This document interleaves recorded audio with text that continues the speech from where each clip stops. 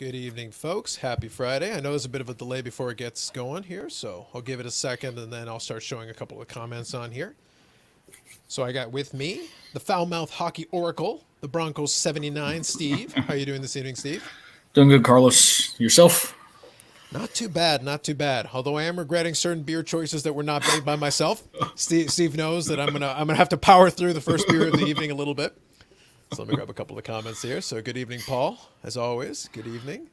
Absolutely. And I'll put it on the screen here, the Insert Revolution podcast. So I have Steve's Instagram down there, Broncos79 on YouTube, which is Steve's personal channel. But then we've got the Insert Revolution podcast here as well, which obviously is a collaboration between Steve and Dave, whose message is over here, but will appear here in about probably 15, 20 seconds. So we got a delay. The delay for the comments that's why I've started putting it on the other screen. So I'm like, I can actually see it. Okay, here we go. And see, now I can see Dave's message. Yes, he does know us. And Dave's been on the channel once or twice. But I did think it was appropriate. I laughed when Steve mentioned it. I was like, no, I had every intention of having him on here. But the Sunday thing I figured would be a little bit of a challenge. We had to kind of work at a different day. So no big deal. We were definitely able to make it go. It's just a scheduling thing. It's all good. If it's not one thing, it's something else, right, Carlos? It's always something. It's always something.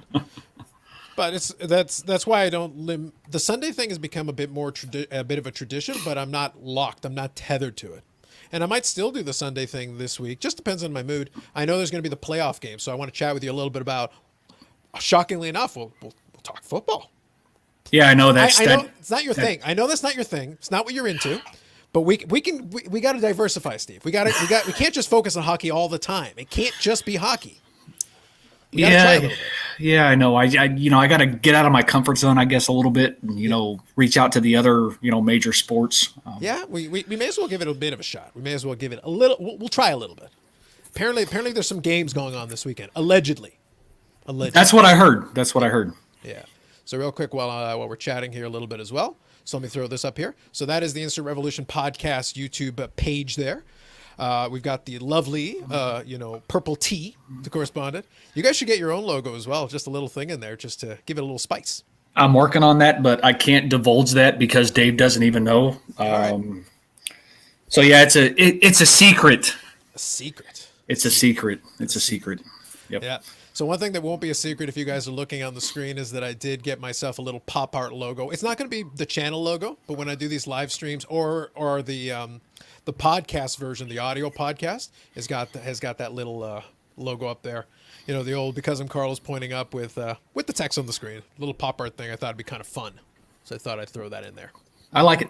I told you I like it. Yeah, I think it's always fun to have stuff like that. Just a little spice to it. Why not? So anyway, first thing, let's chat a little bit about this because we got the 4 games going on. I always get the streaming package for football because I enjoy watching. Predominantly, I'm watching the Packers games, but if the week is a little bit off, I'll watch the Red Zone. Honestly, Red Zone is probably a little better if you just have no horse in the race. But what are you thinking for the 4 games coming up this weekend? What are you feeling? It's. I hate to admit this because I've always been a football guy. I always catch, as many games as what I can. Because of 2020 and, of course, it progressing into 2021, it's different for me. Yeah. And, it's when you don't have the fans, you don't have that level of competitiveness almost. It seems like it's dialed down some. So there's not a whole lot of interest as of late. I am interested. The one game I definitely will be watching is New Orleans and Tampa Bay. Yeah, that's a big Sunday nighter. Because, I know Breeze swept them during the regular season. It's not like it's the first time that it's ever happened in the NFL to where a team is swept during the regular season and then got their butts whooped in the playoffs. I'm not saying that that's going to happen, but at the same time, I'm interested to see what changes Tampa Bay does to try and, put themselves in a situation to potentially win that game. Me personally, I'm tired of Brady. Yeah, That's me. I think honestly that's most of the NFL at this stage.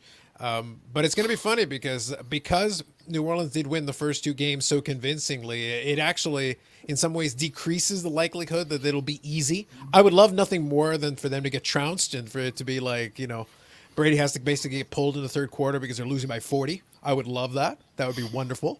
Send him off into retirement in good stead. But I'm like, my buddy's a big Saints fan, and I joke with him. It's like, well, you guys got to put it together one of these days and finally win a Super Bowl legitimately. And he goes, we won that other Super Bowl. I don't know about that. You kind of got lucky. How many fumbles did Adrian Peterson have to do? How many inconvenient interceptions did Brett Favre have to throw for you? Like, if he does any more work for you, Keenan Allen-Landers would rise from the ground and be like, I demand a recount. I want a recount of this game. It took all that and then trickery in the Super Bowl, and even then, like, I don't know, man. Like, doesn't seem like a legit Super Bowl to me. I don't know. Allegedly. Yeah, I got questions, is what I'm trying to say. I got a few questions that have yet to be answered. Well, and it's interesting you put it in that perspective though too, because there's, for those who are true football fans. Maybe that's the incorrect word to use, but those who really follow football and have an appreciation of the game and understand the game and everything else. If you look at some of the past Super Bowls, there's some questionable things that have taken place, which makes you wonder who's actually dictating some of the outcome.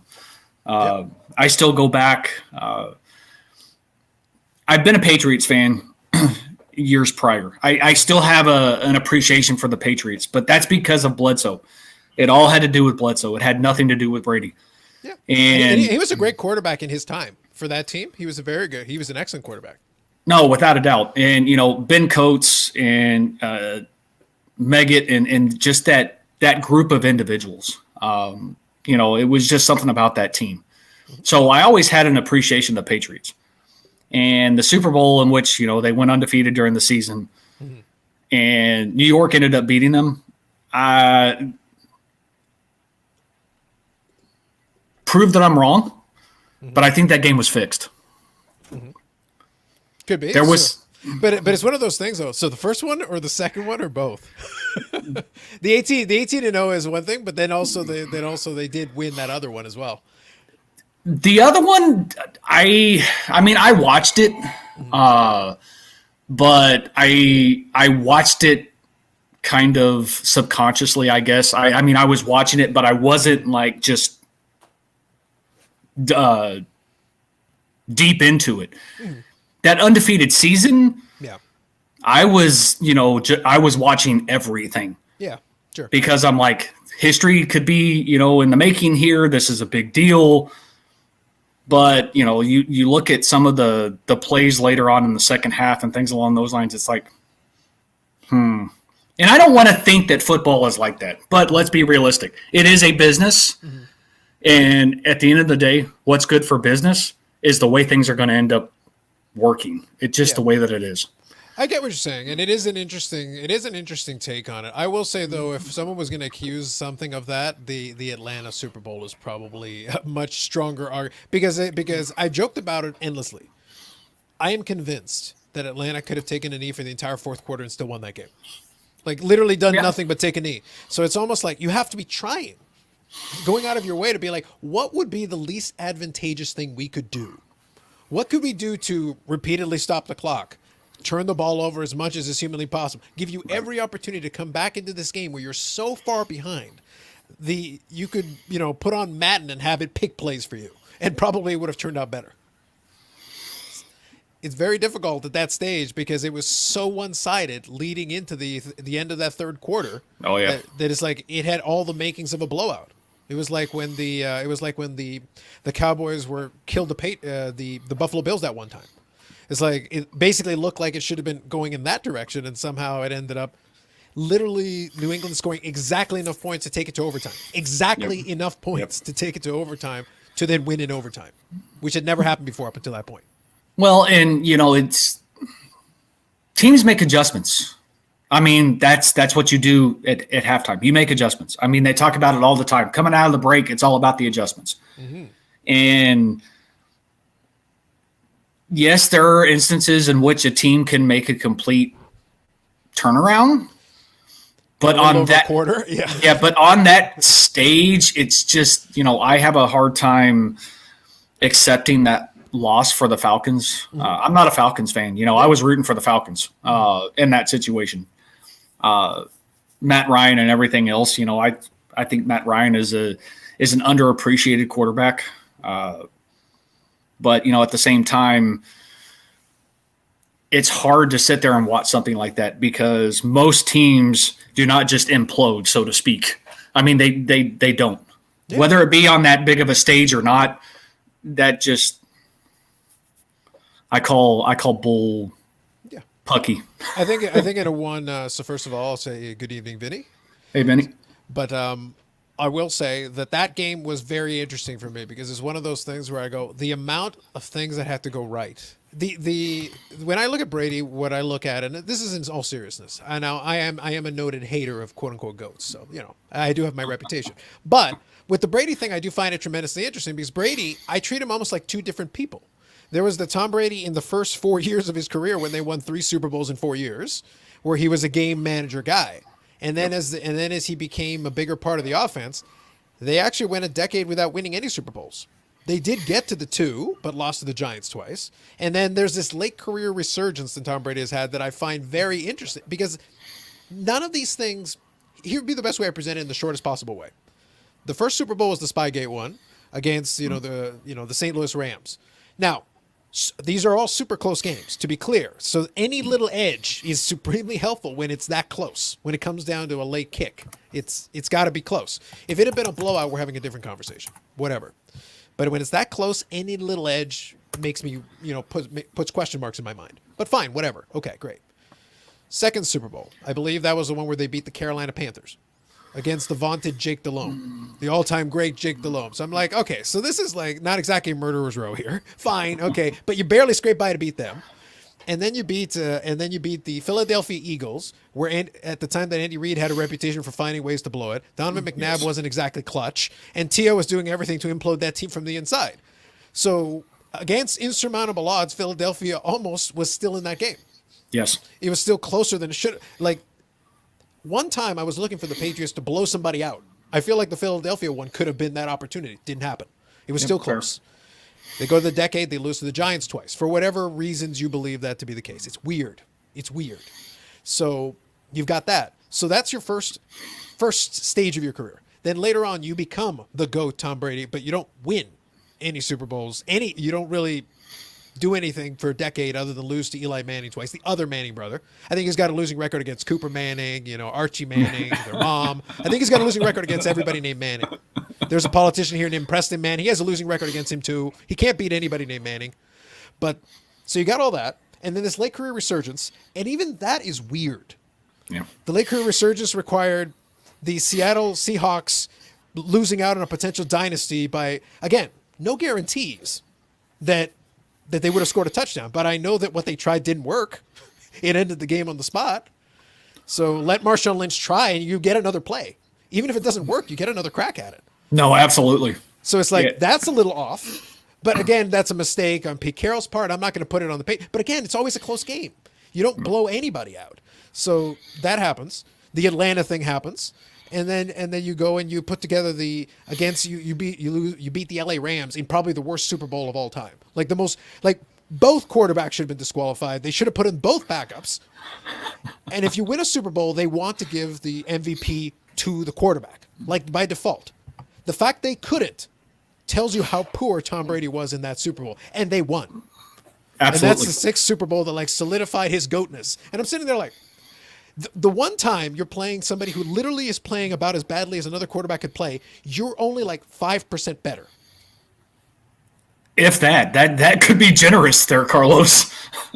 but you see, I could build a case that's is Tom Brady even that good? You're killing me here. Every time you get in the regular season, you've got all these things, and you've had great performance in the playoff. For some reason, these Super Bowls are way closer against teams that on paper, in many cases, were inferior. Right. Or at least you're equal, and for some reason, everything is scraped by skin of your teeth, or it's Eli Manning and you lose. Kind of weird. No, agreed, without a doubt. And it's goatness, as you put it, Yeah. really does come into play when you start talking about the goat. Mm-hmm. You're looking for clutch performances. You are. And he's had a couple. Like I said, in the Super Bowls, there have been some questions for me, but that isn't to say he hasn't put some performances in playoff games past where he's had some great performances. 100%. But, at the same time, it's like, what's the percentage of clutch games? Does it really qualify to, give you the moniker of a GOAT? There's always the argument of, Jordan and LeBron. I mean, that's been a debated topic for forever. And, I always think of when you're talking about different eras within the sports realm, that's what you have to look at. I mean, you got to look at the decades and the eras in which those teams played and things along those lines. If you look at just the era in which Jordan played, yes, he is the GOAT. Mm. But if you look at, the LeBron years, to me, it's still questionable. There are a lot of great players in the NBA that could be argued at any given point in time, depending on the season. Yeah, I think the one thing that helps the Jordan argument is that he does have the unblemished record in finals. So once he started getting to finals, but one thing I can point out is that in the first chunk of his career, he didn't get to finals. Right. He had his struggles. But once they did start advancing in rounds and getting to finals, they found a way to get the job done. So in that sense, and Jordan has had a bunch of iconic games. So I give him the full credit and he was very consistent finals performer. He would put up great game after great game. So his body of work and the fact he has the unblemished record helps him a ton. And he was a dominant player and the icon of the sport for his era. And even with that, still put up the performances over and over and over again. Yep. He never gave anybody else a chance once they were in those positions. Once they were there, they took advantage and took over. So that was fine. The thing that for me in the football realm, I will still favor Montana just because 4-0 to me is a big deal. I think the fact that he was able to get the job done consistently. And one big thing for me, and this is a huge thing for me, those San Francisco 49ers team had a couple of those Super Bowls where they crushed the other team. Without no doubt. They left no doubt. They had like a 55-10, I think was one of them. And they left no doubt. They're like, you're not winning this game. This isn't a last minute. We don't need Vinatieri. Your services are not required. Stay home. Yep. Because we're beating these guys by 40. They're just... We'll put the beat down on these guys. And to me, that's like the exclamation point on top of the fact. And when late in his career, when Montana was past his prime, and he was never the guy who put up the gaudy stats because that wasn't his style in the regular season. He didn't put up those gaudy stats. But in the playoffs, he consistently got the job done. Yeah. And then when he went to Kansas City, they were a contender that first year that he got there, and they had a shot at advancing. Could you imagine if he had been able to get to one more Super Bowl with the Kansas City Chiefs in that era? In like 93, I want to say. They were a good team. Yeah, it could have definitely, propelled him that much higher. Yeah, giving him just that little extra exclamation point. But as it was, 4-0, great performances. Like he demonstrated over time that he was an all-time great. The thing that's always going to be interesting for me is that I will never take away. You can't take away the 6 Super Bowls, although a couple of them are a little questionable, I already said. But let's give him his credit for 6 Super Bowls. But he did lose 2 to Eli Manning back team and 1 to the Eagles backup quarterback who can't get a starting job now. Like we have certain questions. Like we just have some like it's not like you're losing to the ultimate of ultimates here. These are not the guys you're facing. It would have always been interesting to see because there were a couple of times in 2007 when the Giants got there.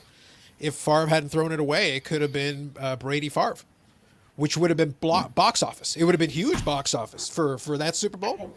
It would have been one of the biggest watched Super Bowls of all time. And they narrowly missed an opportunity with Rodgers. So it could have happened too.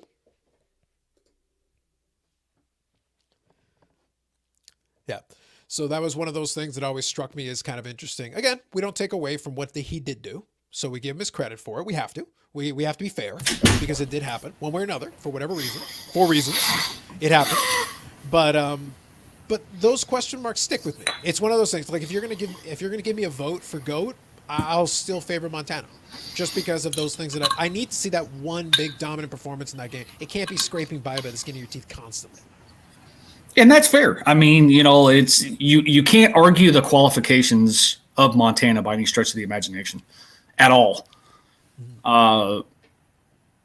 You'd probably one of the maybe not one of the few, but you'd be in a small selection of individuals that would put Montana, at that caliber, so to speak.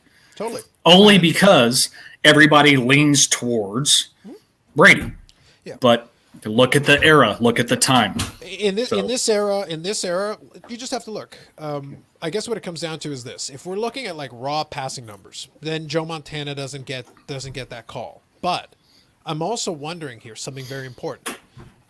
What do Joe Montana's numbers look like if he's playing in the current pass happy era where the rules are skewed to really, because all the all-time leading passers are in this era right now. Absolutely. Literally that matchup on Sunday is the number 1 and number 2 passing yards and the number 1 and number 2 touchdown passing leaders of all time that play in the same era.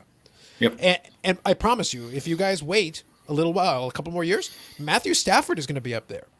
50,000, 60,000 passing yards. Is Matthew Stafford, because I don't know how many Montana ended up with. I want to say 30,000 and change, something like that. Okay, but let's say 30,000 and change. You're going to tell me Matthew Stafford is twice as good as Joe Montana? No. No, nobody's going to make that argument. But statistically, he will have numbers that will dwarf Montana's numbers. And it's the era he's playing in, full respect. But it's the era he's playing in. Deshaun Watson, I think, is a great quarterback. He's playing on a legitimately bad team. Yep. And he almost threw for 5,000 yards. And this year, you look at Tom Brady and say, at age 43, he threw for 40 touchdowns. Yes. Jameis Winston threw for 30 touchdowns and 5,000 yards with a worse version of this team. Yep. They're actually better right now. Absolutely. So it's like, so I'm not discounting, but I'm also, let's take into account what's around you. It's pretty good. Like there's some good players around you. I don't have an issue with it. That's what I said. Like, my vote will be for Montana for those particular reasons. That is why I will favor him. I'm happy to make that argument, but I struggle. I struggle to give him the credit that other people, because in certain ways, because those Super Bowls were so close, there's a little bit of luck that plays into it too. And it's one of those things when you get those drives and you talk and people try to discount the receivers he had for them because they're not named guys. I go, yeah, they're not named guys, but they were open and they caught the ball. I've watched plenty of big name receivers drop the ball. In the big moment. It's like, even in the Bears game they had, Mitchell Trubisky to me isn't that great. But you know what? He hit the receiver there. I think it was Wims or whatever. Like he hit him in stride. And it's like, he could have handed it to him. It couldn't have been more perfect. And he didn't catch it. Yep. It's like, well, then what do you want to do? The guy was open and he hit him in the perfect spot and he still dropped it. That is for me. So for Saturday night, watching the Packers is like, my buddy asked me, so are you confident? It's like, I should be. But I've watched this team underperform in these big moments before. Sometimes Rodgers is a little bit responsible. Sometimes he's not. Sometimes he'll make throws, and it's like people aren't. If Devontae Adams is not able to make a couple of plays, if Valdez can't, what I'm concerned about is the number 2 guy. If the number 2 guy isn't catching balls, then just double up Devontae Adams, and all of a sudden the scoring stays down, and all of a sudden Jared Goff stays in the game. He should be the inferior quarterback here. He's hurt, plus he's had his struggles. This should be easy.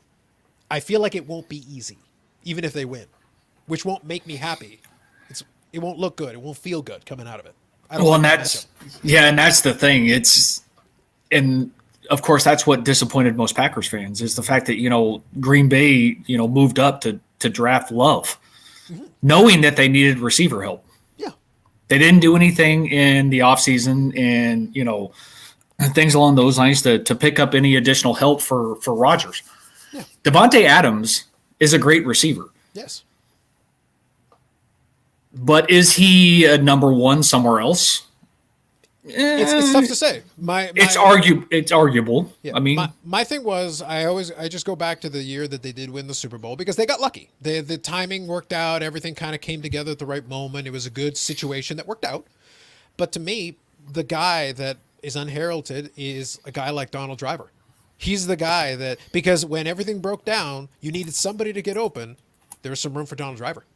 So, and when you go to the Super Bowl, it's like, oh, well, he didn't catch for 100 yards. Didn't matter. That wasn't the point. The point is he kept certain drives alive. He made some critical third down catches. He did certain things that a Donald Driver can do.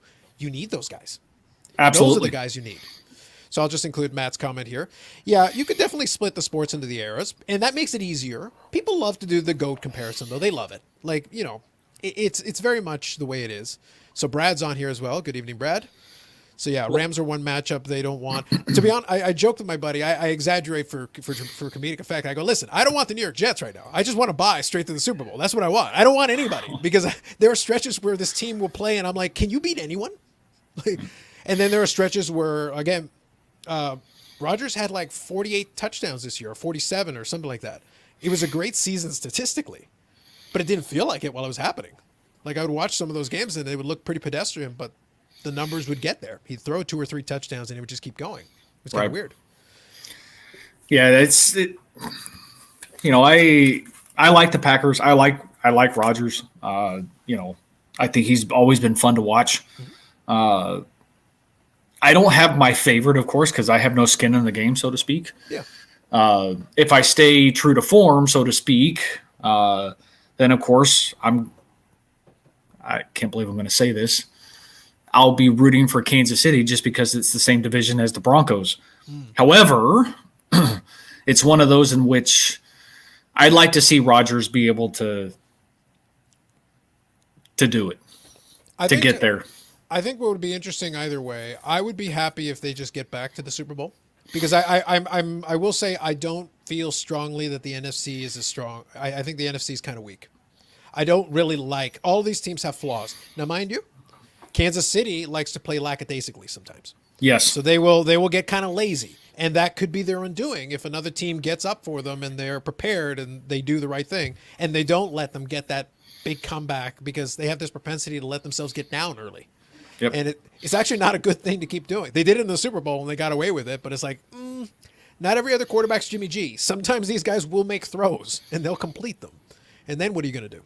So, okay. We'll see. Yep, and that's fair too. I mean, Kansas City, I think, has more flaws this year than what they did last year when they won. Yeah.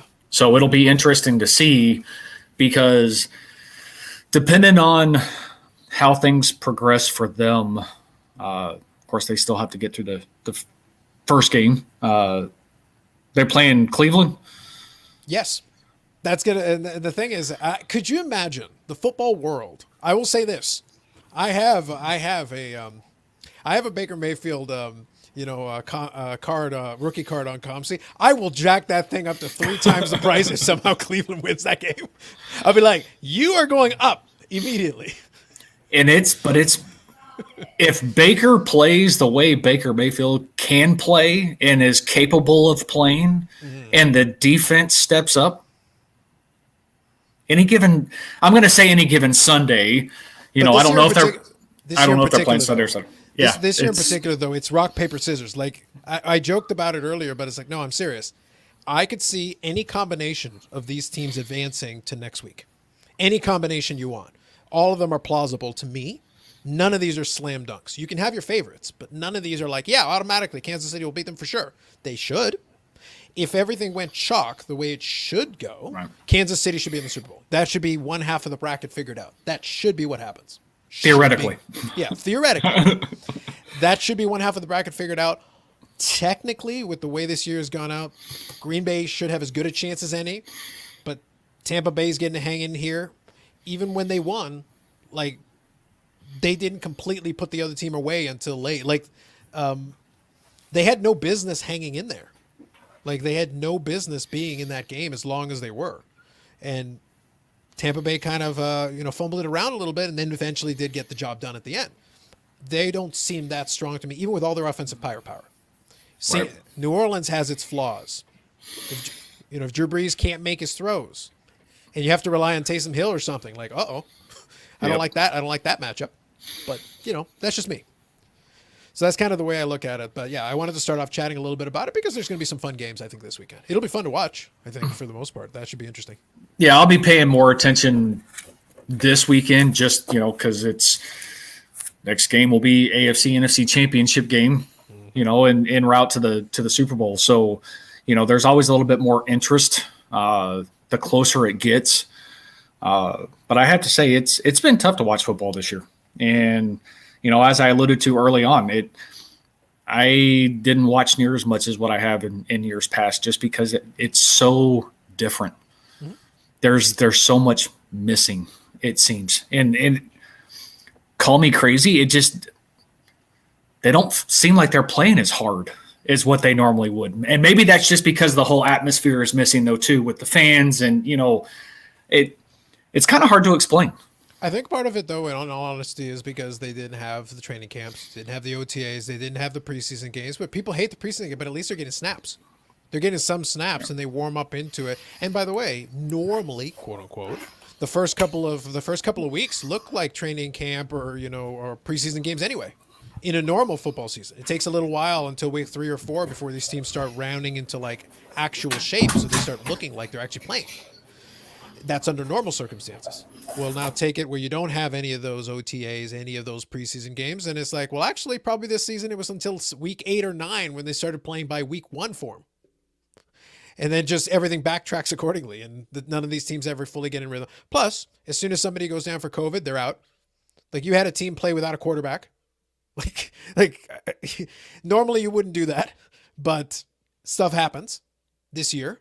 And it wasn't like what anybody would have drawn up. And it created those scenarios where they're like, look, we can only delay this so much. Like we talked in the past, like I'm a Dallas Star fan for many years, but here's the thing. They're not starting until the 22nd because of COVID. Yeah, I was going to ask about that. Knowing that hockey season had started. Yeah. Thanks to Matt, of course, for because to be honest, I really wasn't paying attention. Although I'm the self-proclaimed hockey oracle. You are indeed, without question. Okay, maybe not self-proclaimed, but we'll proclaim it for you. Don't worry. I was going and looking at the scores and everything else in the standings. I know it's early. I mean, They've had 2 games, 3 games. Some of the teams have, 2 or 3 games. They're going to play a lot of back-to-backs because for a lot of the teams, the schedule is configured to do a game up on average every other day.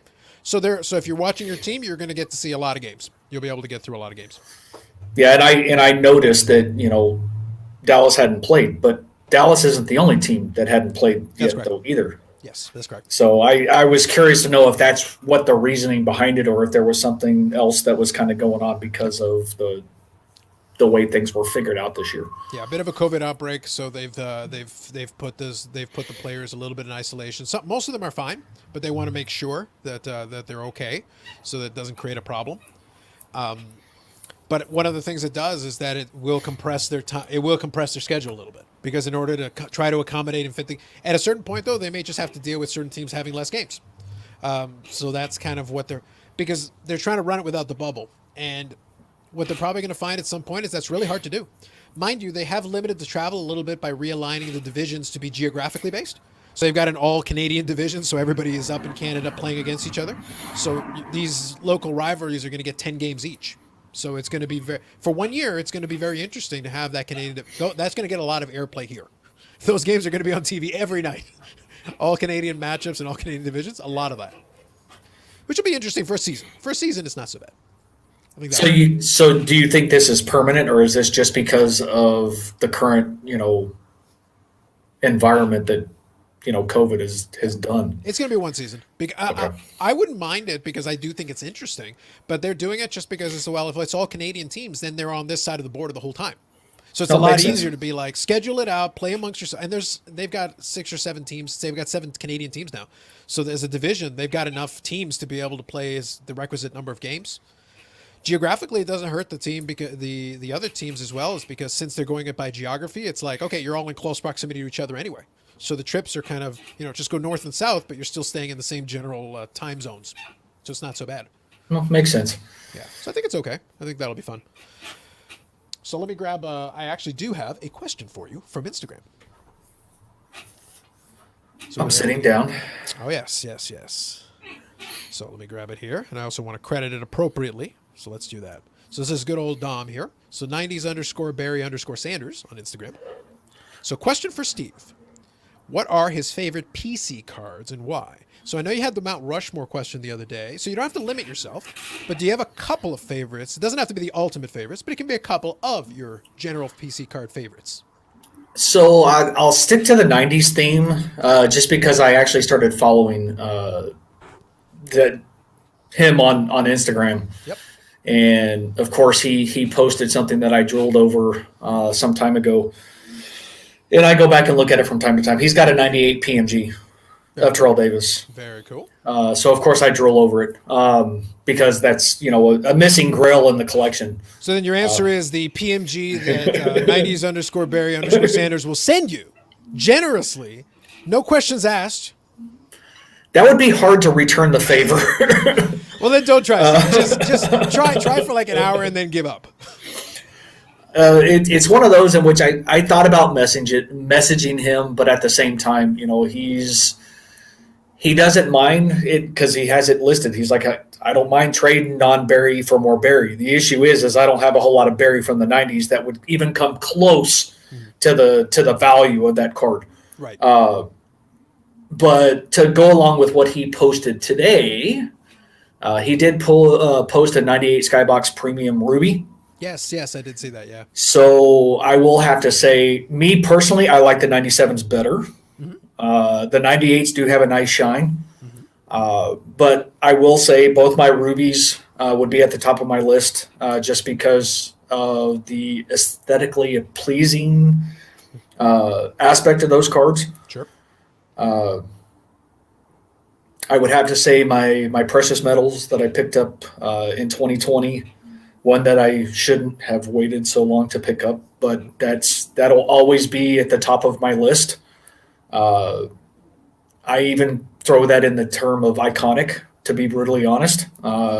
Maybe less appreciated iconic, but I still think it deserves that nomenclature. There's the word. Now, before you continue, very important, Paul, don't forget the most critical thing. Allegedly. Yes, allegedly. Be very careful, Paul. We've gone down this road before. We must remember it is alleged. It's critical. Please continue. So I'm sitting here trying to think. My Skybox Thunder Super Rave would be another one. Those are good. Yeah. Number to 25. I will have to. I was going to stay away from like the memorabilia autographs, but the 97 Upper Deck jersey. Yeah, was that the first year of the jersey for football? Second. It was the second year. The first couple of years, I liked the designs just a little bit better. I was a big and bigger jersey piece. That's what made them more appealing for me. And I guess I'm thankful that he was in the 97 and not in the original release. Big names in the early release, though, and very tough to pull for that matter. I wasn't ready for this. That's all right. It's a good thinking question. That's why I like it. It's still open ended, but it's a good thinking question. It lets a little bit of thought go into it, and I'm always a fan of that. So and don't give it some thought for a second. I'll just grab a couple of the comments here. Ty, you have to be legalist. You have to include the hashtag allegedly for legal reasons. It's like we're not getting pinged on that, sir. It's like we don't make enough money here for the legal costs if someone takes it as advice, and it is certainly not advice. It is for entertainment purposes only.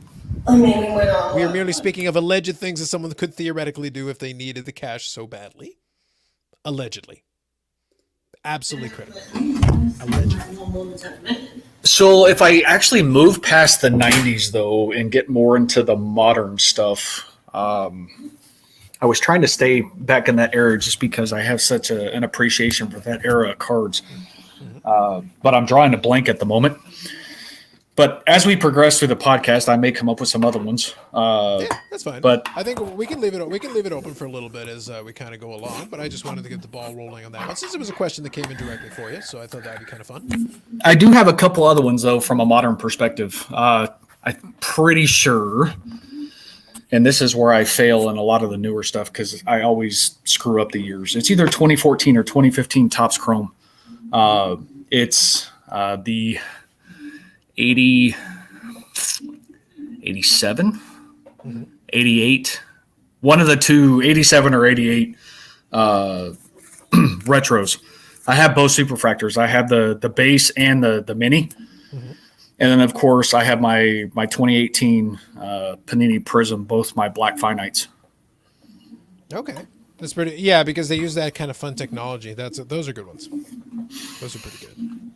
Anytime you get a lot of it really comes down to if they effectively use the technology. Because I'm a big fan if they can use it effectively, and that is the key, effectively. Because sometimes you'll rely on the technology to the point that you're not even trying as hard as you can. Because I was looking at certain cards so that were the more modern, like remakes of some of the originals, like the PMGs and things, because they did in the early 2010s, so 2013, 2015, 2016, thereabouts, they did some PMGs and they redid them, and some of them are kind of nice. But I decided to pick them up because the copies were cheap enough, and when I get them in, I'll do a little comparison in the video because I got a couple of years worth, so I can show those modern reimaginings of the PMG. The first year they redid it, they did do the classic Metal Universe design and setup. The other ones, they tried to come up with alternate designs for it. Some of them look pretty good. Some of them, they're trying some interesting stuff. We'll see how they look in hand, because that is going to be how I'm going to judge it. But it is tricky, because once you do kind of go to that well, then you kind of have to stay away from it for a while. The good news, it was like 5-6 years ago that they tried a lot of those. So maybe if you wait another 2 or 3 years, you could bring it back if you wait a little while. It's one of those in which you don't want to overdo something by any stretch of the imagination. And sometimes the manufacturers have a tendency to do something like that. The biggest difference is, though, from a football perspective, since you only have one name one individual in the hat or in the game, I don't think Panini could pull it off. Yeah, no, it's one of those things. Panini kind of has to stay in their lane with that. They do. Yes. I will say I do like a lot of their prisms. I think some of the technology they use with that is fun, and they've got their own variants of it that can make it kind of interesting. So I'll quickly say, hey to 4-leaf cards. Absolutely. And hey to 90s hockey collector. Good evening. But you do have to be careful with that. It's one of those things where if you do see it enough times, it's like it's not as exciting. I do... But it can be fun if you've got a player who wasn't around in that era, and you can have a PMG where it didn't exist before. So no, absolutely. Yeah, so that can create a little fun, could have been if it had been a different era, so I don't mind that too much. And for a cheaper price, for that matter. Well, the thing is... Some of them. Yeah, but I picked up a couple of Jamie Benn PMGs and a couple of the colors, and I'll showcase them. And I think the most expensive one was less than $20. Including shipping, like comfortably less than $20. Like, it just, now mind you, Jamie Benn is on the decline, not the ascend, and this year is going to be kind of interesting because I think Ben Bishop is out with, like, I want to say a hip injury until April. So don't expect them to come back this year and do anything resembling the run. It's like, I was thinking about getting the streaming package, and I'm like, do I want to watch this team suck all year?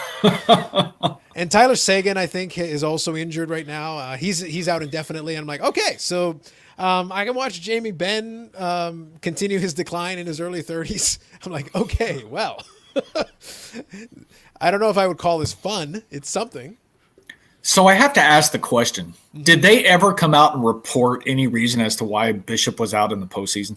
I think it was the same injury because he's been out. I think it's a hip injury because he'd been out of it. I was checking the injury report. I scanned it really quickly. I think that hip injury just continued to be a problem. I think he got surgery on it or something. That's why they're looking at like April timeline. Well, because they made it seem like it was so hush-hush, and it's like they didn't bother to come out and really give any reason for a lot of the games that I watched. Mm-hmm. That is the one time I will watch hockey is when the Stars are in the playoffs. Because, as everybody says, there is nothing better than playoff hockey. And I will 100. It stands out. Like playoff hockey, without a doubt. Cosign.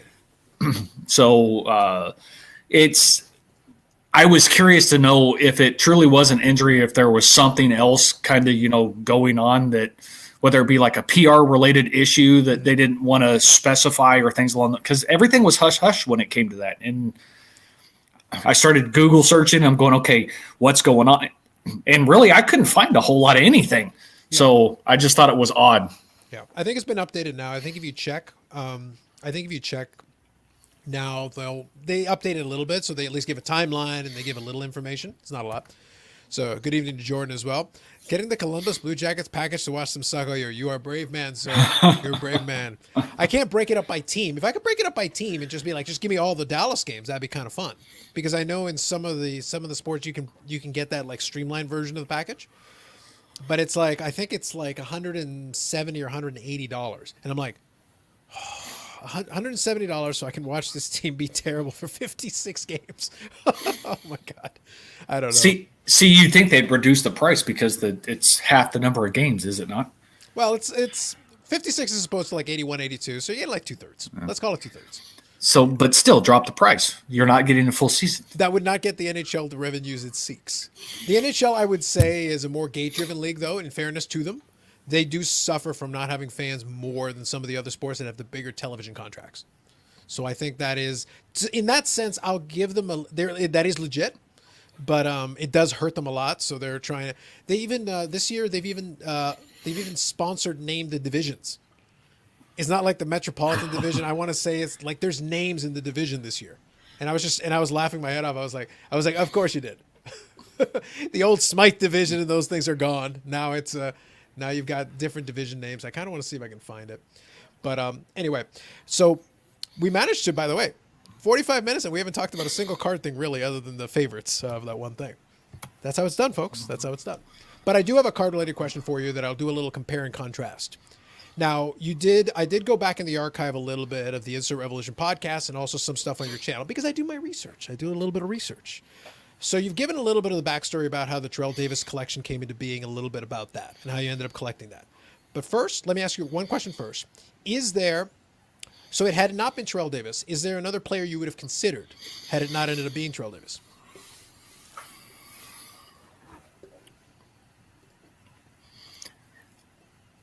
I can say with 100% certainty, yes. Mm-hmm. I've always had an appreciation for running backs. Mm-hmm. I know that's crazy, but in the years in which I grew up and had the true appreciation and love for football, running backs were the thing. Mm-hmm. Sure. Yeah. If you had a good running game, you usually had a good game, a good team. Yeah. So with that, it probably would have been either Emmett or Barry. No, that's fair. I was just kind of curious if there was another one that you would have considered because it's always for when I started my collecting thing, there was a stretch of time when I was collecting Medano and I was also collecting Joe Carter because of his heroics in the World Series and things like that. And I still have a couple of hundred cards of Joe Carter. It was fun to collect because I also went back into the back catalog prior to him getting to Toronto, and it was kind of fun to do.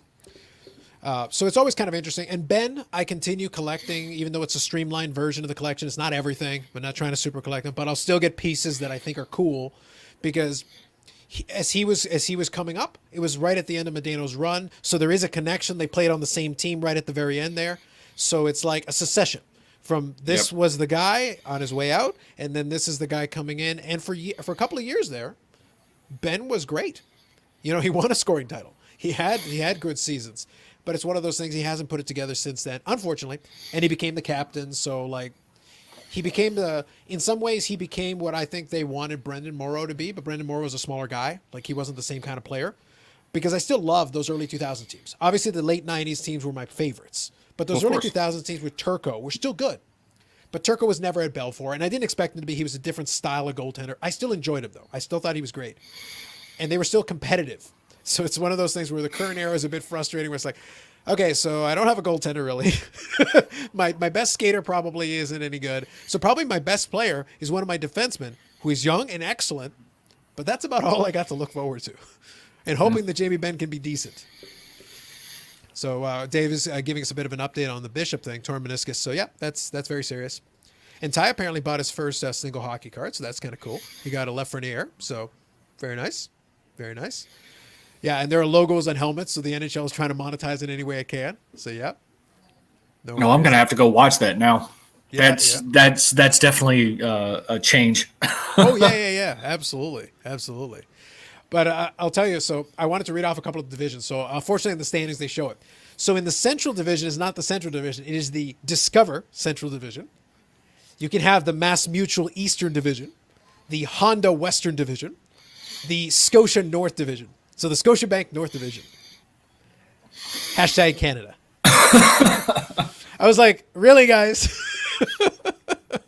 Well, if it's for monetary reasons, they got to do what they got to do. Because I'm sure last year, though, I should say last season, cost them money from because being stuck in the bubble, that came at an expense. Oh yes. So Yeah. Interesting. Yeah. I'll have to actually watch it. And you said Dallas is postponed till when? I think the 22nd is, I believe, the first scheduled game now. It's been adjusted, so I think the 22nd. So about a week. So it should be about a week today. I'll have to make sure I at least tune in, regardless of who they're playing, just to see these logos on the helmets, because that to me could pose a challenge, I guess, because when I do watch hockey, that's not what you're focused on. No. You're focused on the puck and the play and the hitting and everything else. But when you add that additional eye catching stimulus, I'm wondering what that's going to do, at least for somebody who doesn't watch hockey as frequently as I do. In the couple of games I watch, I'll be honest, if Paul hadn't said it, I didn't even notice it. It's one of those things where I don't feel like, it's not like they put the helmet, like the logo as the size of the helmet, like a goalie helmet, but let's paint the logo on the side of your helmet. I think it's on there, I'm sure. And it's probably one of those things when they do the close-ups on the players on the bench or something, you'll probably see it or something like that. What I'm sure they'll do more of is they'll superimpose logos and things onto the ice. As people are skating, they'll like do the electronic and put it on there. That would be my wager. There'd be a lot more of that as well. That would probably be the way. I haven't really noticed it, though. And I've watched a handful of games this season, and I haven't really noticed it. So it's obviously not that onerous, or maybe I'm just not seeing it. That's fair enough. So as far as the collection, to the point, sometimes it's fun to collect some of those other guys. But let me ask you this then. So once you did get started going in the Terrell Davis collecting, there's usually different phases of it. So when I started up, it was first just like get whatever. Obviously, I was younger when I started that, but it was get whatever, get my hands on it. Did it start off as an accumulation of cards where at a certain point it's like, you know what, I'm going to turn this into a collection? Or was it just like, yeah, I'm turning this into a collection, then just get started? No, it's one of those in which when I ultimately decided that I wanted to play or collect, it was, I know this sounds crazy, but it was actually late. Okay, not late, but mid 2000s. Sure. Okay. That, it was like, Denver had won their Super Bowls. I really enjoyed watching Terrell Davis play. I did more research on him. I learned about the whole suffering of migraines and still playing through them. So there was that appreciation of him as a player. Not that I suffer from migraines, but, my mother did. And, my wife suffers from them. Although my wife wasn't around when I started collecting. But you kind of get where I'm going with that. Yeah, sure. And it was one of those in which I was very selective on what I picked up, and it was usually jerseys, patches, or autographs early on. Okay. I had a ton of rookies and things along those lines because, opening a crap ton of 95 SP and some other stuff from a 95 perspective. So I had a lot of base cards, and I had, a few inserts. The few inserts I pulled in 97. But it was strictly the memorabilia and the autographs and the patches. I bought my first one of one in either 04 or 05. Okay. So you kind of went a little different because I think by that point, Terrell Davis's career would have been over by that stage. Yes. Yeah. So his career had been over. You had kind of the chance to go back and look at it in context for when you had watched him play already. So you had a little bit about that background. So that works out.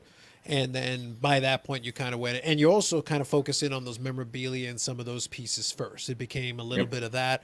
And then at what point did it expand out to include the base cards, some of the inserts and stuff like that? Well, it really was the introduction to YouTube and joining the community. Sure. The focus wasn't, it was more like a 90-10, jerseys, autographs, patches, that type of stuff. That was really my main focus in my prime YouTube years. If you go back and watch a lot of my videos, most of the stuff that you saw were autographs. And, I set a small goal that I wanted to reach 200 unique autographs, and I was able to accomplish that. So I picked up a few sporadically after I reached that milestone, but at the same time, I started looking back on a lot of the stuff I missed from the 90s. So I started doing, a lot more research and digging into things and, doing my searches.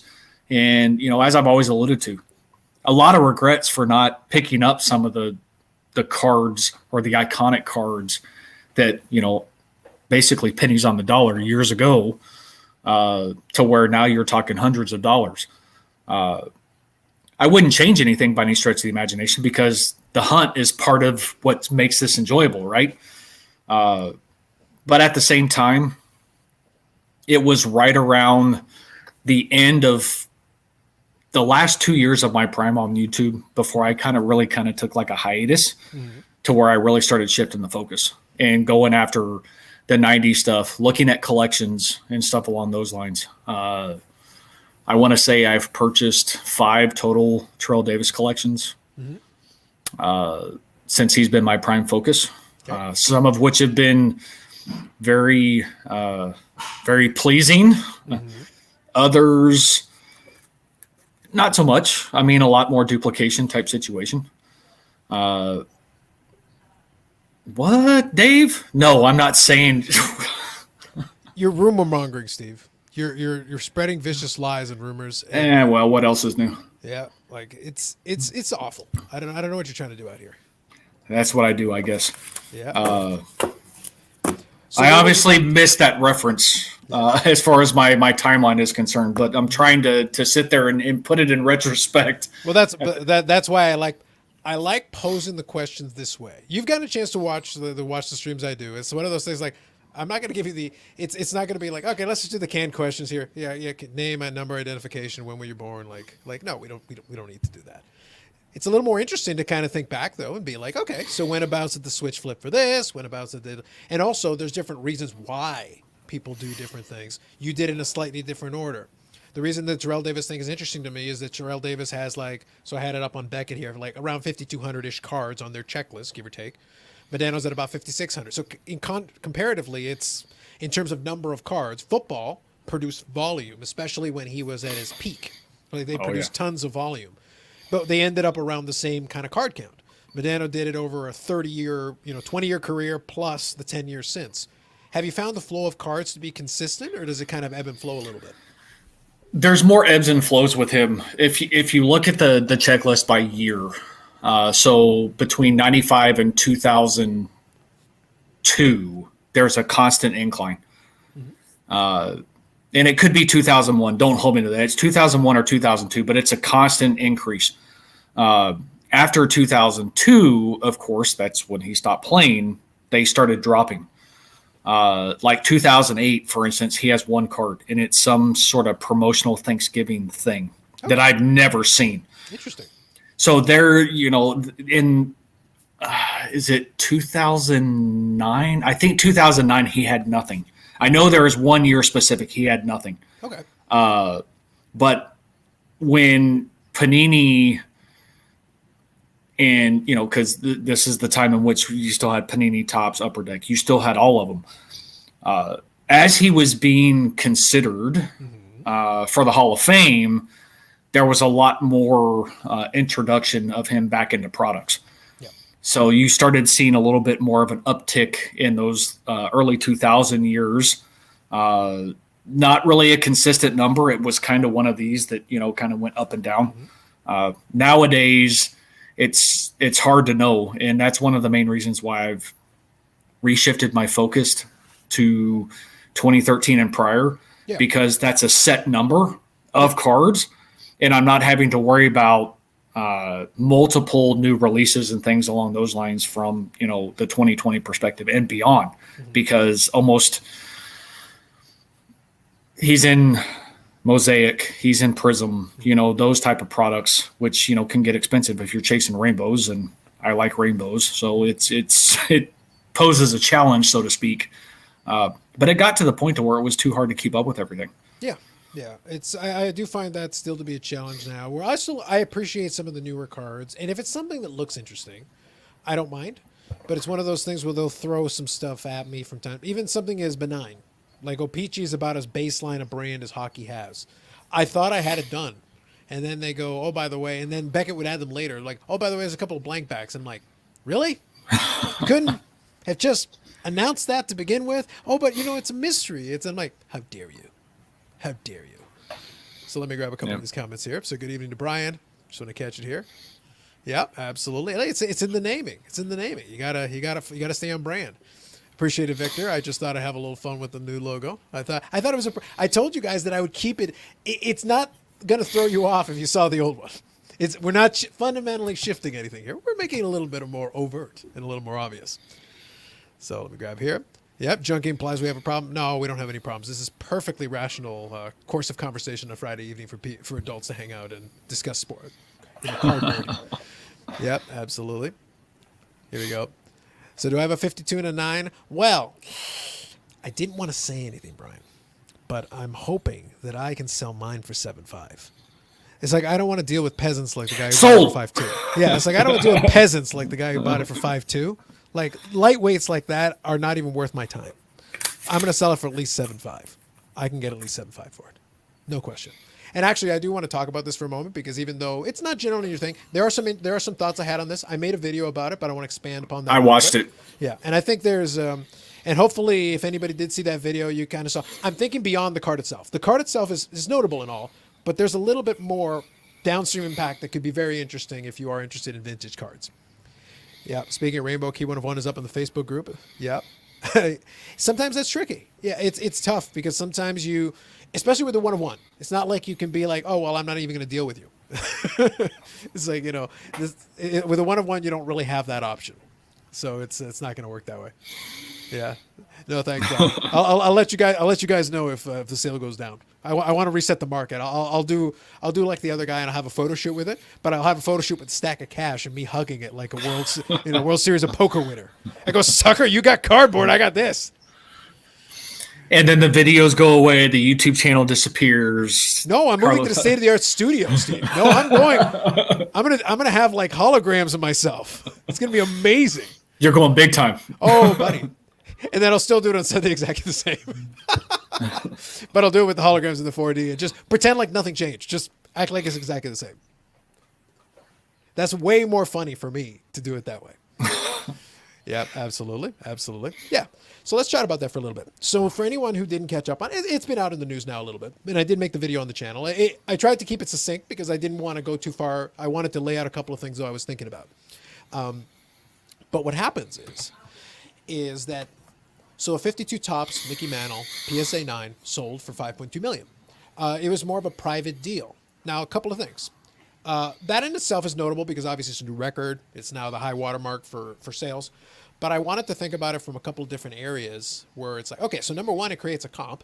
Even though I don't like the whole private sale thing, but a sale is a sale. Look, if a man offered the money, the guy agreed, and then the money changed hands, that is legitimate. Like, however you like it, that's the same as doing it in an auction, but you made a gentleman's agreement and the deal was done. One thing though, like it's very clear to me now from everything I've seen, and Paul actually sent me an article where it gave a little more background on the guy, and it looks like he's very much he is a collector and he's had multiple copies of the card before, in lower conditions, but still very expensive cards. Obviously, 5s and 6s in that card is still a pretty penny. But he really wanted to have like one of those high-end pieces. But obviously, if you go look at the articles that are out there now, if you go on Beckett or wherever you want, or Cardboard Connections is the one that I link to, he's basically posed photos with the card. So he went and did like a whole photo shoot because I've seen different articles with different photos of him in the card. And I'm like, so you did a whole photo shoot just so you could give that out to media. So I think there is an element of he wants the notoriety, which is fine. That's, you pay $5 million, you should get your 15 minutes of hobby fame. I'm not gonna. You pay good money for it. I'm not going to fault you for it. No, valid. Yeah. Without a doubt. Hell, you should spend a couple more million, and you could have a Super Bowl ad where go like, "Look, bitches, I bought this." That's the entire commercial. It's like, whatever works for you, my friend. Whatever works for you. I'm not going to knock you for that, but hey, fair enough. But yeah, clearly he enjoys the notoriety of being known as a collector that did that, which is fine. I get it. But what's interesting to me now is that, so obviously it creates a comp, which is very interesting for other cards because there's 6 of those at that level. And then there's 3 PSA 10s, which suddenly become a lot more interesting in terms of where they could go. That's a big deal. And then I linked it back to the collectible IPO thing because I said, well, they based their comp on the theoretical price that a PSA 1052 would go for. And they said, oh, experts think it could go for 10 million. Well, if the 9 went for 5.2, the 10 for 10 million becomes a lot less ludicrous now. Yep. Mathematically. It just, I could now see it, because if you use that as a valid comp, that's less than double. That doesn't seem so absurd anymore. It's plausible. Yeah. It is definitely plausible. And usually I don't talk much about this, but when you had brought up and talking about the whole 53 and $10 million and everything else, you always pose a lot of questions. You actually are very insightful in posing questions to, for individuals to think beyond just what something is written in that form of medium or whatever. That's the hope. But who's the experts? What deems the individuals as the experts that would be able to identify a potential comp of $10 million for a 53? Mm-hmm. Not discounting that a 53 is still not a fantastic big card. Mm-hmm. But I'm a big fan of it. Obviously, I have one, but yeah. But that's because of the appreciation of that year and for that set. I get that. There's a lot of vintage collectors that have an appreciation of certain sets for whatever reasons. Granted, 53, it's a great card, but it's a second year. Mm-hmm. And, for me, I find it interesting that they set a $10 million price tag, so to speak, on a 53 PSA 10. So the 53 is the one that they put in the IPO. They said 10 million is what they think the 52 would go for, and then they reverse engineered to get to the 2.5 million value. Gotcha. Okay. But there's still a connection there, because they used the 52 and then reverse engineered backwards. So now if that 10 million might actually be low, you're saying, oh, this one's probably worth a quarter. You're guessing. So you're doing a comp based on a theoretical comp that didn't exist. And it still technically doesn't exist, just so we're clear. Correct. It still does not exist. If the 10 goes up for auction, then we'll know. Then the truth will be revealed. But that 53 has a stake. The fact that the 9 went for 5.2 makes it seem more plausible, because the 53 is a pop 2 and the PSA 9 is a pop 6. So it's like, when you start also, taking into consideration the pop reports, that also changes the dynamic a little bit though too. The question becomes though, do you think, well, I guess with the way that the market is, anything's possible these days. Do you think that we'll see a PSA 10 pop up in an auction? I don't know if they do it in an auction. I think if they were smart, they would do a private deal the same way this guy did. Because think of it this way. So that's why I said I wanted to start with the video, because at that moment, those were the first things that came to my mind. I try to think of the downstream implication. To your point, and I appreciate you saying it, the reason I ask the questions is because I'm like, don't just think of the headline. Because if you just look at the headline, well then, okay, so for 5.2 million, we're done. There's no more conversation to be had. But think of how big the conversation gets, where you go like, by the way, what else could this mean? What else could be impacted by this? Well, the lower grade ones could be impacted. The higher grade one could be impacted. Why does that matter? Well, you got these other cards that are using that as a reference for a comp. So that is relevant. So now all of a sudden it's relevant to these other cards too. So in this institutional money coming in changes the game too, because I mentioned, I think in the live stream last week, where I said there's the young guy, Sasha T, who's on YouTube doing his thing. And he used the justification that he says, I think, and even though he's like 22 years old, he's a young guy, I'll give him his credit though. He is an entrepreneur in his background, in his young age. He's done a lot of entrepreneurial things beyond the cards as well. So I'll give him his credit, because he does seem to be analyzing the market. And as he gets more sophisticated, he will learn more and become better at it. But he's showing a little bit of insight, which as soon as he said it, I was like, yeah, I've been thinking about the same thing too, which is to say he's at least thinking in the right way. His thought process was, if this institutional money comes in, they're going to start scooping up these premium high-end cards. He was thinking in the Kobe Jordan category, but don't forget the high-grade vintage has these low pop numbers. Those guys could be prime candidates. Mickey Mantle is a brand. Mickey Mantle is an iconic player in his sport. Oh, absolutely. So you scoop up those 52s. If you're a hedge fund who's got $100 million or $200 million to spend, what's 12, 15 million for a PSA 10? You could offer that. You could offer 20 million. and extract one out of somebody's hands. Because if you're that collector who bought the other one, and at the time you bought the PSA 10, it cost you maybe 2 or 3 million. Well, what if somebody offers you 20 or 25? Bye-bye. That could be very interesting. Maybe you don't care about the money, but let's say you did. You could have the double whammy of getting 25 million. Great. You made 10 times what you paid for.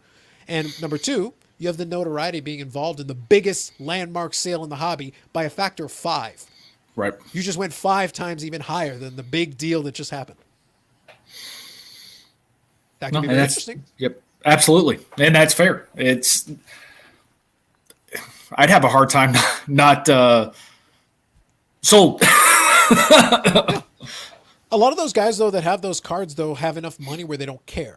Right, and that's the thing. Yep. Yeah, so you almost have to offer that. That's why I proposed a couple of scenarios. I said, is it that it's worth 5.2 million, or is it that the guy said, well, make me a Godfather offer?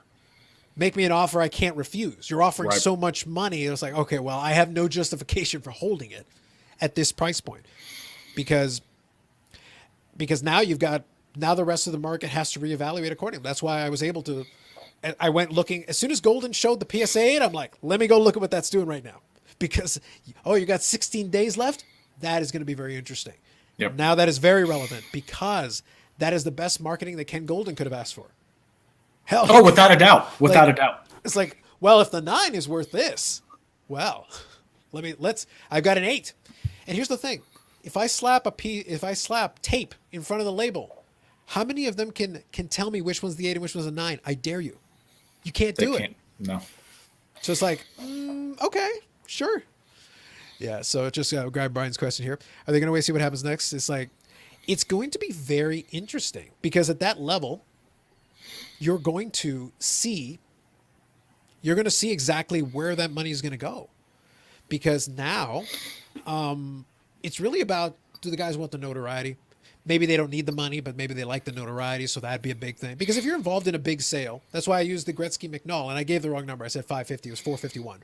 But the thing is that at the time, it's still known as the Gretzky McNall Gretzky a little bit.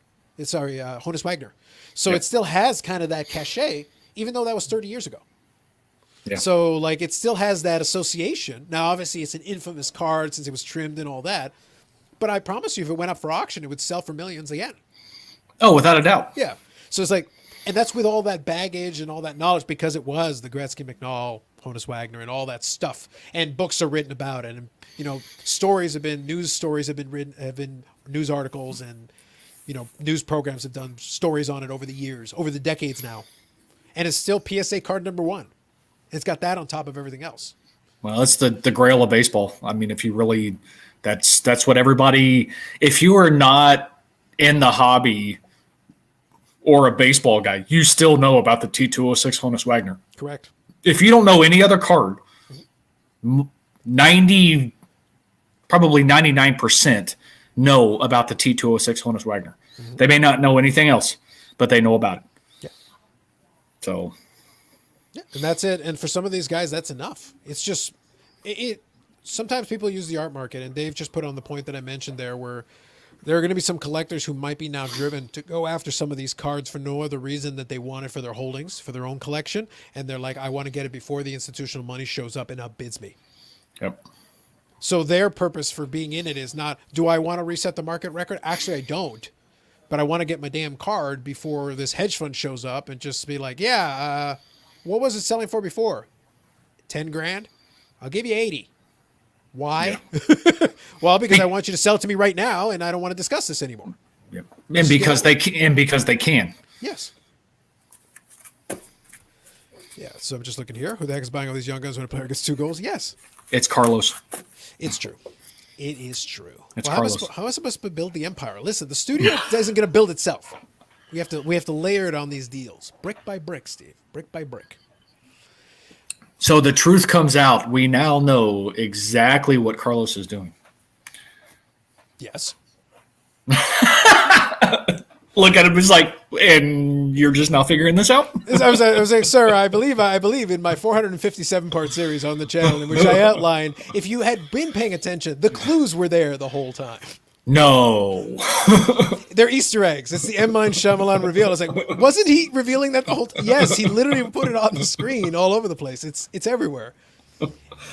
He interspersed it in between frames. He literally goes like, this is what's going to happen. If you had freeze framed it at the correct moment, it gave my entire plan. They weren't subliminal messages. Nope. It was just like, it's like, it was there, you guys. I could have given it to you. Yeah, exactly. But that's going to be interesting.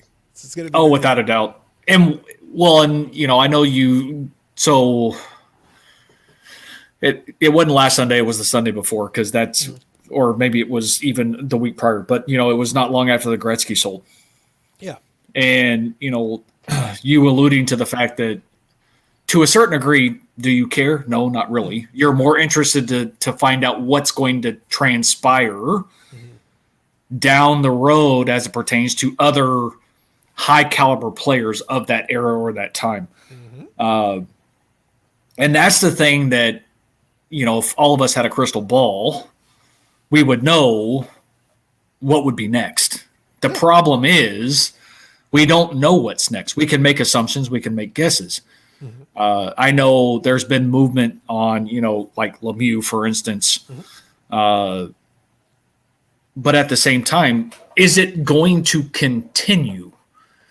Is this an anomaly, or is it going to continue? For something like that in the baseball market, if you look at it from a vintage perspective, I could see that being transcendent across, moving to Willie Mays and, eventually Hank Aaron and, then Nolan Ryan. It just those high caliber name individuals that most people know, that I could see it transitioning and impacting those markets, especially for those higher grade cards. I can tell you in progress. If you start looking at some of those markets now, I can tell you, even one of the sets that I've looked at building is the 53, because I bought that mantle a long time ago. And the interesting thing about it is that, and I'll address this one in a second, Hockey Guy. I'm not ignoring it. I saw it. I'll talk about it in a second. But the thing is that I've been watching some of those 53 cards, the Jackie Robinson, Satchel Paige, now that the Negro League statistics are being counted towards, at least to a certain degree, and some of the other key cards in that 53 top set starting to get pumped up. And if you are in the market, I will tell you that here, this is not a hashtag invest piece of advice. This is a hashtag collecting piece of advice. If you do, in fact, have an interest in something like a 53 tops mantle and vintage, you might want to get on that now. Yesterday. Because ideally you would have done it 5 or 6 years ago like I did. But if you can't do that, then maybe get on it now, because, it's expensive. But as those higher end ones go up in price, the trickle-down effect is in effect. It is happening, because those people are starting to run the 8s, 7s, 6s, 5s, and we're going to keep going all the way down the chain. And it's already in progress. So it's like, okay, sure. So real quick here. So this does happen very commonly. You'll have a player, you'll have something of 1-of-1. And the thing is, when it's a 1-of-1, you could ask 100 times market value. Now, Hockey Guy is saying he's letting him talk to himself about it. What's going to happen, though, is you can see... I guess it depends on how badly you want it. The thing is, with a lot of players now, there's multiple 1-of-1s.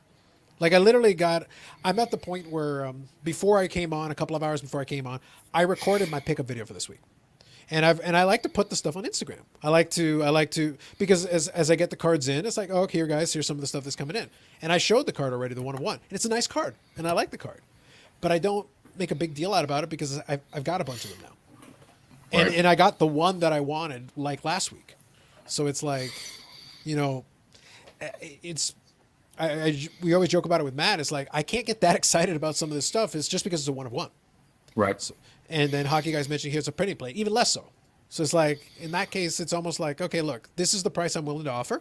If somebody beats it over time, please, by all means, go get it. Well, see, and that's ultimately the thing. But even at the same time, even not knowing it's a printing plate, and I'm going to say it, the printing plate market is overdone, and it's overly saturated as currently. Plates are worth nothing really these days. It sucks if it's your main player PC and things along those lines, because it's if you are a player collector, I'm not going to use the super collector name, but if you are a player collector and that is your main focus, it's tough. But at the same time, those individuals, and this is just coming from my own personal experience, and I've had to deal with situations like this, and this is before the current market, the way that the market is currently. Mm-hmm. People who are unrealistic with their asking price, there's a personal attachment. So therefore, it's a lot more difficult for them to let something go for whatever reason. Maybe it was their first one-on-one, or maybe it was a favorite player of theirs. So they feel as though it's worth more to them. But at the end of the day, it's only worth what somebody's willing to pay for it. That's right. And just because you list it at $100, let's say, over and over and over and over again, and it never sells, it's not worth $100. So you can't put that as the value of said card. Yeah. It's only worth what somebody's willing to pay for it. And that's a tough situation. And, you know, for those individuals who are really looking to eventually move something, they'll usually cave. Mm-hmm. Yeah, it depends on how sincere they are. And another one that I'll run into that happens more often is that you'll get the guy that buys up a bunch of stuff knowing that it's limited, and then just pumps up the price. The goal being to extort multiples over what they paid for, and you'll see it. And sometimes I bought from the guy, because sometimes even then, if he tries to do it, sometimes the price will still be in line with what I'm okay with. It depends. So it kind of moves around a little bit. So let me grab these comments real quick here. Thanks, Jeremy. Appreciate it. Thought I'd have a little fun with the logo. Hope things are going well. And then Ty was asking, so all right. Steve already knows I'm not exactly thrilled with this one. So this is from Railway City Brewing Company. So a buddy of mine got me like a belated Christmas present, and it came with a holiday pack of beers. And I had the other beer the other night, and it was actually pretty good. But this one, not so much. This is called the Steampunk Sour, and I think it's the Winterberry Kettle Sour Beer. Not a huge fan. I'm trying to get through it, but I'm struggling to drink it any faster than I am. I'm trying not to have a sour look on my face when I'm trying to drink it. I'm looking forward to switching to the other beer soon, hopefully. Since you brought up beer, I actually read an article today which actually really piqued my interest and put a smile on my face, because I've been trying to convince people in the Philadelphia or Pittsburgh area, Pennsylvania, to, allegedly break the rules and ship me some Yingling, because I've always wanted to try it. Okay. And of course, none of them have graciously agreed to do such a thing. However, they're moving it to Texas. So starting, I think, either the spring. I want to say it's the spring of this year. Okay. I should start being able to buy Yingling. So I'm looking forward to being able to try it for the first time ever. I was going to say, is that going to be a new sponsor on the Insert Revolution podcast at some point? It's possible. It's one of those in which I think I'm going to try it first and, see what I think before I have my first experience of it while on the podcast as a channel or a channel sponsor, and be like, I don't know why anybody likes this. Well, it's one of those things. I appreciate when somebody for the holidays sends over a sampler, because sometimes there's some good beers in it. Like they had a stout in that combination that I thought was excellent. I thought the stout was really good. I thought it was excellent. The other one I thought was okay. But then this was the one I left to the end because I was like, I'm a bit iffy on this one. But I was like, look, it's gonna stay in my fridge forever if I don't give it a go. So I got to do it. I've got the backup beer just within arm's reach as well. So we'll get there. We'll get there. But I wanted to. I thought there were some interesting topics. So one thing I'll do as well here. So yeah, to Dave's point, I do agree. Like you got to be super hardcore. And for Hockey Guy, if you try to get one of the four, totally get it. Totally get it. Very much agree with you. The beer market is almost as strong as sports. Very true. Very true. Well, having delivery is a godsend. It's like, bring me my cases. It's a beautiful thing. It's a beautiful thing. Not going to complain about it. So since we were talking about the one of one, so I'll share this one. I did put it on the Instagram, but I'll share it. I do like some of the stuff they did with this. I like the concept. So this is the Black Onyx one of one. And it's a manufactured patch, because otherwise, if the one they're trying to mimic here is the 99 Stanley Cup patch. Now you imagine if that was a one of one with a game used 99 Stanley Cup patch, it would go for a pretty penny. Oh especially with yeah. those many colors and that much going on with it. It's sweet because you got the cup on it, you got part of the thing, but still, it's very cool looking. And as a concept for like a quote unquote base card parallel, I can't complain. And it was pretty decent, reasonably priced, I would say as well. So I don't mind getting one of those in the collection when I can. It's kind of fun to get one of those things. And I'll share this one as well. This one hasn't come up on the Instagram yet, but it will. This will be tomorrow. So this is a sneak preview for those of you that hang out in the stream. This one came in today's mail too. So that's Emblems of Endorsement. So that's from the Cup just after his playing days. But really That's nice. Really That's nice. Yeah. So that was out of 15, clean autograph, nice patches, and I got it with proceeds from recent sales on eBay. So it's nice when you can build up some PayPal and then use that money to pick it up. And I don't mind grabbing one of those things when I can. The Cup did some good stuff with these patch cards. Really good stuff. Nothing wrong with that. So that'll be in the mail day video, and I've recorded, edited, and uploaded the mail day video. It will magically appear tomorrow morning. So That's called scheduling. Yep. And if you can, it's wonderful. It's a wonderful thing knowing like, okay, great, I don't have to do anything else. It's already done. Yep. Record them early and then just upload and schedule when you want it to publish. Mm-hmm. Yeah. Otherwise, it would have gone on Friday, but I don't try to put a video up the same day as a live stream. So I'm like, no, let's separate them out. We'll do that. Thanks, Ty. I appreciate it. Thank you, Jeremy. And it was one of the Juan Soto parallels that I had been appreciating very well. And I have a couple, actually. So it's one of those things like I was able to, the Juan Soto collection has been like a bank account I've been able to tap into. And I just grabbed one of my little side slush funds. But the market has been getting kind of hot on those. So it's like, okay, I can move this card. And it pretty much covered that card and then even tapped into another patch card that I had on the Instagram today. I was able to get both of those with the Juan Soto monies. Even better. Yeah, so I was like, I'll take Even it. better. I'll take it. Works out.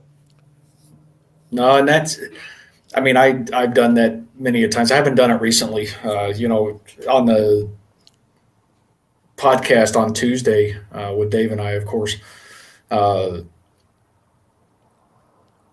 Not this past Tuesday, but the week prior.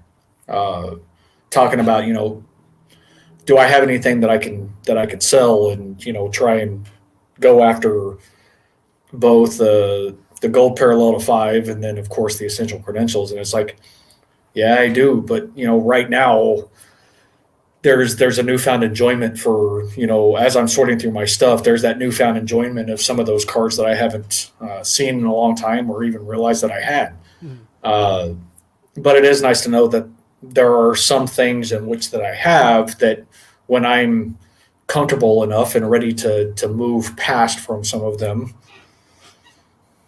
I can do that. Mm-hmm. It's just I'm not there yet. Yeah. I think it's nice when you don't have a lot into it as well. Because when I was buying, like, I'm collecting the Juan Soto cards, but at the same time, I'm collecting them with the understanding that at the time they were undervalued a little bit. That's why I tried to grab a couple extras here and there where I could, where I'm like, I don't actually need 2 or 3 of some of these. But if the day comes and he does appreciate a little bit, then I've got an extra. And I'd still have a lovely Juan Soto collection at the end of it. And there's certain cards that I'll keep. Like, if I just wanted to cash out and make some money, the Chrome one, I have a PSA 10 Chrome that I have less than $30 into. They're comfortably over $400 now. If that is my desire, I could very easily cash that out right now.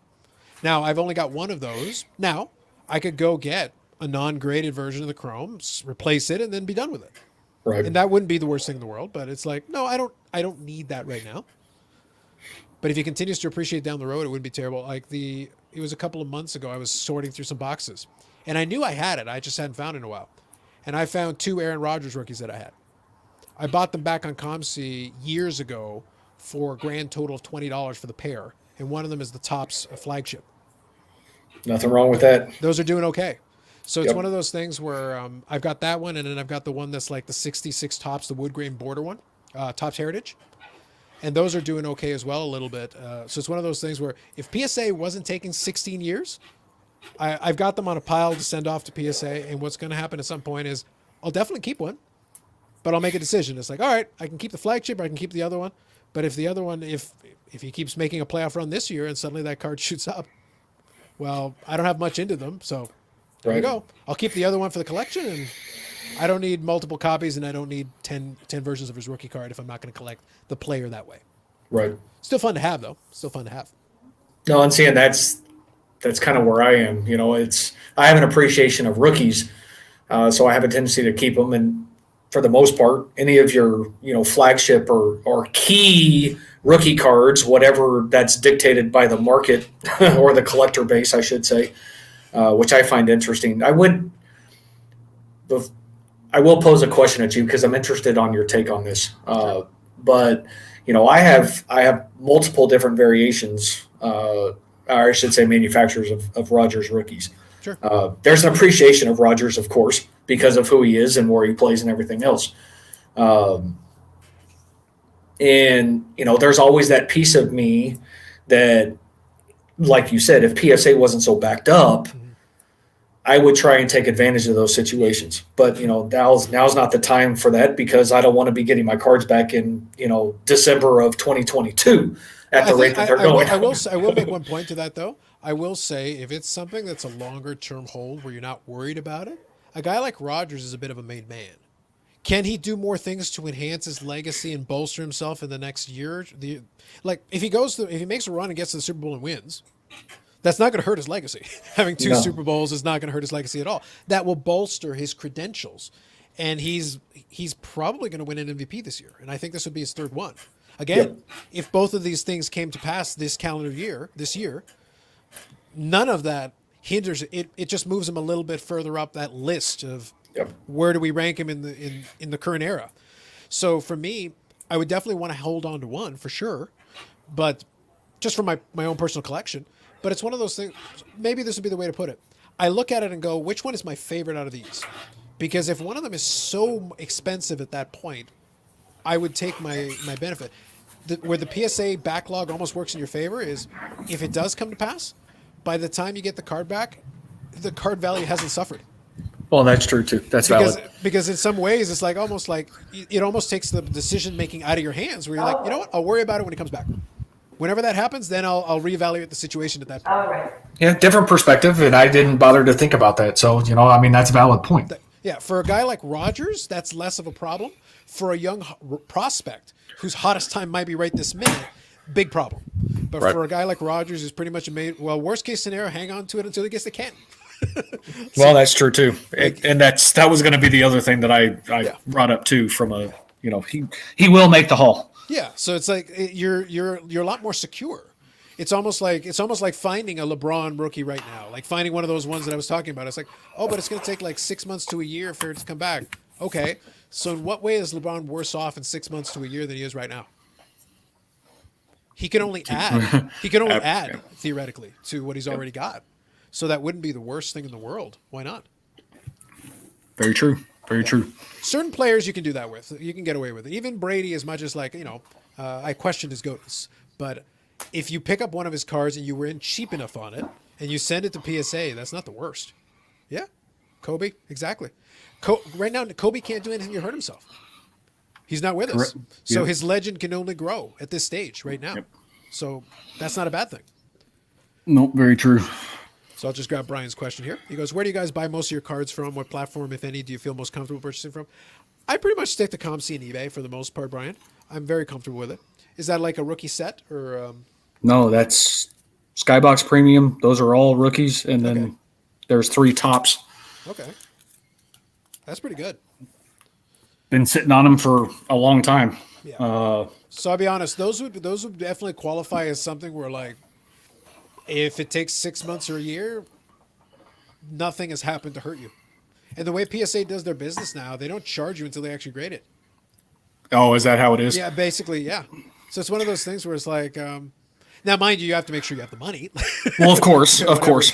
No, you'd be surprised how many people are like, they forget about it, and then down the road they get a charge. Like, wait, what is this? It's like, it's a charge for the service you thought you were getting. Yeah, there's a bit of a delayed reaction. It's like, wait a minute. It's like, yeah, you don't get charged necessarily right that second. There's a little bit of a time delay, but you just have to make sure you're okay with whatever format you're using to pay for it. Right. So, Brian, I'll second Carlos's as well. I haven't purchased anything on ComC in a long time, but eBay and ComC pretty much have always been the prime two. Yeah, ComC selection is really what helps it. Yeah. And some of the prices aren't so bad because you can get some of the, and sometimes you can make an offer on a card. So sometimes you can. The downside is it takes forever right now to get your cards back. So right now I think, based on the last tracking I saw, I think maybe next week. So Your big one. Yeah, that's what's supposed to come in. Now we'll see. It's gotten as far as the border. It is currently sitting with customs. So we'll see how long it takes them to do their business. So I have 2 questions for you, Carlos. Go ahead. And I know it's unusual for your guest to have questions, but I prefer it. I actually encourage because it makes the conversation more interesting. so one of them is related to grading. And if you can't answer it, it's fine. I'll defer to, of course, the panel. I know there's a lot of people out there when they do card submissions, they request minimum grades. Sure. Is that an additional charge? No. Okay. What happens is it does impact what occurs afterwards because there is, I haven't had this issue crop up in a while, but I feel like there is still a charge because they've still evaluated it. I just don't think you get charged the full price. The advantage of a minimum grade is like if it's like a modern card, you're like, look, I need this to be a 9 to be worth my while. I'd rather you just send me back the raw card because it's easier to sell as a raw card than to sell as an 8 for a modern card. Right. That could be a legitimate use case. It would be very rare for me. The only time I really use the min grade, Steve, I'll tell you, is when I send a vintage card where it might have something and I want them to send back authentic. I put authentic as the min grade. I'm like, put it in a holder. Right. If it's trimmed or something, I still want it in the holder. I can accept authentic altered. That would be perfectly acceptable. But give me back the holder because I just want to I want you to authenticate. If it's an authentic card and it's trimmed, I don't care. Just put it in the holder and label it as such.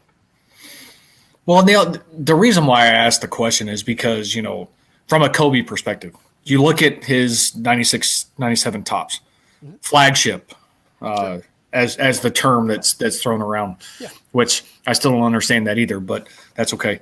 For me, it's one of those in which you look at the differences in comps between a raw copy, an 8, a 9, and a 10.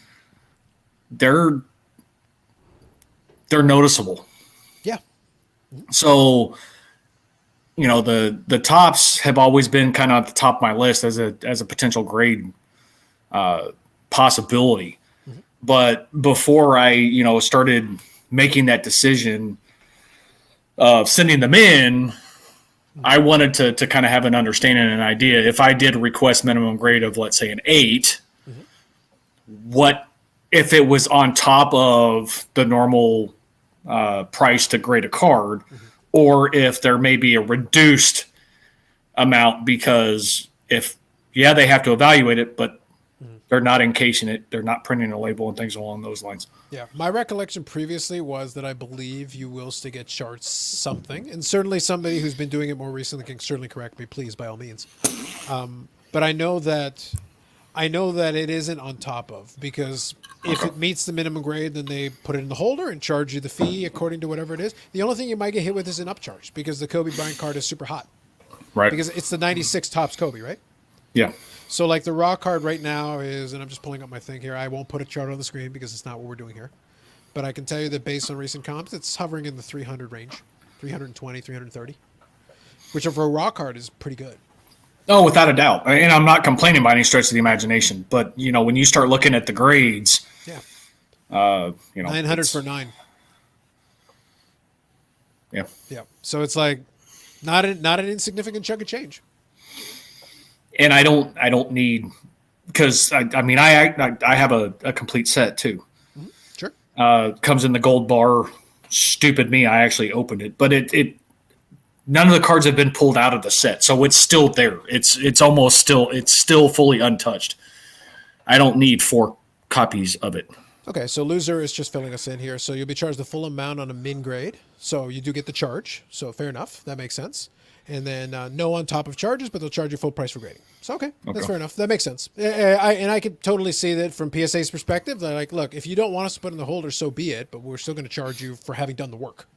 Well, and that's okay by me. That makes perfect sense. That's fair. Because you are having to pay a grader to still evaluate it, regardless if it meets it or not. So correct. The other question I had for you, Sure. and this is opinion based. Sure.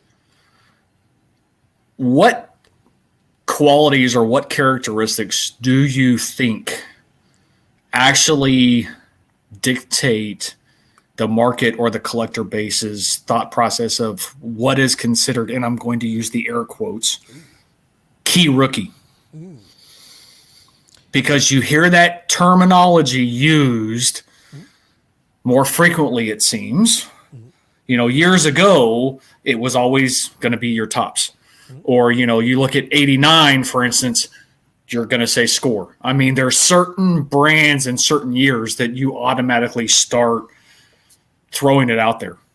Ken Griffey Jr., 89 Upper Deck, of course. Sure. So, in your opinion, what dictates what is considered the key rookie? And is there multiple? So the current market complicates it. So here's what I'll throw at you. So the example used for Griffey is a good one because he has a Donruss rookie, he has a Fleer rookie, he has a couple of other ones like a Fleer update, a Topps update, and stuff like that. A Topps traded, I should say. I think what it came down to is that the Upper Deck became iconic because it was the premium product. So for a while it was okay. So what's the most quote unquote desirable one? That would be kind of the way you'd phrase it. What's the most desirable one? I'll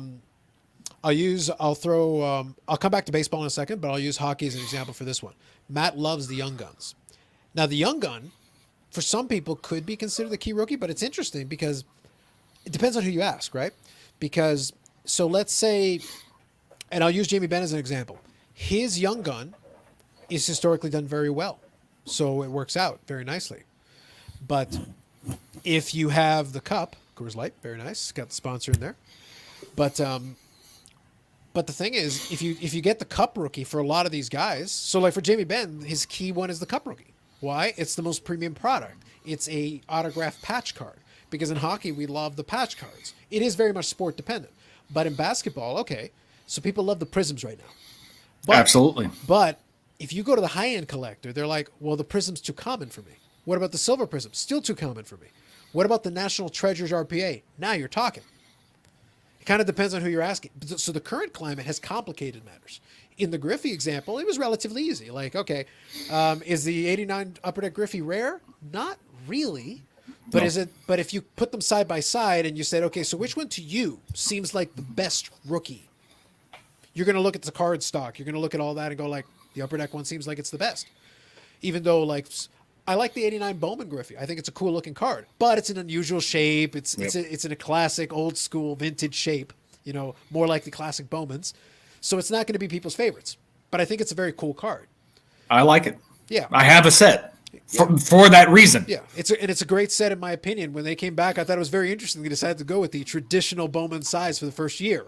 And then they stopped doing that because by 1990, they went back to the traditional card size. Yep. So they did it only one time. But most people would see the 89 Upper Deck Griffey and say, yeah. For years past, some of the players would be like, and sometimes it really comes down to market preference. So like if you say to somebody, okay, so what's the best Cal Ripken Jr. rookie? Is it the 82, Topps traded? Or is it the 82 Topps in the base set with 3 players on it? Like this one's in the base set, but then you've got a traded card. Or do you like the 82 Fleer? Or do you like the 82, Donruss? Well, most people won't pick the 82 Donruss or Fleer. Most people will pick one of the Topps ones. That's probably when Cal Ripken was on fire, when he was approaching Lou Gehrig's record, on the hot list. If you went to the Beckett hot list, other than like the 93 finest refractor, which was the hottest card of the hot, like flames were coming out of it on the page. But outside of that one, you were probably the Topps traded, just because people loved that Cal Ripken was there by himself. Right. So that became kind of the iconic. So we've had these kind of weird debates over time, and they've happened. But today it's way more complicated. For some people, they're like, okay, so I want the card to be autographed. So bring it back to hockey one final time. So you've got that top tier card. Some people love the Future Watch autographs. SP Authentic is a great brand, and then you've got these future, and they're numbered. So they're not as rare as the cup ones. They don't have the patch, but they've got an autograph, a nice clean autograph on it, and they're numbered to like 999 or something like that. So they're rarer than the Young Gun, but they're not as rare as the Cup. So they're still available. So it creates this interesting grouping, right? Well, that's why I posed the question because, like I said, you hear that terminology more frequently than what I ever recall it ever hearing it. And to me, it was always, I guess, I stuck to the brands that made sense to me, I guess. Sure. I always like to have a top set. Yeah. I always like to have a Topps Chrome set, until of course, Topps, got pushed out of the field, so to speak.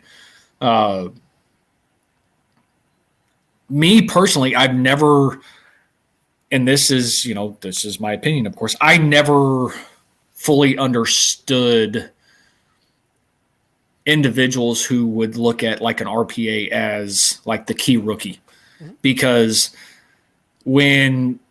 if you're a true, that's a wrong, but if you're a hobbyist, when you used true before, I was like, on this one, be very careful. Yeah, I know, sir. I know, You're treading I know. a dangerous ground. Yeah, I know. But if you're a hobbyist, sure, and you span multiple decades of collecting, sure, most hobbyists look at what I would think of as a key rookie as just the card itself.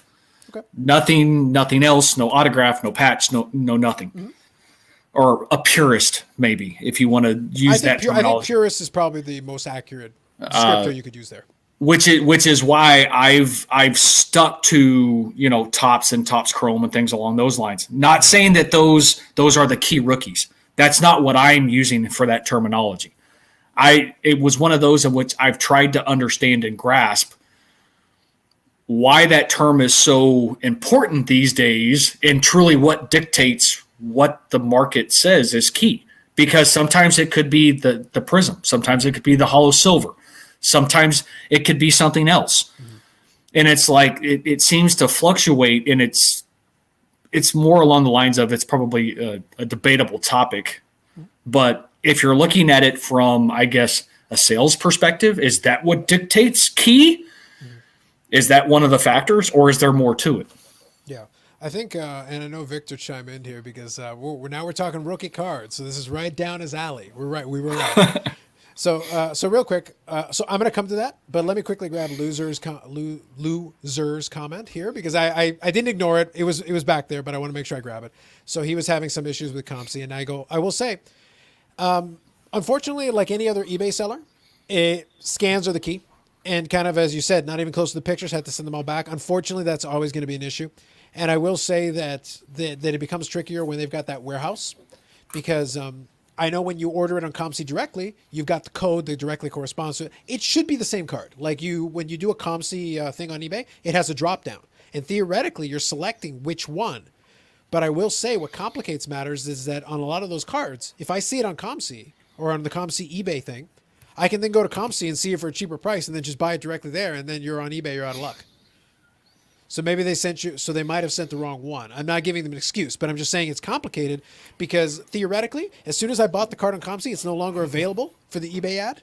So if it's the same card, they should pull it from eBay immediately. And I know they've got an automated system, which does it pretty fast because I've seen it on I checked for myself just to see how fast it would go. It's pretty quick sometimes, but it is a little tricky. It creates some complication. And I can imagine them having trouble logistically making sure they send you the right card. Just throwing that out there as a consideration as well. Makes sense, though, too. Yeah. So for Victor's point here, because like I said, this is right down his alley, key rookies are typically included in the set registries. So it's weird because, so the market has an opinion of what they think the key rookie is. Certain old school hobbyists have an opinion of what they think the key rookie is. And the set registry has an opinion. Because if you get a player and you say, okay, so a player's rookie, whatever, and maybe they select a certain one, they've got their opinion too. So they tack on their opinion. And if you're a set registry person, you'll go with whatever they say. But the way it ends up working is I can understand multiple angles on it because I can totally see the quote-unquote flagship. So let's use the Aaron Rodgers example. To me, the Topps one is a very desirable card.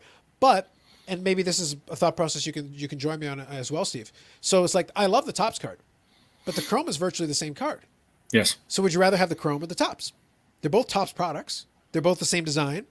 And if money wasn't an object, would you like the flagship Topps? Would you like the chrome, or would you like the refractor? Being more, I'll use the term purist. Sure. I'm going to go with the chrome. Yeah. Refractors are always the more desirable, of course, because they are quote unquote more limited, and that's before serial numbers became a thing in identifying refractors and the different color variations. Yeah. But if you're going desirable, of course, you want the refractor. Yeah. But, for me, I like what chrome. You are as a collector. I think it depends on what you are as a collector because, like I said, I use that example because aesthetically, it's the same picture, the same general design, but now we've got all these different combinations, right? So in this scenario, we've got 3 different versions of cards that if I put them beside each other, obviously you can see there are differences, no problem.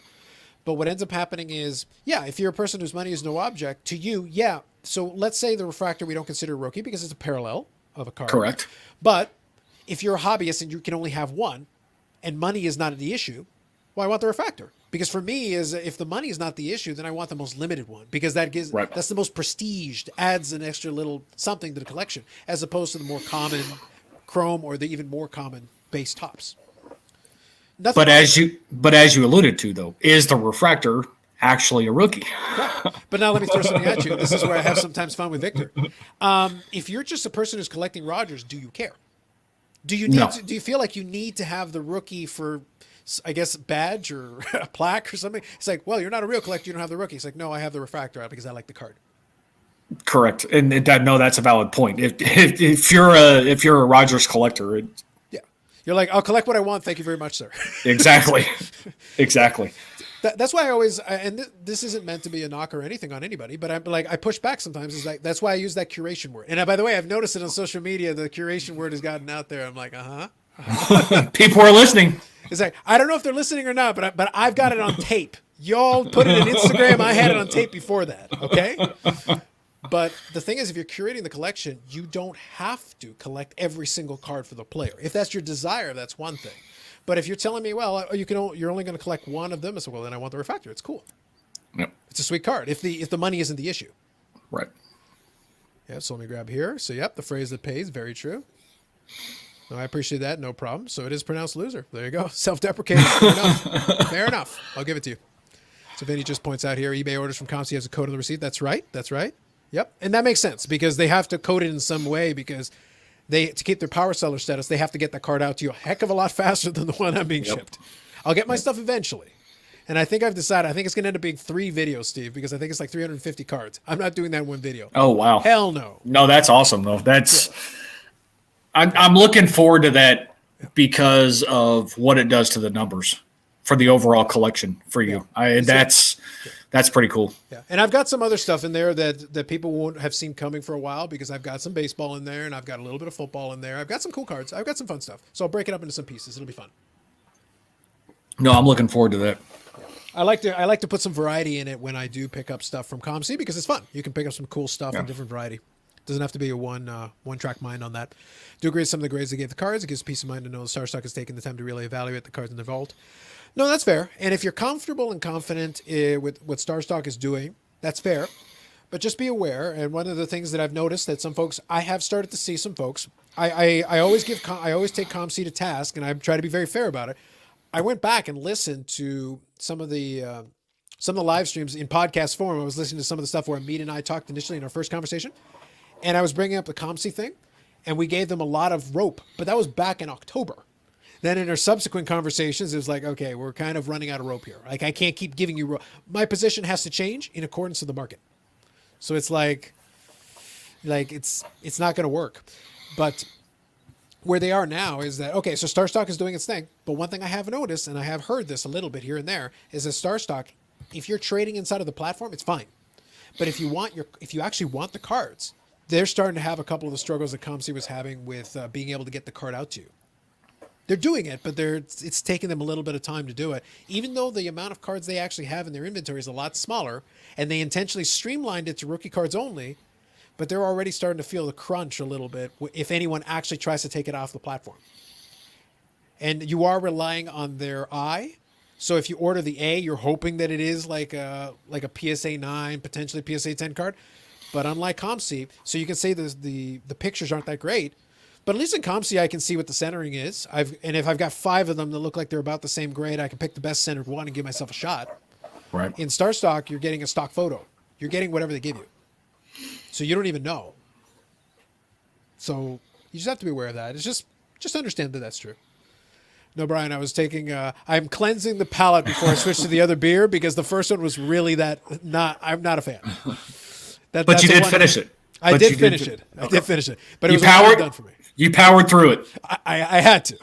Like, I couldn't keep going on that. We're done with that. All right, we're going to the Cruiser India Pale Ale. We're going to this one. This one I am familiar with, so we're good with that one. But, no, that's fair. And Lowell here puts in, Star Stock is also charging 50 cents fee per card. Do you want 100 cards, $50 plus a shipping fee? Yep, that's fair. Yep, they're trending towards a ComC backlog. Yes. 4 to 6 weeks. Yes. So this isn't a knock on Star Stock, but I'm just saying all these platforms are finding the crunch. They're having a little bit of struggle. So it's like, yeah. So we'll have to see. So that one I'll take as a bit of a rumor. It could be very well be the case, but I don't know. But the thing is that can happen in any one of these platforms now. So that's why they have to be extremely careful. Like, I will say, when ComC Barry was doing his bit and talking about what they were doing, they're taking a preponderance of caution. So when they get a package, they're literally leaving it for a period of time to like allow it to disinfect, so to speak. Which I understand. Like, they have to take their precautions and they have to have their equipment, and like they can't just be opening every package and just taking it for granted. They got to be careful. Because if somebody contracts the virus in there and infects everybody, well, the whole office is offline. Right. And that's not going to work. So they have to be extra careful. Now, this is something you'd have to get an expert to do. I'm not the one to... I know the areas where I am an expert. This isn't one of them.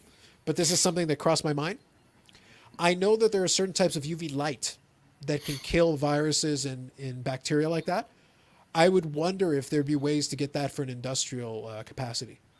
To maybe zap the outside of the packages. You wouldn't want to do UV light to cards, but on the outside of a box, to disinfect the box, to make it safe for somebody to get their hands on sooner, maybe that's a thing. Well, Lysol advertises that it kills it. So, and that's on surfaces. There's microban, but I do understand it does make sense because, depending on what you read and, wherever you're getting your information as it pertains to, what the CDC has come out and said in relation to, sitting on surfaces and everything else. Yeah. I can understand. And to me, I could appreciate their willingness to take that extra step and that extra precaution to ensure that they're keeping their staff safe. So you take the good with the bad in those situations. Yeah, the reason I brought it up is that it's one of those things where sometimes I'll see where they talk about, COVID, and it's a reality. Like, but I go back to kind of the industry I'm in. Right now I'm in the retail industry working in the head offices. And when we deal with a lot of these issues, it's like, okay, we'll come up with a solution. Don't just throw up your hands and say, well, COVID, we don't have that luxury. The business runs on the ability. So curbside pickup is not a new invention. But it became one of the options on the table to be like, okay, so what can we do? Let's develop a process.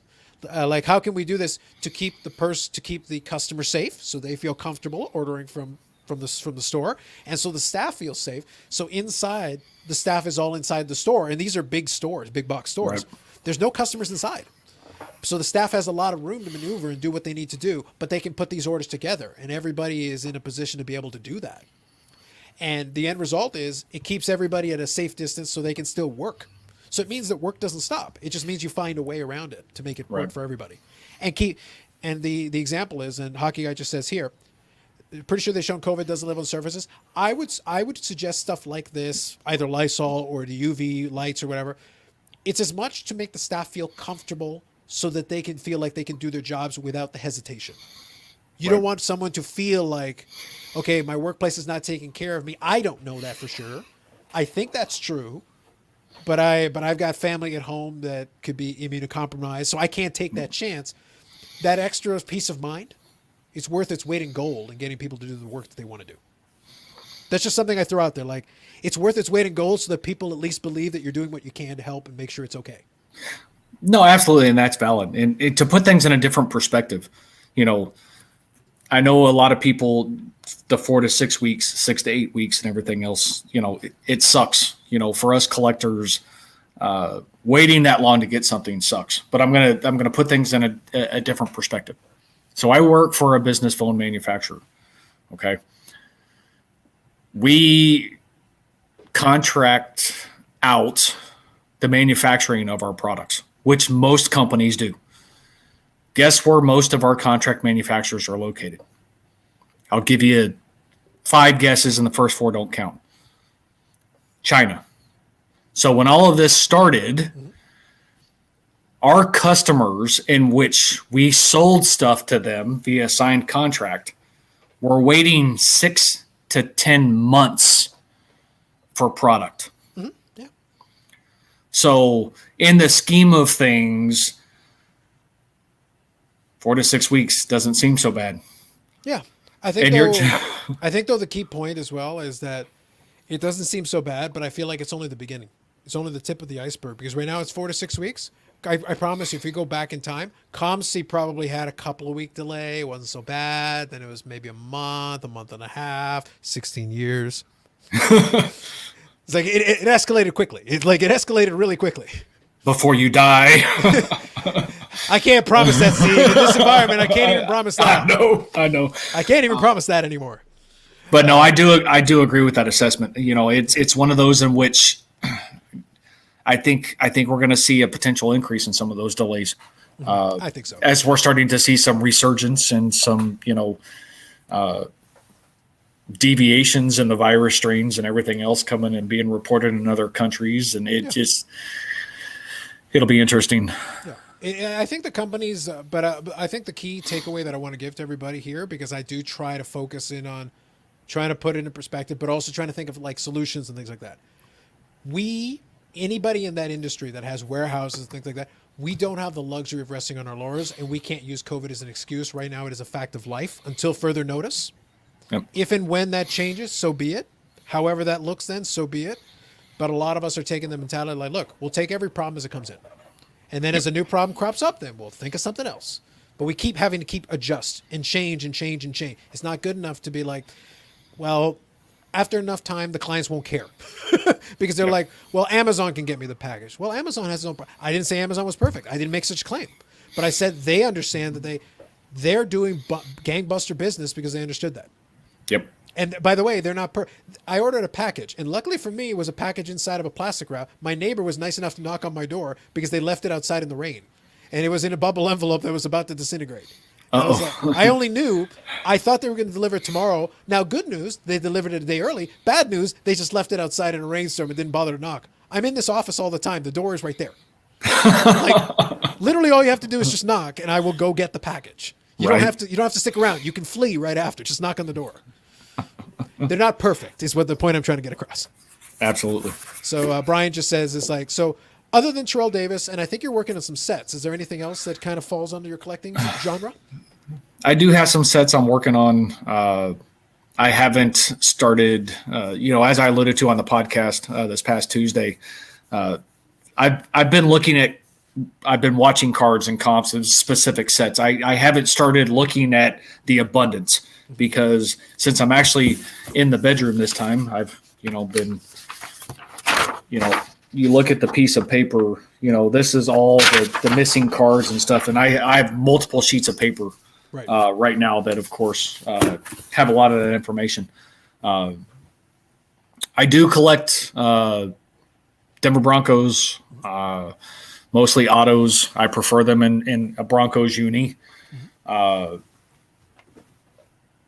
I also have a side PC for University of Texas alumni drafted in the NFL, just because I am from Texas.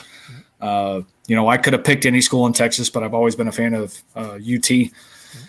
I was freaking plastered in front of the TV when UT beat USC for the national championship. That was a fun game to watch. Outside of that, that's the main collection, so to speak, and a lot of the things that I've been focusing on. I'd show you the stacks of stuff I have at the table, but that would require me probably jacking with my camera and then messing it up, and I don't want to do that. No, that's fair enough. Outside of that, I haven't bought anything this year yet, surprisingly enough. But my main focus as of right now is really the 90s Terrell Davis stuff. And since that's been slowing down as far as any new listings, I am starting to pay more attention to filling some gaps in some of the higher dollar cards and some of those sets that I have. No, that sounds good. Selling nothing right now. Well, I think that was so from the time I was on your podcast the last time. That was my one piece of advice. I said, let's just start the year and let's start off a little relaxed. There's nothing wrong with like easing into it. Like the cards I got were because I did sell some cards. So somebody else bought the cards. I had money in the PayPal account. That's different. It's not free money because I sold a card to get it, but I sold a card that I could afford. It was a luxury item. Right. Because one of the ones I sold was a Jaromir Jagr PSA 9 rookie that now has value. And I got it for free. It was a giveaway. So I got $100 US for free. So it was like a free $100 bill as far as I was concerned. Well, then I used it to buy a Medano card. Right. Win. So if you can do that, that's a trade I'd make anytime. I was happy to get the card I got for the money. No, absolutely. And believe it or not, some of those Kobe rookies, I have nothing in them. Yeah. Nothing. Yeah. So that's why it's not terrible. That's why for the situation we were talking about earlier, if you have the ability to get it, even if it's going to take a while, I get them sent off, and then it'll be a pleasant surprise when it shows up. And the most likely the market will still be good for those cards. And then you can make some decisions at that time and figure out like, hey, maybe by that point I'd be like, so do we want the large yacht or the mega yacht? What do you think? The mega yacht feels a bit much. It feels like it's sending the wrong message. When I come on the podcast with Dave and I talk about it being about the collection and all this, and then I'm there with a mega yacht, and now it's a diamond encrusted Las Vegas hat. You think they'll think I changed? Do you think they'll think I changed? Perhaps. Is it maybe. too much? Is it too much? Too soon? Yeah. As long as it's for reasons. For absolutely critical. Absolutely critical. So Loser says here, the CEO from StarStock. Yeah, but the thing is, the CEO from StarStock has been making the rounds. He's been doing a lot of interviews. And here, Paul makes the exact comparison I was going to use. When the SGC guy came on to Cardboard Chronicles, so the interesting thing about that is it's a timing thing, right? Like, I understood what they were trying to get at, but as soon as you quote a time period, like, I almost would advise you not to at this moment. Like, you as soon as people take you up on your offer, because I've heard, I listen to a lot of hobby I consume a lot of hobby content. I'll consume, even if I don't have time to leave a comment, believe me, I do. Like, I watch Steve's channel, and I'm one of the few people that'll hit the like. I will be one of those people. But I'm watching, and I'm listening. But what happens is, when you make these promises, and you are in COVID times, well, as soon as someone takes you up on it, and all of a sudden it takes you twice as long, 3 times as long, 5 times as long, you look kind of stupid. Yep. It's not a good look. Your stock drops, so to speak. Pardon the pun because of the name, but but not good. It's not what you want. It's not what you want. Yeah. Yeah. So that was Cardboard Chronicles. Ostentatious, yes. yes, you got it. Yeah, so it's one of those things, like, I don't blame the guys who are trying to promote the product. Like, I can't blame them. If you're the CEO, you should be trying to get people to use your platform. Especially since, that's one of the ones that Kevin Durant invested some money into. So, like, you've got some notoriety right now. But at the same time, it's like, well, I hope you spent the $1.3 million or whatever it was on having you're going to have to really develop your warehouse to be able to process. Because right now, it's okay as long as people are willing to trade on the platform and not ask for the cards. Somebody's going to want the cards. A collector is going to want the cards. And when you can't provide that in a timely manner, they're going to get really frustrated. Yep. Yeah, it's not a good look for you. So that's always kind of the approach I take with this. You got to be a little bit careful. Just be a little bit careful. Well, and if you take the pandemic and COVID out of the equation, then it's a lot more feasible to make those statements. Yeah. But when you add complexities with the global pandemic and things along those lines, yeah, that could potentially make for a future challenging explanations in the event as to what's going on and what has transpired. causing some of the delays and everything. So I agree with you. It's tread lightly in something like that. Now is not the time, if you're the CEO of any of these companies, to be making bold promises that you can't deliver on. You really want to be very careful in the words you use and just say, look, we're doing our best. We're going to try to process them out as quickly as we can. And if you want the cards, we'll try to get them out to you.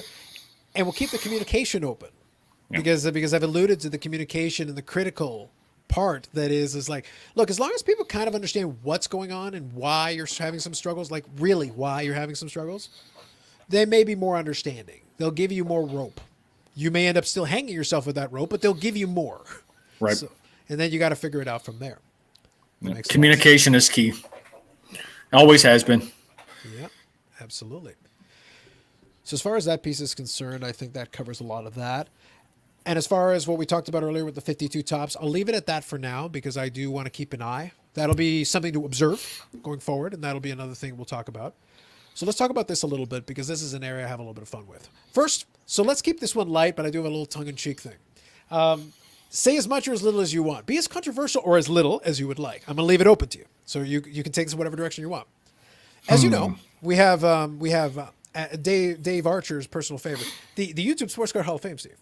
So who are you voting in for the YouTube Sports Car Hall of Fame? By the way, we're keeping it tongue-in-cheek. If you want to go nuts, go nuts. I'll go with you, but at least let's have a little fun with it. I'm not. For reasons. For reasons, yes. I'm taking the Carlos approach on that one. I've alluded to it before. It had so much potential. I mean, it really did. But the requirements are ill-advised. I do have a counter proposal. So in the spirit of we'll keep it light, I will actually propose some thoughts I have that may help. So it's not just going to be a negative thing. I will actually throw out some things. So please continue. So from that perspective, I don't like the requirements. I think they're minimal. Sure. To me, 1 year is not substantial enough to carry a name, so to speak, because that's really what it is. There are individuals that are in it that I feel like they should, of course. There's others. Where are they now? So that to me also kind of takes away the luster of the whole concept. It would be no different. Let's say if I got in a couple of years ago and then I disappeared. It's one to a certain degree I did. So to me, it's the consistency thing. Sure. So for me, I'm not. I've never submitted a vote. I won't submit a vote because I don't agree with the requirements. Sure. Yeah. So let's do this. So we had to have a little fun. We got Bob Lewis, who's our resident YouTube Hall of Famer, who's around from time to time. See, I knew this would get David. I had to. Like, it's like, all right. Steve, I will have everybody know. We had a very nice, very pleasant, and I hope to a certain degree, somewhat insightful, wonderful collector conversation for about 2 hours. But it's like, no, I'm going to throw some chum in the water now. Come on, I got to have a little fun. Where's the heat lamp, Carlos? You promised me no heat lamp. Well, you didn't get a heat lamp. That was about as light as it could have been. I gave you so many outs. Like, it's like if you didn't like the door, you could have gone out the window. Like, I gave you options. If you want to call them options. Yeah. So Dave's favorite thing of all time is a Victor. Okay. So I'm gonna leave Dave's other comment off the screen. I do see it. Okay. So let's talk about a couple of things. I'll put on my hat where I'm like, okay, let's try to be constructive. Let me try to be a little helpful here. Let me try to help out. I don't like the idea, and I'll tell you why. I think if your premise here is it gives an opportunity to highlight channels in the community that maybe you think people should see, okay, great. To me, there's better ways of doing it because you already see that a little bit here and there. Who says you can't shout out a channel at any time? It's like Christmas. If the only time you're ever nice to anybody is the Christmas season, my thing is what's wrong with you? because there's no mandatory requirement that only between the beginning of December and New Year's you're nice to people, and the rest of the time you're a dick. Or like me, be consistent year round. I'll leave that however you want to interpret it. But I am consistent year round. Facts. Correct. Yes.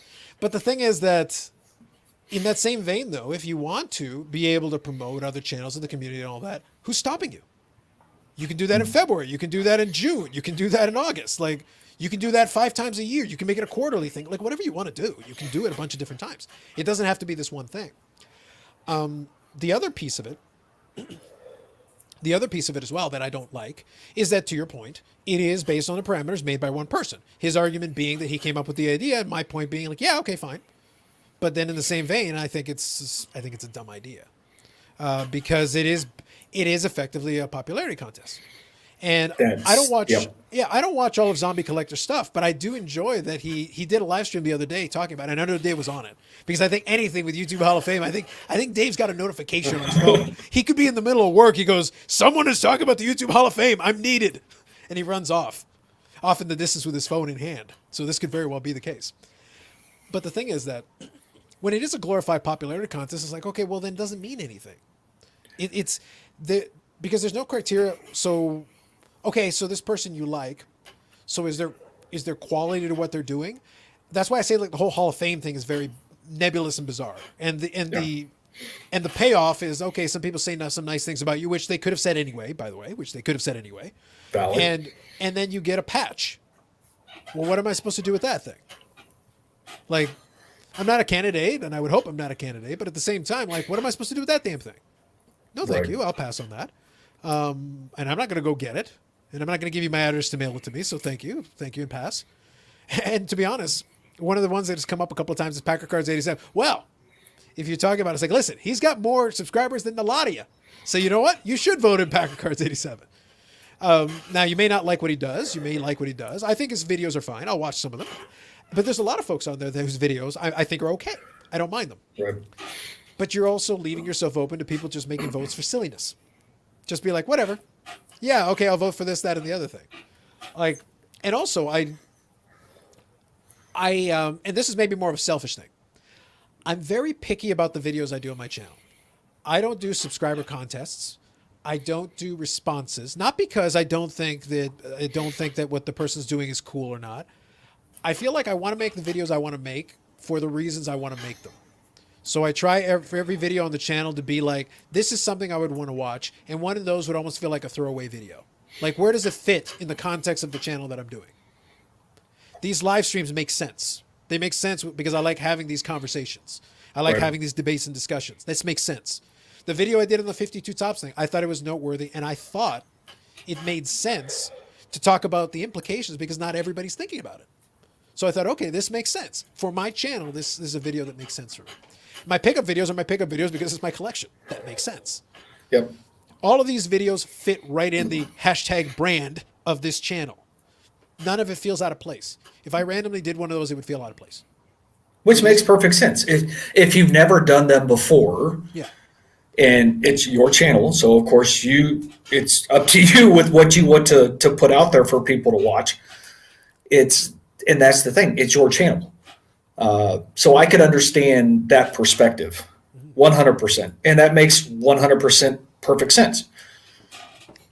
To add to, my assessment of the whole thing, though, too, is, it's all about, or quote unquote, damn it, I lost the word. I had it ready and I've already lost it. And it wasn't nomenclature. We're clear on that. No, it was not. Okay. Because that would flow naturally. Yeah. Transparency. Sure. All of this is all transparent. And, I didn't experience it personally, but I have had individuals that have shared their discontent pertaining to the lack of transparency and the fact of the individual that runs this program moans, groans, bitches, and complains as to why certain people didn't get the nominations and everything else. Well, which is a bad look. It invalidates the sentiment behind it. And I'll get back. I definitely want you to finish your thought, but I want to throw something in here as well. That hurts the whole thing Because then in the video, he also goes, it's like, oh, well, this is very controversial and a lot of people get thumbs down. I was like, well, yeah, because you started off on the wrong foot. You started from a rotten foundation. And then you can do it as many years as you want, but you're starting from a rotten foundation. I know some people like it. I get that.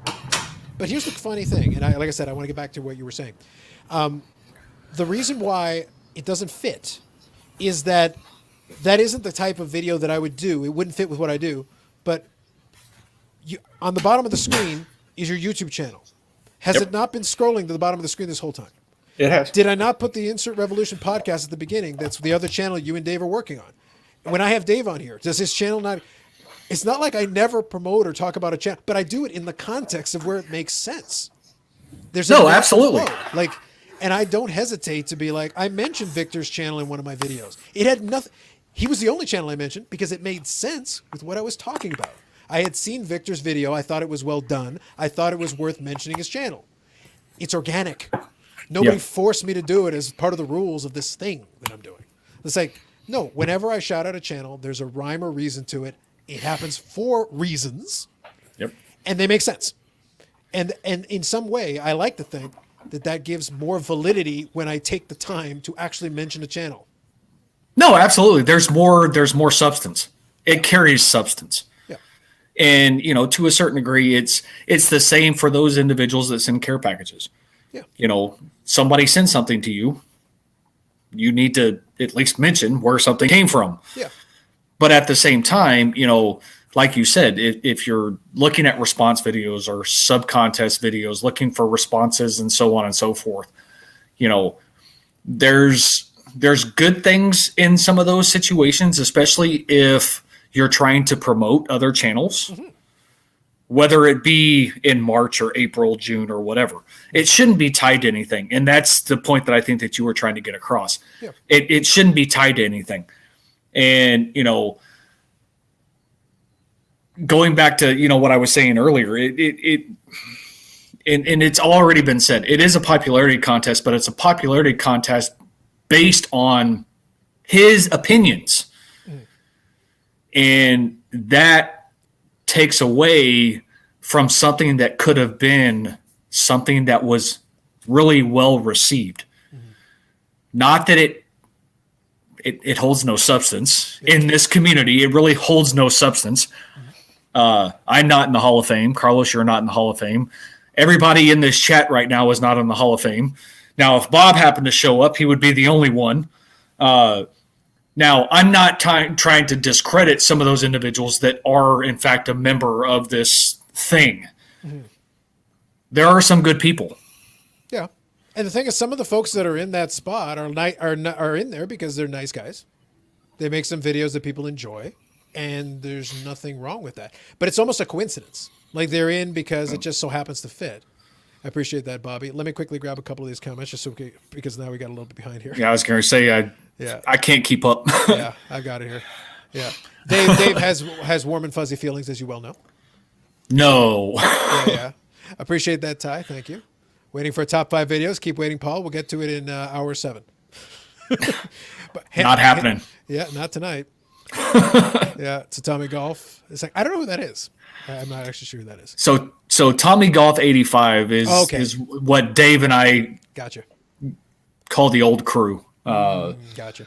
That guy had a personality, and for those individuals that wore earbuds watching videos, ill-advised. Yeah.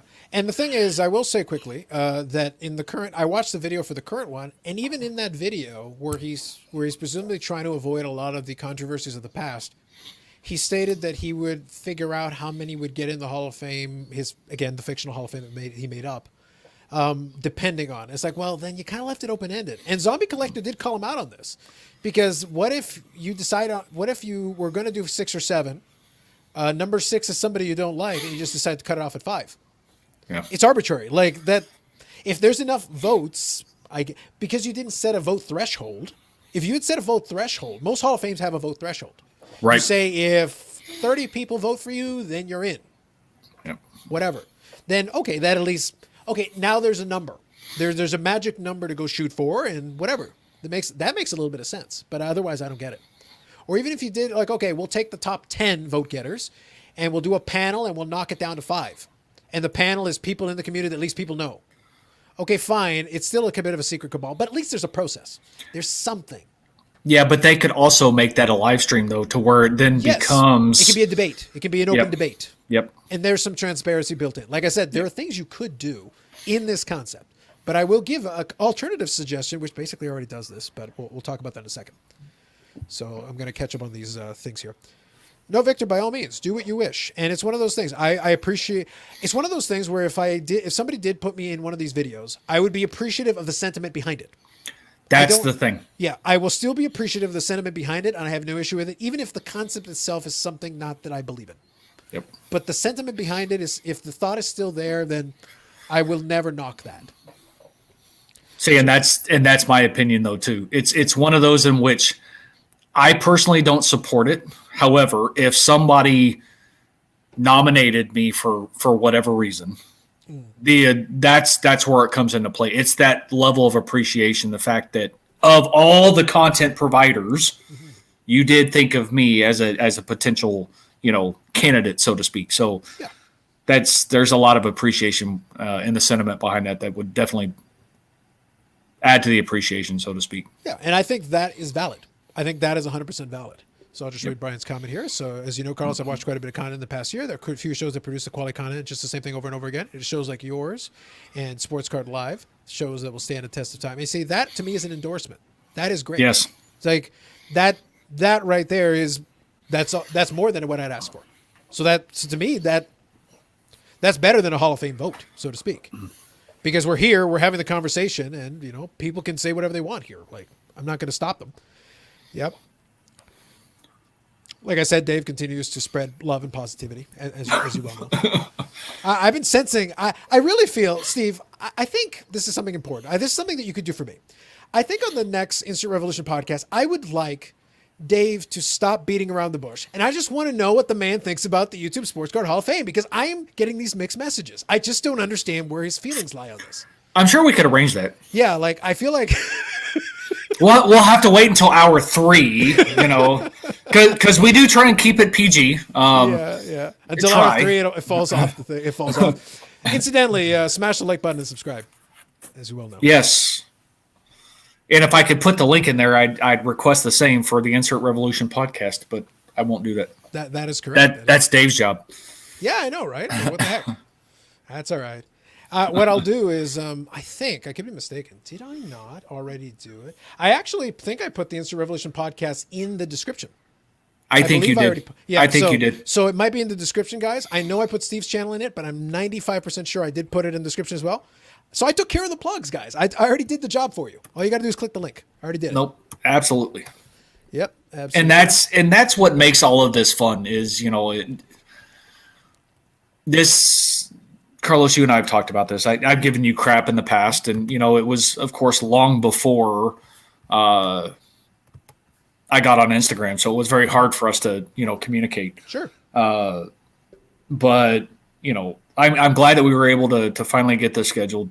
Mm-hmm. I enjoy your show. I do my best to be watching as much as what I can, but when you start pushing 6 and 6.5 hours on a Sunday, that's a little well, that's why the audio podcast exists now, to give somebody an option. They can speed it up and watch it and listen to it. I realized once I started to get to the really long ones, I'm like, okay, look, it doesn't do anything for the channel, although it does link back to it. But I say, you know what? If this is the best format, I offer it to you. And I've got maybe about 10 or 11 of them up now.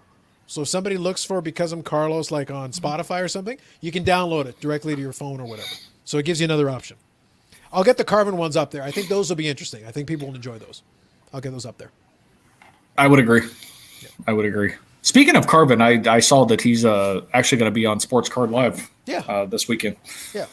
I feel bad for Jeremy. Like, I think they're going to do it for like 2.5 hours. So then after Carvin has done the first story, what's he going to do at that point? Because I think that at that point he cuts it off.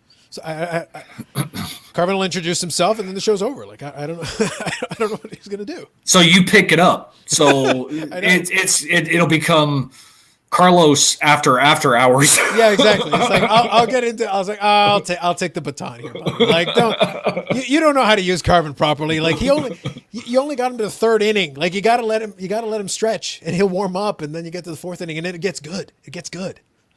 Yeah. I still haven't finished all those, and I still have them on my list because I'm interested in where some of the topics go, and the fact of having somebody who's worked on all the facets from the manufacturing perspective at two of the top manufacturers into the distribution side. That is one thing that I would like to be able to pose the question nowadays, because in the current market, you walk into a hobby shop, you see a crap ton of retail. Years ago, that was not a thing. Yeah. You walked into a hobby shop, retail was normally not there unless it was just a retail product. Sure. And they carried it for, the kids or something like that. Right. Nowadays, you see more retail than what you see hobby. Yeah. It's just availability, though. It's one of those things where this will be a chat offline first. I'll have a chat with Carvin because I'd be curious, because he knows the distribution side. Like, he's in that world still. So he has the pulse on that piece. So definitely we can get some insight on that. That's why I like being able to chat with Carvin, though, from time to time, be able to okay, let me get a little understanding. Help me understand, because I won't regurgitate what you say verbatim, because that's not fair. I'll let you speak for yourself. But there are bits and pieces where if it helps my understanding, that means when I speak, you can know that I'm not just talking out of my ass. There is I talk to a guy who knows a guy, so to speak. So let me finish this quickly here. So Brian says, yeah, I would say I don't like if someone is crying for subs or views. Yes. The thing, I always talk about the algorithm because it gives you reach, because more people can see it. And if you're producing content that you're proud of, that you think is good, you'd like people to see it. So I don't think there's any issue with that. And to me, that's okay. Paul was joking about the smash the like button and all that, but it's like, here's the thing. It does help. And if you don't want to, then don't. But if you can spare half a second, well, then it actually helps. If you actually enjoy the content, it's not a bad thing. Right. Yeah. Did Dave get picked? We're working on it, man. We're working on it. I don't think this will be the year. We might have to go for 2022, but we're working on it. We know Dave loves the Hall of Fame. We know Dave loves it. But I know there's a lot of people who voted for him last year, and I think the plan is to do it again. You're gonna have to stuff the ballot box on that one. Well, and what's interesting is because I've been a proponent of this, and I still will claim this until I'm 6 feet underground. It would be no different than what I feel is going on in the hobby, market manipulation. If we could gather enough people to vote Dave in, to where we know that, let's say, 200 people submitted a response and all of us voted for Dave and he still didn't get in, then here we go. Then we could go down that rabbit hole and sit there, okay, yeah, now we can prove that this is fixed. I will only make the video for that trolling purpose. It's like, there's only one man in this entire community who deserves to be in the YouTube Sport Car Hall of Fame. First, impeach Bob Lewis. Second, homage Dave Archer. Well, I gotta get Bob out first. Impeach him. The Black Sox scandal is in effect. I have questions. I think he threw it. So first, I'll get caught up here on this one. So thanks, Hockey Guy. I appreciate that. Yeah, the HGHOF. There you go. YouTube is too young to have a Hall of Fame. Yeah, it's. And I will give the actual counter proposal I have to this. And by the way, they've already done this, so I'm actually inventing something. I'll explain in a moment. Yeah, exactly. If I did it, I promise at least an equivalent level of corruption, but with a lot more winking and entertainment in the corruption. You will be entertained by my corruption because I am Panamanian by birth, and corruption is my birthright. I'm not having this second-rate corrupt dictator try to do what I was born and put on this earth to do. We'll get it done right. Yeah, affirmation of the community, Rand podcast. Yeah, don't worry, Bobby. We'll make it happen at some point. Yeah. Well, you see, we try to help, Ty. We try to help. That's the other reason I did the podcast, jokes aside, because I know for some folks it is actually helpful to have an option to be like, this is in a downloadable format. There you go. Get your podcast app of choice. Here you go. And a lot of times you're not seeing anything on the screen anyway. So as long as you're hearing what we're saying, you're probably all right. You'll probably be good. Carry retail since hobby is allocated. Yep. And that's something that I definitely would probably address with Carvin at some point. Going back to the 52, I will not reveal my secrets about the 52, Brian. I understand what you're alluding to, but I will not share any secrets. No, I will not. For reasons. For reasons, correct. Yes, Joe, yes. We try our best. You know, I don't understand what the problem is here. Like, these are short live streams. I don't understand what you're trying to get at. If you put it at 2x speed, it's not that bad. You can't do it live, but if you do it after the fact, you can try. Yeah, Dave's content in Lake Superior alone is Hall of Fame worthy, no doubt. Agreed. Yeah, Dave has face and get the Hall of Fame patch. That right there is hashtag content. I will live stream that shit. It's like, Steve, so first we record it and we do the live stream, and then we do the post-game show where we discuss what we just witnessed. Buy your tickets now. Correct. They will sell out fast. Listen, I don't even want to go to the stupid National, but I will go to the National for that. I will go to the National for that. It's like, Carlos, why do you have a red 16K camera? I need this in all the resolutions. All the resolutions. Yeah, Lake Superior Musings. Very true. Very true. Can we make a Hall of Shame instead? There's a lot of people that would fall in the Hall of Shame. Yep, exactly. 5 hours and the new 3 hours. Yep, no, that's fair. Well, Joe, you were involved. You contributed. You contributed to our record-breaking stream last time, so there you go. It's all good. Beautiful. I was going to say you caught up. I did it. I had to move quickly, but we did there. We got there. So nicely done. Let me make an actual proposal, though. Like I said, I don't like the Hall of Fame thing for the reasons we outlined. Like, I'm not a fan. But here's the thing. They did Hobbypalooza. Yes. To me, Hobbypalooza is a better version of that because you're actually promoting the creators in the community and allowing them to have their moment in the sun programmed one after another to let them do their own thing. And people actually get to see them. No, that was well thought out. I will give them credit. But I think that is the vehicle to promote people in the community because I had never heard of this guy. Oh, but I watched the live stream. He was really great. I'll check out his videos. Done. Hobbypalooza is the vehicle. Hobbypalooza is what the YouTube Hall of Fame could have been, but done better without the stupid patch. No, very true. I actually think it's a better venue and a better format to actually be able to do it. That's when I saw that, I was like, actually, that is the thing you should have done first. And that makes more sense. This other one is like, it's rife with its own problems. I think it's actually a much better idea. So there would be one issue that I would disagree with that. Mm-hmm. And it's related to reasons. We do love the reasons. But I am going to give the reasons. Yeah. So as we talk, I wanted to give us a good chance to converse and talk, but we're going to play this game. We'll see what happens with it. Oh, geez. Y'all get your shot. Go ahead, Steve. Continue. If for any reason, let's say you got invited to be a part of Hobbypalooza, right, or the Insert Revolution podcast had a chance to be a part of Hobbypalooza, to limit us to an hour, not going to happen. Yeah. That's the only, to me, that's the only downside because. But I thought the Hobbypalooza concept then was just me doing a 24-hour stream and just inviting people on the channel. Well, that could work too. If you think you could last that long. It was funny because when we did the 6-hour one, I don't know if you get a chance to go to the end. Yeah, it was the same thing as the last couple where then Bobby and I were chatting for another hour and a half after. It's like, it isn't difficult for me because I used to do 12-hour shifts at the call center. And we're talking technical stuff and you have to keep your wits about. Once I get ahead of steam, it's like, it's fine. But just to be clear, we joke about it. I'm actually not trying to do 6-hour live streams, just so we're clear. I know you're not. But the conversation itself, if the conversation is flowing, and once I'm going, I've got enough going on here that it keeps me engaged. I know that Dave literally falls asleep at the wheel sometimes towards the tail end of some of his streams. But once I get ahead of steam going, it's like, no, if I set up little breaks here and there, because if you got multiple people on there that are chatting, you excuse yourself for a couple of minutes to grab a snack or grab a drink or whatever. I could do 12 hours or whatever, and it wouldn't be that difficult for me.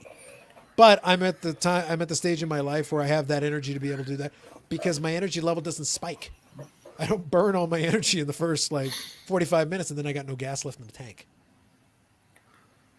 No, not Marty Turco. I've been called something else.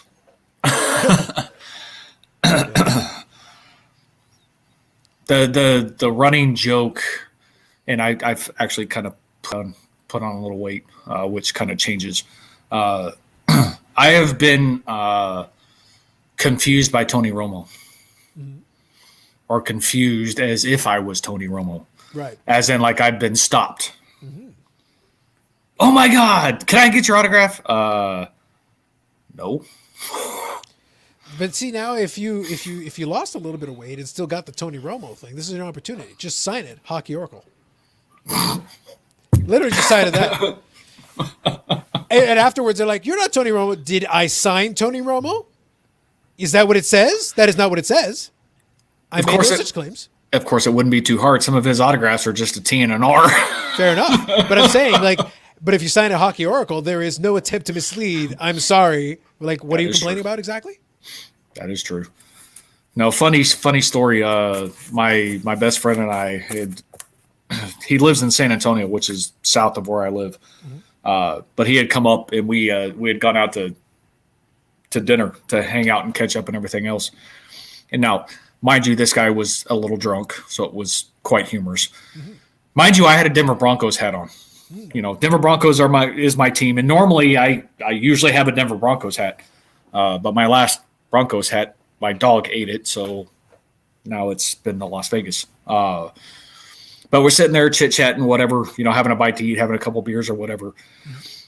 And the guy gets up from the bar and kind of stumbles and, you know, kind of bumps into the table that we were sitting at.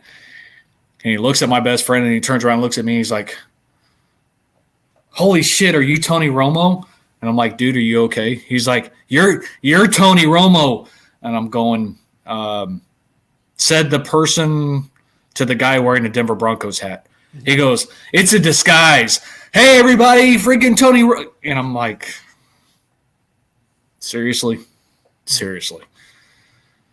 So next thing you know, here comes, you know, the bartender coming out and grabbing a hold of him. "I'm so sorry," and walking him out, cabs outside or the Uber or whatever it was. And I'm sitting there going, really? I mean, years ago, it used to agitate me, to be honest. Yep. But, you know, it's quite humorous nowadays, especially since I've put on weight. Thank you, pandemic. It's what happens when you're at home all the time. So you could be doing, now that you're getting a chance to do some of the sorting, now you can do calisthenics with the boxes. You got to move them from one place to another. I tell you what, when I did my initial pre-sort, just trying to sort by sport, yep. I've got 10 or 11 5,000 count boxes, and they're full. Yeah. So if anybody's moved them enough, they know how much they weigh, right? But moving them from my office into the bedroom, doing my pre-sort, shifting boxes and everything else, and then moving it back and forth. That first day I did that, and I did it over a 2-day time span. Mm-hmm. By the second day, my arms were like dead weight. Yeah. If you're not used to doing it consistently, it's the repetition. It's not like the individual box is going to mess with you with the weight, but doing it over a period of time, it's, yeah. Oh man, my arms were sore. Yeah, exactly. But that's what ended up happening is that a lot of it becomes. I'll be honest. Part of the reason I don't like sorting is that I don't really have any back problems except when I try to sort, because then I tend to have like bad posture, bent over, like to do that. It doesn't take long for my neck and my back to start bothering me. It's like it's the only situation where it'll happen. I'm like, well, I'm not going to sort that. Forget this. I'm not going to bother with that. I'm not going to mess with my back and my neck just because of that. That's where I have to get the people for that, Steve. That's where the big bucks are going to come in. It's like, I'll have the state of the art studio and I'll have sorting people. There you go. Your job is to sort this. Commence. Here's the Beckett printout. Make sure it's in that order. Get on with it. Yeah, speaking, it's kind of funny you mentioned that, because Dave still, it never fails. Dave will still give me shit when I make my PC showcase videos, when I break it up by year, which I'm still so far behind on. It's ridiculous. I just need to break down and bring the cards in here and record the video in here, because I do have a little bit more quiet in the bedroom. Yeah. Even though I was banished to the bedroom this evening for the podcast, but that's okay. As I'm going through and showing cards, I always preface it in the very beginning. Keep in mind, this is per the Beckett checklist. Yeah. They may be out of order, but it's by the Beckett checklist. And he's like, he'll go, as I'm watching it, and you're like going through Bowman's best or whatever, and it's the base, and then, you know, it's something else. And it's like, no, that should be the refractor, and then the atomic refractor. I know he's got the atomic refractor. Where? Oh, there it is. Oh, yep, I forgot. It's in the. I never. But then again, Beckett does by alphabetical order. That's their whole purpose. Yeah, but it's. I remember that there was a podcast where I think Dr. Beckett was interviewing one of the guys that worked in the back end, and they were talking about designing and building that database, and at the time they did it, they made decisions that basically now feed into the current system they're using today. So at some point, someone made the decision that this was the simplest way for us to be able to designate these things and then be able to apply the pricing according to these subsets and whatever. And that's how they decided to do it. And once that decision was made, it's like, imagine trying to redo tens of millions of records in a database somewhere. So it's like, now good luck to you. You'd have to hire a team to do it for months. And in the meantime, you'd have this downtime where like you're charging people for this. So it's like, oh my God. Valid. Yeah. So it's like, once you made that decision, you're down the rabbit hole. It becomes really hard. At the beginning, before you've done all this, then you can figure it out and be like, all right, we're going to do it this way, guys. It probably makes the most sense. Let's do that. But once you've let it go down that path, it's like Beckett's kind of stuck with that. Unless somebody goes in and is like, all right, make a copy. The only way you could do it is, okay, so it's going to cost us a lot of money. Make a copy of the database. Redo it completely offline so that it doesn't mess with the current. And then, all right, guys, we've upgraded our stuff, so we're just going to transfer over your stuff to the new format. Good luck not losing a bunch of data that way, but you could do it. Yep, especially for those who have their collections on Beckett and everything else, because that would definitely change some stuff. Yeah. So it's one of those, I know at least a little bit about that world because I have to work with databases and stuff like that. Now, if every one of these cards has like a serial number or a special code, you could use the code then to update the data. And then at least you've got something. But I'm not giving them advice on that, but you could do it if you have that. I don't know what they have. That'd just be a guess. So go pimp yourself to Beckett and say, hey, I have a solution to fix your... This has become the thing now. Now I got to go fix Beckett's problems and PSA's problems. And at this point, I may have to fix StarStock's problems. I may just become a hobby consultant. That may be the new bit. That may get me my studio, Steve. I was going to say. Yeah, I was going to say, like, at this point, it's like, all right, I'm going to fix all y'all problems. And then Dave is like, no, I can't fix that. No. That is beyond my help, sir. I'm not a miracle worker. There are limits. If I can part the Red Sea, then we'll talk. Until then, no chance. Right. Yeah. So Brian was asking, how big are your collections? I always find that question interesting. I honestly don't know. I know what the Medano collection is, and I know what the vintage part of it is, but there's like miscellaneous junk. We're like, do I even count that? Well, see, I was going to pose the question to specify. Are you looking for counts? Are you looking? I mean, is it like in general, or like, can you be a little more specific? I think if you're more specific, Brian, I'm actually very happy to answer this question. I'll do my best. Me too. But but specify a little bit. Just help us out, because I could come up with a bunch of different numbers that are all technically accurate. It just depends on kind of where your head's at. So well, see, if you're looking for numbers, like number of cards, I mean, I can throw out a rough estimate. I mean, between probably 150 and 200,000 is what I'm sitting on. Yeah. Yeah, I think it's going to end up being, it looks like based on this, he's saying total number. So then you kind of given your answer. I think my best guesstimate, I'm going to say like 50 or 60. Because I really did focus a lot on that Medano collection early on, which prevented me from opening a lot of extra boxes and stuff. So that kept that piece of it down a little bit. So that helped. Once I kind of focused my attention, it was like, so when I buy something, I'm not really buying boxes of cards or collections like what you were mentioning earlier. I'm kind of like, okay, no, I'm going to eBay and finding stuff. Like this week, I got 7 cards to Medano collection. But there's some nice cards. There's a 1 of 1. There's that nice patch I showed. Like they're quality pieces. So it's like quality over quantity. Yep. The ComC one will add 350 to that. Then it'll be quality and quantity. You'll get a little bit of both. But generally, it's not like that all the time. I mean, from a Terrell Davis perspective, I'm just over 2,200. Solid, especially for the size of the checklist. All right, so let's give this a try. Bobby, are you Chipmunk Bobby? Probably. Right? No. Wow. Oh, it's a first. Hey, I fixed the problem. It's all me. I was gonna say. I knew it. I was gonna say. What did you? I put this on for Steve too. I love how you stuck it on. Hey, sorry. I tried, guys.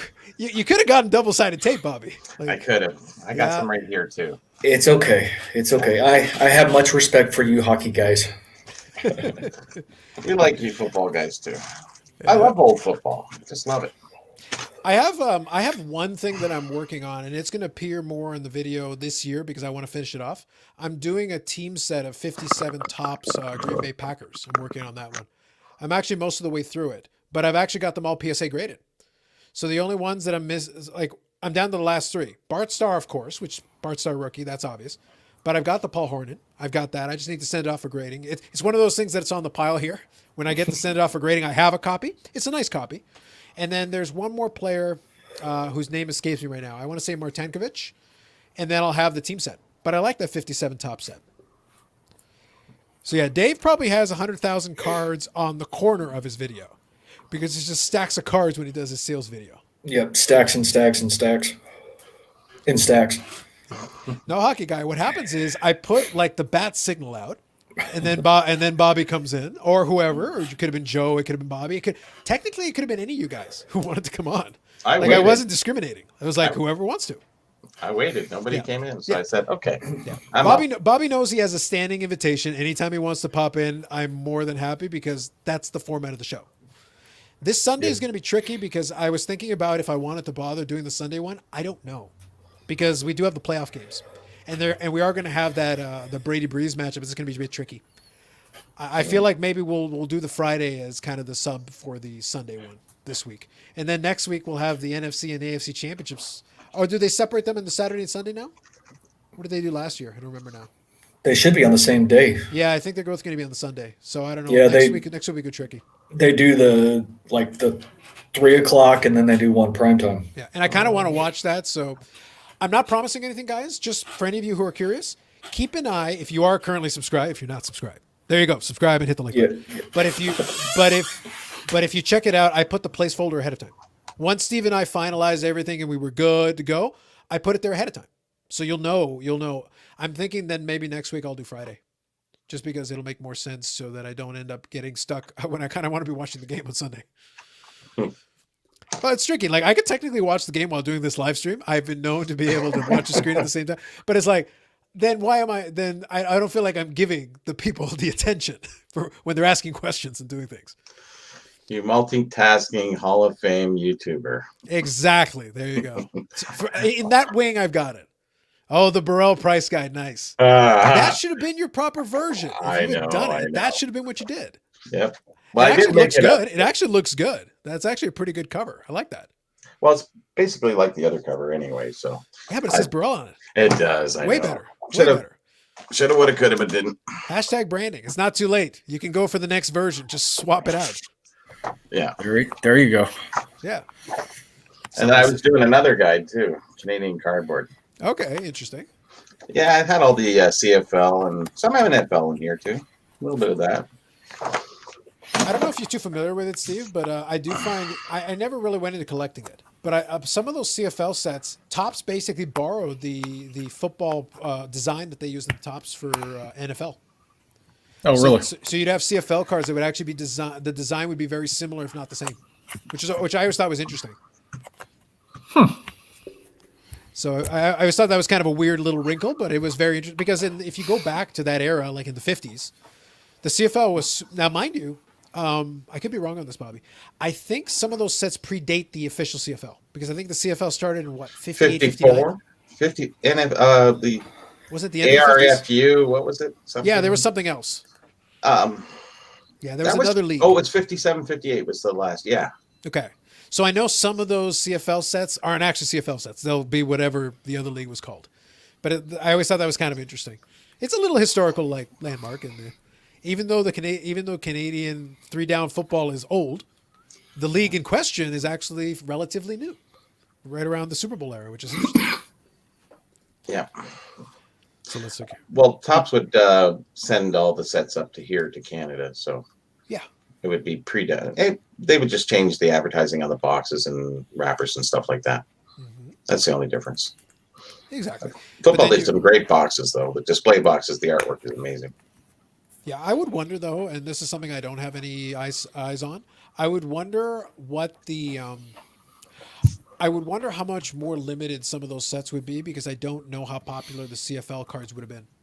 It's not very popular. Yeah, so I would think those are probably understated in terms of rarity. Some of them. They're out there because there's less CFL collectors too. Yeah. So. Yeah. For later though, like if you go because did they have some CFL sets in the 70s? I don't recall that. I don't have visibility on that. So then probably maybe like a Joe Theismann might be a good card. Oh, that was 72 Argos. Yeah, he'd be. If Joe Theismann has a CFL card, that'd be a more obscure Joe Theismann because Joe Theismann also has the NFL background. Yeah, of course. So that'd be kind of if you're a fan of the player, that'd be a more obscure card that you could chase that would exist in the CFL format. I'm pretty sure it's there. So there are little angles, there's little wrinkles. That's why I say vintage is fun for me because there's all those little wrinkles. If you know a couple of these things, you can be like, actually, if you're a fan of some of this stuff, you can look after some of this obscure stuff. Well, it's like everybody chasing O-Pee-Chee baseball. Yeah. Because it became a lot more interesting, right? It was harder to get your hands on. I think they were finished with their tops and they just said, what else is out there? Let's go with base. Let's go to O-Pee-Chee. So. Well, that was the only thing though with like the 80s though. Once you built your base set of tops, what else is there? Like you kind of ran out of stuff. Now, mind you, after 81, you could do your Donruss set, you could do your Fleer set, but then what? Because some of these people were like obsessive, so they'd build that set in about 35 seconds, and then they're like, oh, I'm out of stuff. Now what? So Victor says good evening to you, Bobby. Good evening, Victor. Matt Nagy says good evening. There you go. Interesting. Sounds good. What's interesting about it? Yeah, thank you for that. I didn't want to say anything. So well, there's a Matt Nagy that I don't know if you're familiar with this Matt Nagy. Is that another YouTuber? Because there's a Matt Nagy who was parading around in football a couple of years back. I don't know if he's still around. That's my wife's last name. Interesting. So your wife is posing as Matt Nagy? No, it isn't. Last name. The plot thickens. The plot thickens. Oh yeah, that would be really funny, right? That's a really clever alias. No one would have thought. Change the first name. Ooh. Yeah. Damn. Is that what she's doing in the other room? Okay. You see, if you look at the comments, Steve, I thought so. What? Here. Oh. Told you. See? That bears. I wasn't imagining it. So now we know.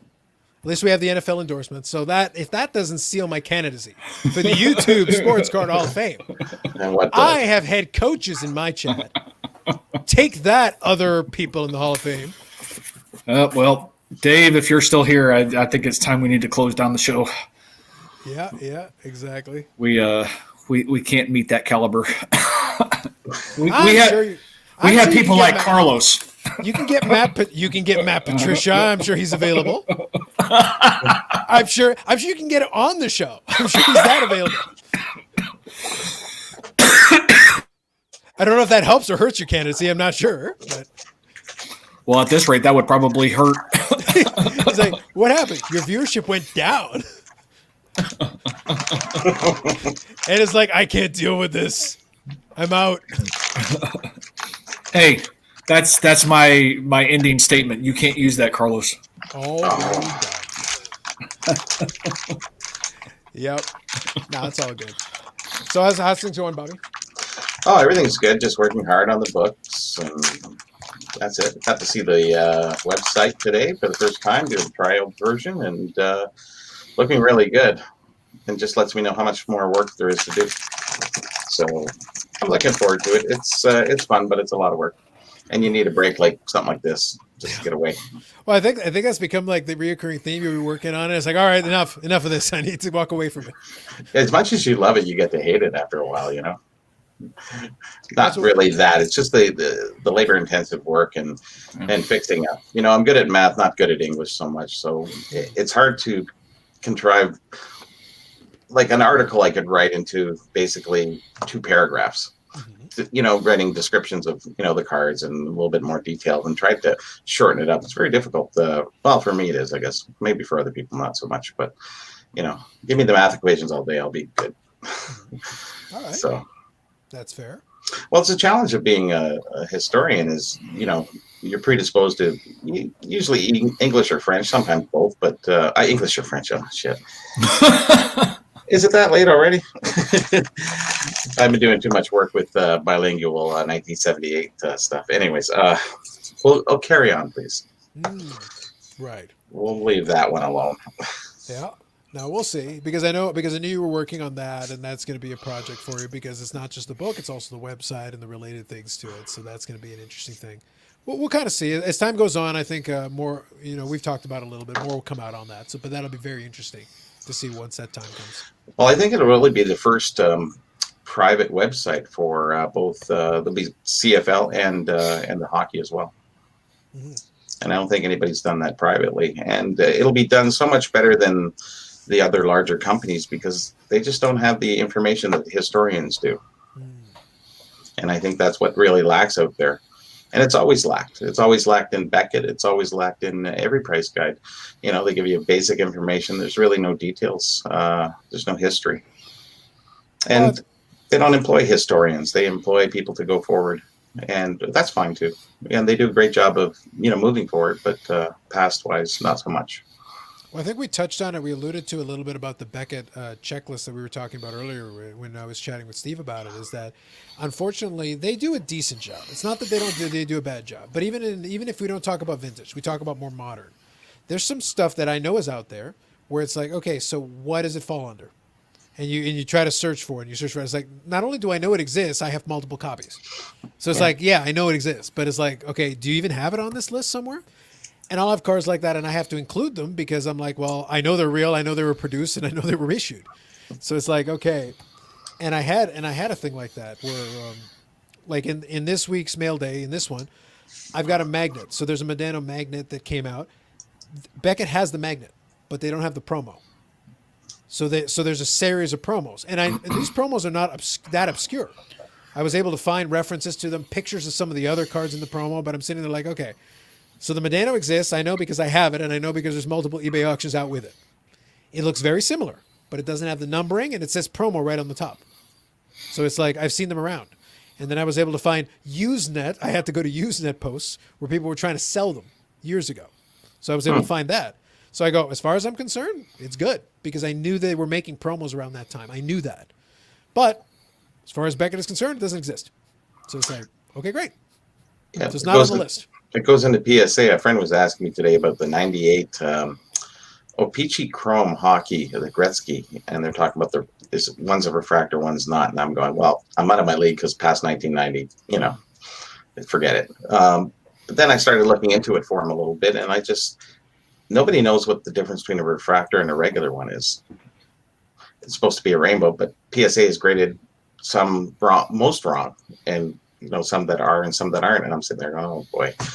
I said, call PSA. Good luck, because you can't get it straight. Well, the third party grader is a different thing entirely. That's always been a lot of fun. In the Beckett guide, it doesn't really give you a description either. So yes, that is true.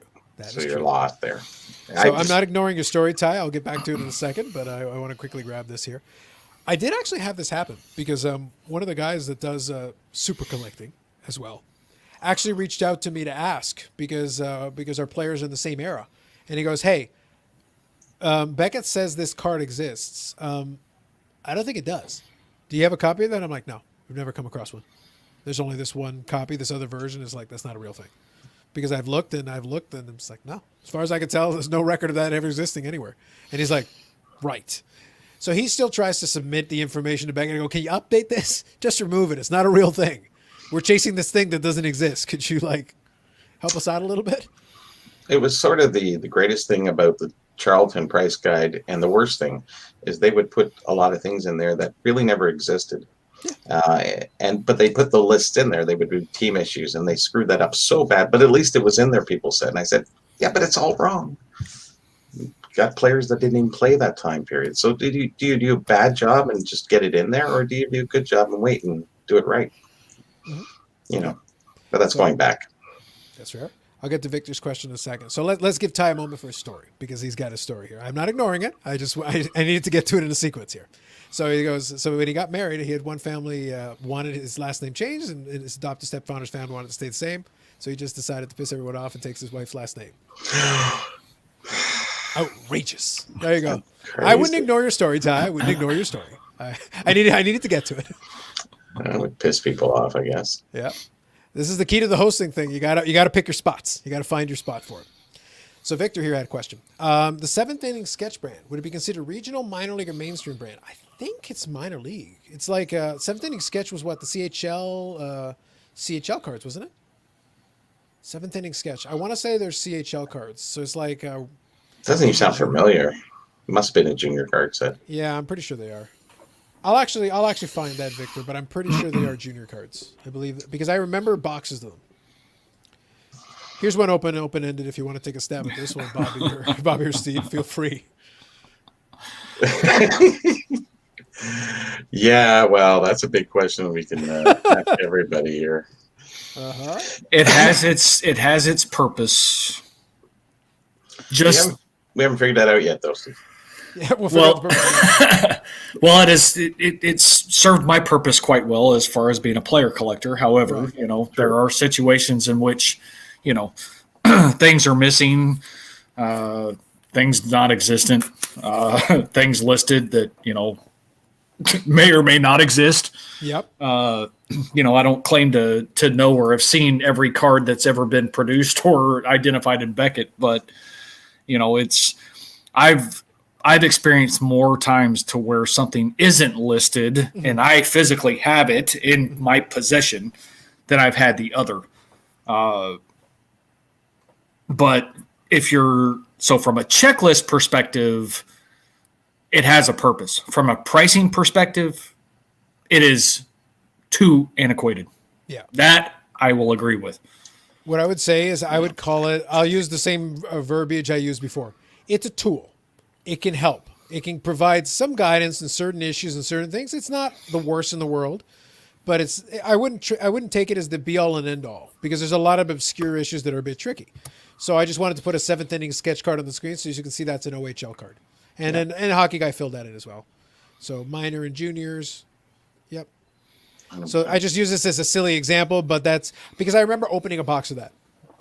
That's why I was pretty sure it was OHL and those ones. They had different series and they were really cheap. You can get those boxes super cheap. I know the one. I know the box. Is it a black box? Something like that, yeah. And There's a couple of different ones, but it's they're kind of fun cards, but they're a little bit obscure. But they're out there. Mind you, I've always found this to be interesting. This is always something that I enjoy. And Steve can and Steve can kind of attest to this. In the state of Texas, football is religion. It's huge. Like high school football is huge. College football is huge. All of that's huge. And in Canada, we get this reputation of being hockey crazy. But I always enjoy teasing the locals. Nice. I always enjoy teasing the locals and pushing back. The Bears. Yeah, exactly. They're all rings. I can see that. Yeah. From the 70s. You got a whole stack of them as well. Yeah. But I always like to push back on the locals and frustrate them because I say, no, Canada is not hockey crazy. They go, what do you mean? It's like, in certain parts of the country they are, because I'm not going to judge it by your attendance on your NHL team. I want to see where your attendance is for your AHL team, your OHL team, some of these minor league sports. Because I use Texas as the example because high school football is highly attended. Huge. You're not showing up to a bunch of these OHL and AHL games. I know because I go to those games and I got all the legroom I want. So, and I enjoy the game. Hockey isn't my favorite sport, but I enjoy it. But those games are fun to go to. And I prop my feet up and I get to sit there. I get to sit there with my beer and I enjoy the game. And it's fun to watch. It's a great game and it's a good value and you can have fun with it. Move down 18 rows to get closer to the... You totally could. Right up against the glass and just hang out. And you know what? It's a good time. And the people that are there are passionate about it and they'll chat with you about the team and it's a good time. But now, if you go to Saskatchewan, then sure. You know, the Prince Albert Raiders and things like that, those teams get a lot of play, but it's because it's in the middle of nowhere. They literally have nothing else going on. That's it. It's like, this is it. This is Major League to us. Yeah. Because that's it is kind of crowd out there. Well, it is kind of interesting that I've only been to 2 hockey games in my life. But I have to say, okay, so 2 professional NHL. Yeah. The place was packed. Sure. I mean, beyond packed. But I've also been to the Allen Americans, which is, the Stars minor league team. And they're, freaking pretty damn good. That place is packed.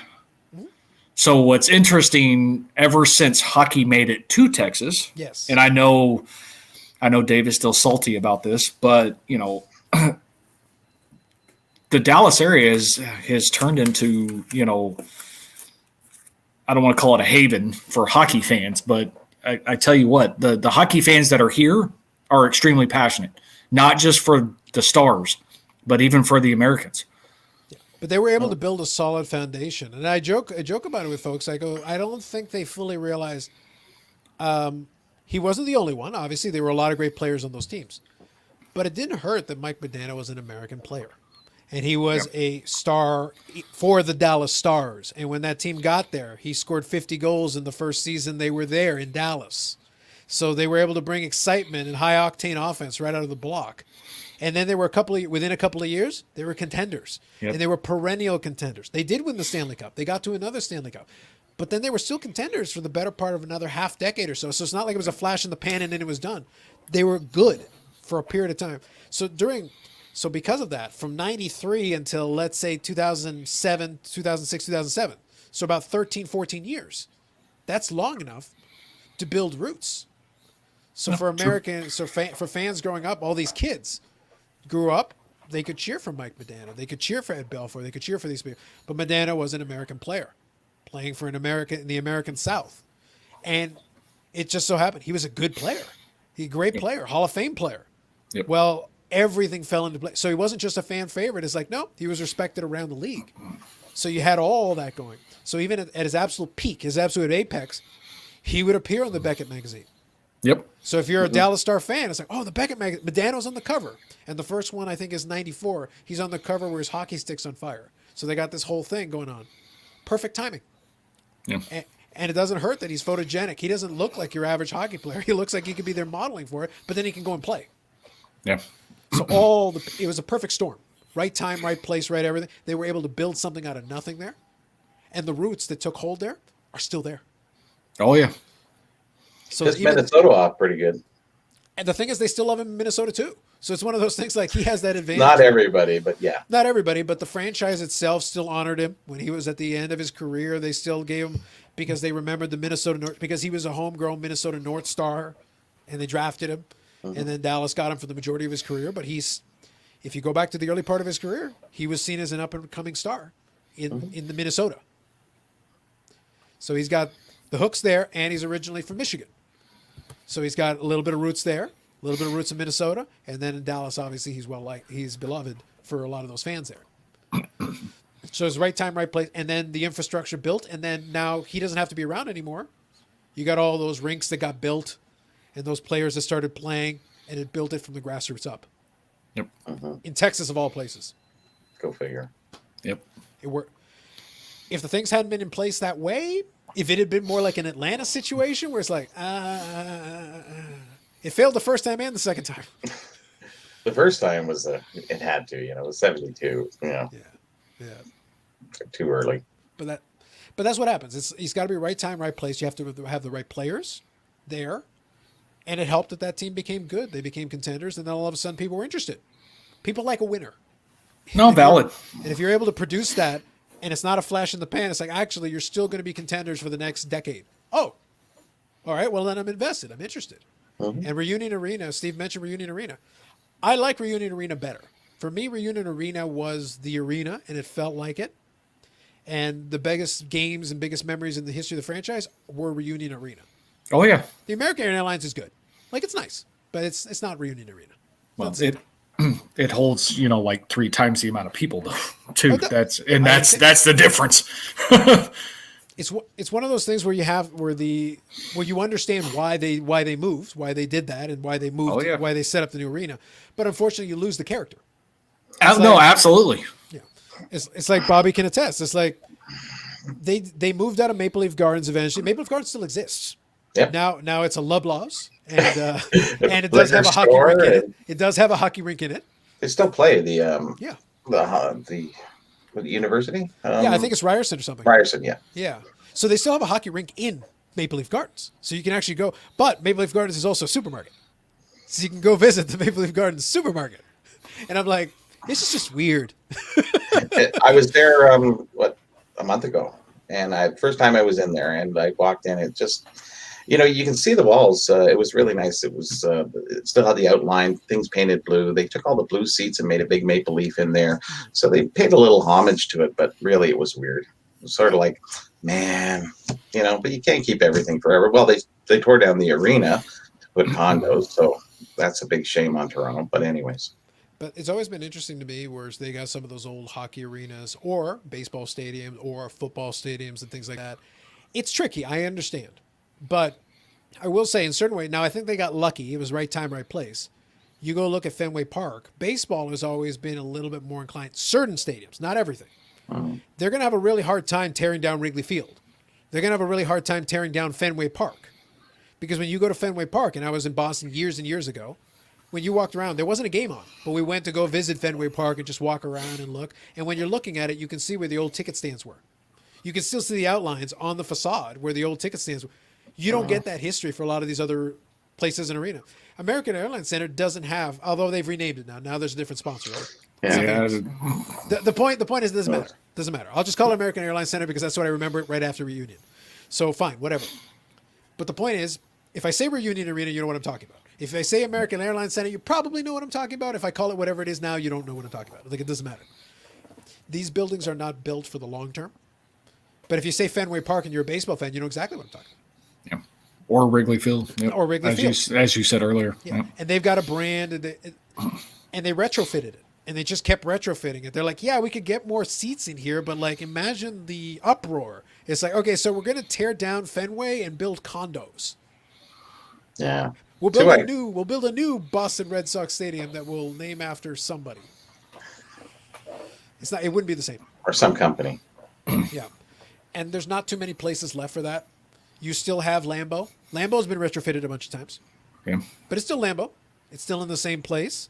It's still in the same thing. They've just lowered the bowl to adjust accordingly and add more capacity over years and added the scoreboards and whatever. But it's still physically the same building, so there's still an attachment to the past. Because it was Municipal Stadium, and then it became Lambeau, and then they just kept building off of it. But there's not too many stadiums like that left. MetLife Stadium doesn't have that. And the Giants are an old franchise, but MetLife Stadium isn't the old stadium.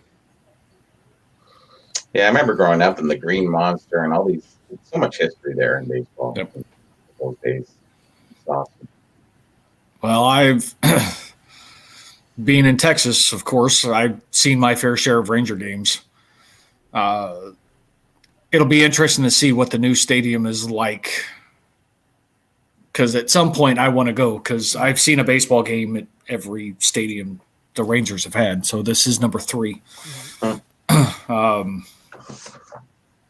So I'm going to have to go check it out, because I mean, the old Arlington Stadium was a shit box.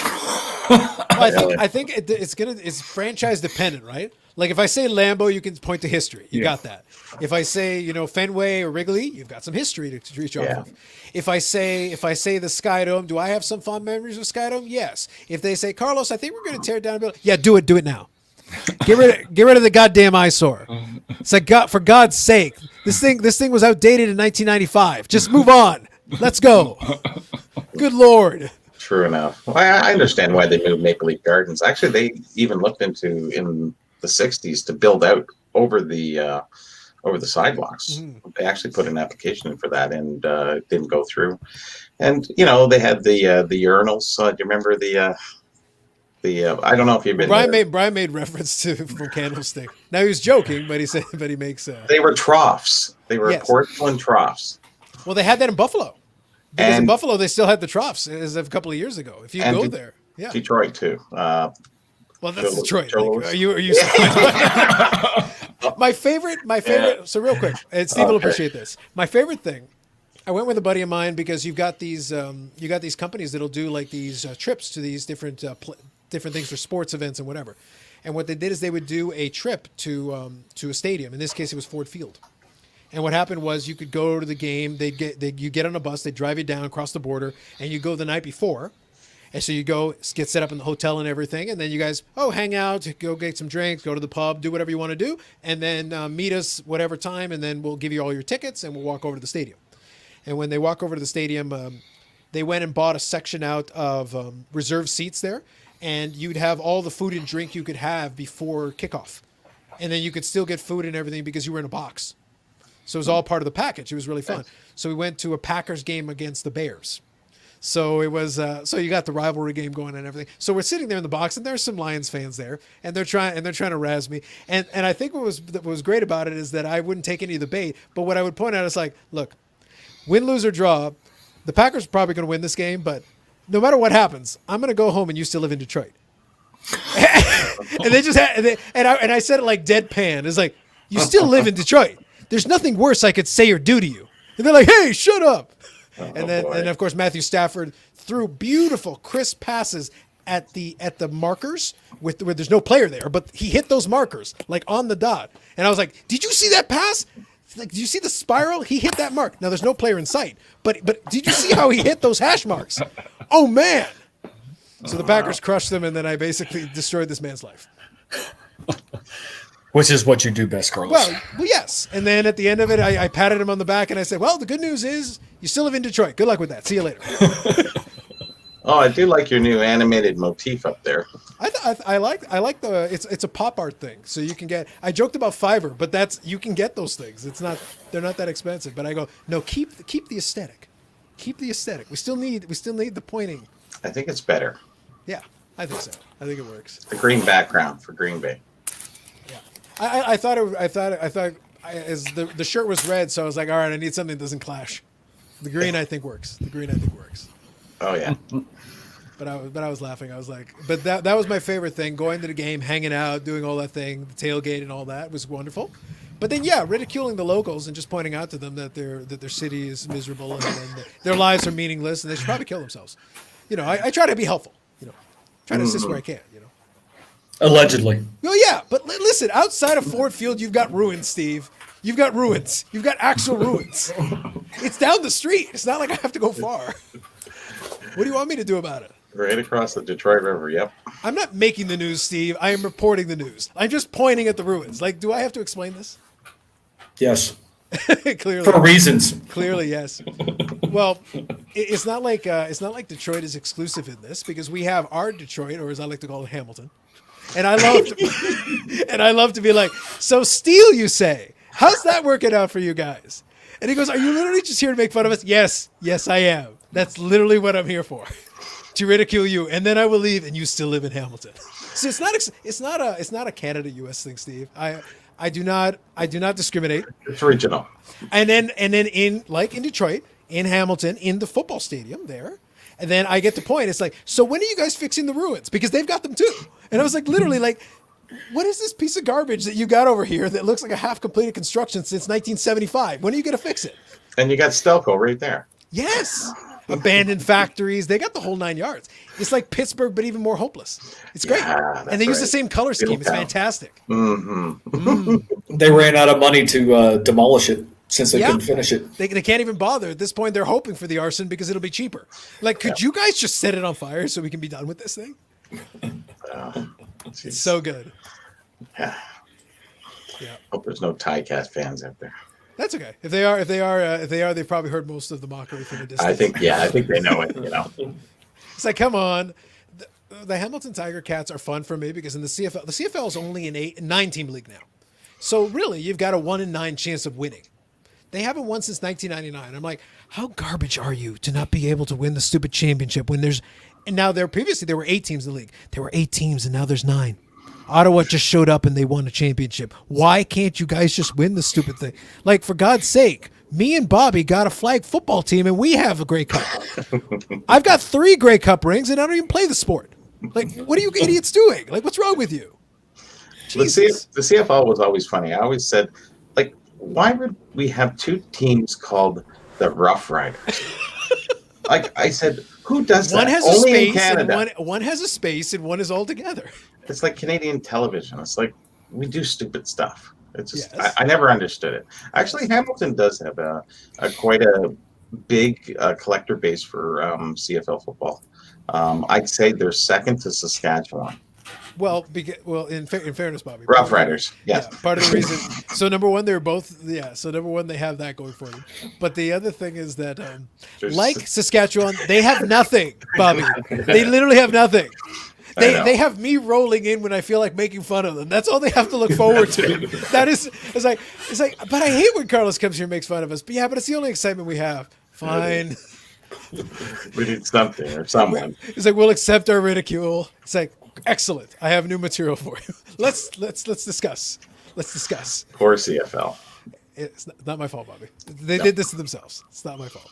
But I shouldn't talk. It's the Toronto Maple Leafs since '67. It's just been, always surprised me. There you go. Well, you know what would be the one funny thing that they could have done, and part of the reason why Hamilton's so much fun is for the reasons I outlined them. Yeah, there's a lot of them, but the other reason I enjoyed it is because they built their hockey arena in the late '80s, early '90s, Copps Coliseum. Their intention was to get an NHL team, and they thought at the time they had a legitimate shot, and they probably did, but for whatever reason it fell through. So as a result, the arena just quickly became what's that? Was that Ballard's problem or fault? I think it was that they were trying to get it, but they forgot that the Maple Leafs still had like a lot of say in territorial rights. So it's like, okay, so you guys built the arena, but you didn't have it in writing. You literally built the arena thinking you're going to get a team, and you didn't have any real assurances. How stupid are you? So now you spent this money for the stupid arena that is of no use to you. Well, it's like, well, we'll put in the AHL team. Yeah, I bet you will. Until the AHL team left and they had to switch it to an OHL team. They steadily downgraded. I know. Well, Hamilton did have a hockey team back in the 20s, right? So great. Fantastic. Yes. Where did they go? Weren't they the Hamilton Tigers? Yes, they were. Okay, so here's my favorite thing. So, Steve, quick history lesson on my favorite things about Hamilton. The stupid things they do. They named their hockey team the Hamilton Tigers. Their football team was named the Hamilton Tigers because they're creative. And at a certain point, they had Hamilton Wildcats. So at some point, they're like, well, we can't have two teams. So they merged them and made them the Tiger Cats. And I'm like, you're idiots. This is trash. You realize why to this day I continue to make fun of you. This is garbage. That's a little redundant. Yes, it is. It's glorious. Well, hockey did too. In Pittsburgh, they were called the Pittsburgh Pirates, and they were a hockey team. Played in 1927. You know, but in the 1920s, you'll forgive it. But the football thing, they've got no excuses. Like that's just dumb. But a professional league named the same as the baseball. Well, you had the Toronto Maple Leafs, were a professional minor league baseball team. Now, mind you, yeah. So you had that. That was a real thing for a long time. Yeah. Like I think they existed into the 60s. So they were around for a while. And now you've got the Toronto Maple Leafs inter-county baseball team, which still exists. It's not the same team. It's not continuous, but they still borrowed the same name. Yeah.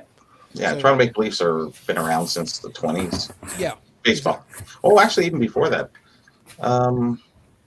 Didn't Babe Ruth play on the island out there on one of his first games? Some good history there. I'm going to have to look that up. Yeah. But you'd have these. So I will tell you, Steve, if you're ever just curious down a rabbit hole, just for fun, being a football guy, though, I will say the quirks of the Canadian game with the team names and stuff like that, that history is just fun. Like if you just want to get a laugh, it's actually kind of fun to hear. How did you guys, because it's not like 3-down football is not it's been around forever because the Grey Cup is well over 100 years old. So they've been competing for this thing for a long time, but all these weird nuances and all these things. And there was a team that won the Grey Cup. There was like the Toronto, I want to say like Balmy Bay or something like that, or Balmy Beach. Balmy Beach. That was the name of the team. Yeah. That was the Toronto Balmy Beach. There were so many obscure random teams that won the Grey Cup. That's why I said Bobby and myself had a flag football team. We won the Grey Cup a couple of times. You and Dave should get a team together. We can compete for the Grey Cup. We should just make it a challenge cup again. It's not like they're competing for it right now, Bobby. No. We'll get it for flag football, and we can hoist the Grey Cup. It'll be great. So what was their mascot? A beach ball? An umbrella? I think when that team existed was in the 40s. I want to say it was in the 40s. It was around World War II. You can actually go to the 20s with Balmy Beach. It's been down. Oh, they were around even longer. That's true. Yeah, a long time. Yeah. Actually, they were the Toronto League, the Toronto Hockey Association, THA, back then. So There's they would so many literally have small these leagues teams that that would roll split. in and become other teams, and then you had like a bunch of teams in Toronto all at the same time. So the different ones would win the Grey Cup, because you didn't really have a league per se. It was kind of like a Challenge Cup for a while. And then you come up with. That's why I say like the history is fascinating, but it's weird. Yeah, they had all these junior Blackhawks and all these minor team names after the same name of the professional teams. I never really understood why they did that. It just confused the heck out of us now. I think it's because they really didn't. They weren't comfortable establishing. Bless you. They weren't comfortable establishing a professional league right away. Because so like to put it Usually in foreign context, teams, though. yeah. But just imagine like the NFL started in the 20s. So, but imagine if they had left it open, because the Super Bowl era doesn't begin until the 60s. So you got this long history of these teams competing for the NFL championship. But imagine if you had allowed because when you go back to the history of football, it was teams like Harvard and these collegiate teams competing. Yeah. That was if you go back way to the history. But imagine if like Harvard in 1925 challenges the Chicago Bears and it's like, we want to face you for the NFL championship. And imagine they could have done that. And that's hockey, too, even back to that time period. Yeah. But that would have made history very different. Imagine if Harvard won the NFL championship in 1925. And they're like, we were NFL champions. Yeah, true. History can be fun sometimes, but these are real things that happen. So it's like, what are you going to do? But hockey's jacked up more than any other. True. But I will say, though, reason 5,457, why I make fun of Hamilton, after they merged these two teams, they laid claim that the championships for these teams were combined into the one team. Really? Yes. So I was like, no, you do not, sir. That is not how this works. You don't get to pretend that all of these championships are yours. They're two different franchises. Get out of here. I think a lot of people said that about the Leafs because we had the Toronto Arenas who won the first Stanley Cup, and then you had the Toronto St. Pat's, and then they did a 100th anniversary, and the Toronto Maple Leafs came in 1927, so 27 till now, and then they did this 100th anniversary of Toronto Maple Leafs, and I went, it's not Toronto Maple Leafs because they started in 1927. It's only 2018. What are you doing this 100-year thing for? Well, we were Toronto St. Pat's, and then we were to Toronto. So the Toronto team. So don't say Maple Leafs on there. So what's going to happen in 2027? It's the 100th year of Toronto Maple Leafs again. Yeah. Let's sell some more jerseys, sell some more hats. The best part about history of Bobby is when you can change it to suit your narrative wherever it works. It does work for them. And no one's going to fight them on that. Yeah. And also we're in the make shit up era. So you see what Brian says here, like he says the 1985 Miami Hurricanes were badass. Yeah, they were also Grey Cup champions in 1985. True story. It is now. It's on the internet, so it's true. That's why this is the Hall of Fame show. Yeah, it's like I was impressed, but it's not even close to the dynasty I had going on with the Grey Cup winning it 6 straight times between 2005 and 2011. It was a legendary time. Legendary time. Are you sure they didn't win the Masters? No, I did that too. We were multi-sport. Okay. Yeah, we didn't limit ourselves, Steve. Like the winning the Grey Cup only takes a day. It's a one game playoff. We challenged them and then we won it. It's like, all right, I'm gonna go play in the Masters now. Yeah. We like to get in there every once in a while. We get the Raptors in there, and we get the Blue Jays in for a couple of years. Well, the Raptors thing was a perfect storm. It worked out for them, and I'm happy for them. Like the real Raptors fans that were fans from day one, I'm happy for them. That's not going to happen again, probably ever, but I'm happy for them. It worked out. It was good times. Exactly. So Brian knows. It's a true story. But that's just the way. But that's the way it is. It's like it's always been fun for me to tease the CFL fans that I know. It's like because they're not even playing right now, and they're probably not going to play this season. So it's like, so can we just award the Grey Cup randomly? Can I lay claim to the Grey Cup? It's like I'm taking this with me. What? It belongs to me now. When you compete for it, you can have it back. Yeah. Until then, the records will show the last 2 years I was Grey Cup champion yet again. Well, they all get a check back. They must be happy. $127 for their season tickets for the year. So probably not wrong. Not wrong. Well, I went to the 100th Grey Cup because I was like, all right, it's 100th Grey Cup. It's historic. But what I did is I go, okay, you guys are super predictable, so I know what's going to happen here. They did the 100th Grey Cup in Toronto because they had been in Toronto so many times. So I was like, oh, fine. So okay, what's the best way for me to execute this? So not the year before, but the year before that, I bought season tickets to the Argos. Because if I knew if I went the year before, they would only give me like a ticket. But I knew if I went a couple of years before, I could get multiple tickets. So I went, and I was season ticket holder for 2 seasons. So whenever I make fun of the CFL, I have been to hundreds of games. So I can ridicule it as much as I want. I have patronized this questionable ragtag league, whatever you want to call it. And if I want to name myself Grey Cup champ, then damn it, I can. So I went in and I did the season ticket for the 2 years, and then they gave me the tickets. My only regret was I got the tickets I wanted. So I let my buddies buy in and get their tickets and whatever. And we went. It was a good game. It was fun for what it was. But at the same time, I was like, okay, it was okay. Grey Cup is not the Super Bowl. Like, as hard as they try, it's not the same. But I will say, my only regret is because it was the 100th. I bought the tickets, and the tickets cost me like $130 for good seats. And I was sitting there, and they were selling for upwards of $1,400 prior to game time. And I was like, so would you guys be okay? And I was like, I turned to my buddies like, would you be okay like watching it on TV? Bar. And it goes, it's like you want our tickets back so you can sell. It's $1,300, and I got 4 of them, man. Wow. 4. So after we went to the game, it's like, so was it worth $1,300, jackass? Yeah. Because I don't think I got $1,300 worth of value. Halftime had Bieber. That was totally not worth $1,300. I didn't need this in my life. At least you said you've seen Bieber. Oh, well, fantastic. that made my life right there. Just that was the second most disappointing game of that caliber. And I went to the International Bowl because we had a college football bowl for a cup of coffee there for a couple of years. And unfortunately, it would have been a better story, because I was at the International Bowl, and that was the year Ray Rice won the International Bowl MVP. And for a cup of coffee, I was collecting Ray Rice cards, and then Ray Rice kind of ruined that for reasons that would be left alone. I wonder what you're referring to, Carlos. I actually have a Ray Rice jersey that's been sitting in that closet for years that I can't do shit with. Like, I can't do anything with it. I'm like, burn it. Yeah, I might as well. I might as well. For rags. It's like, did you really? Must you? Yeah. Of all things to do. And he was a good young player. Like, at the beginning, He was a pretty good player. He was fun to watch. And then in that International Bowl game, he rushed for almost 300 yards. Like, it was an awesome performance. It was like his big performance before he went to the pros. And I got to watch it live, and it was fun to watch. And then I was like, all right, I'll follow this guy in the NFL. And at the early part for Baltimore, he was good.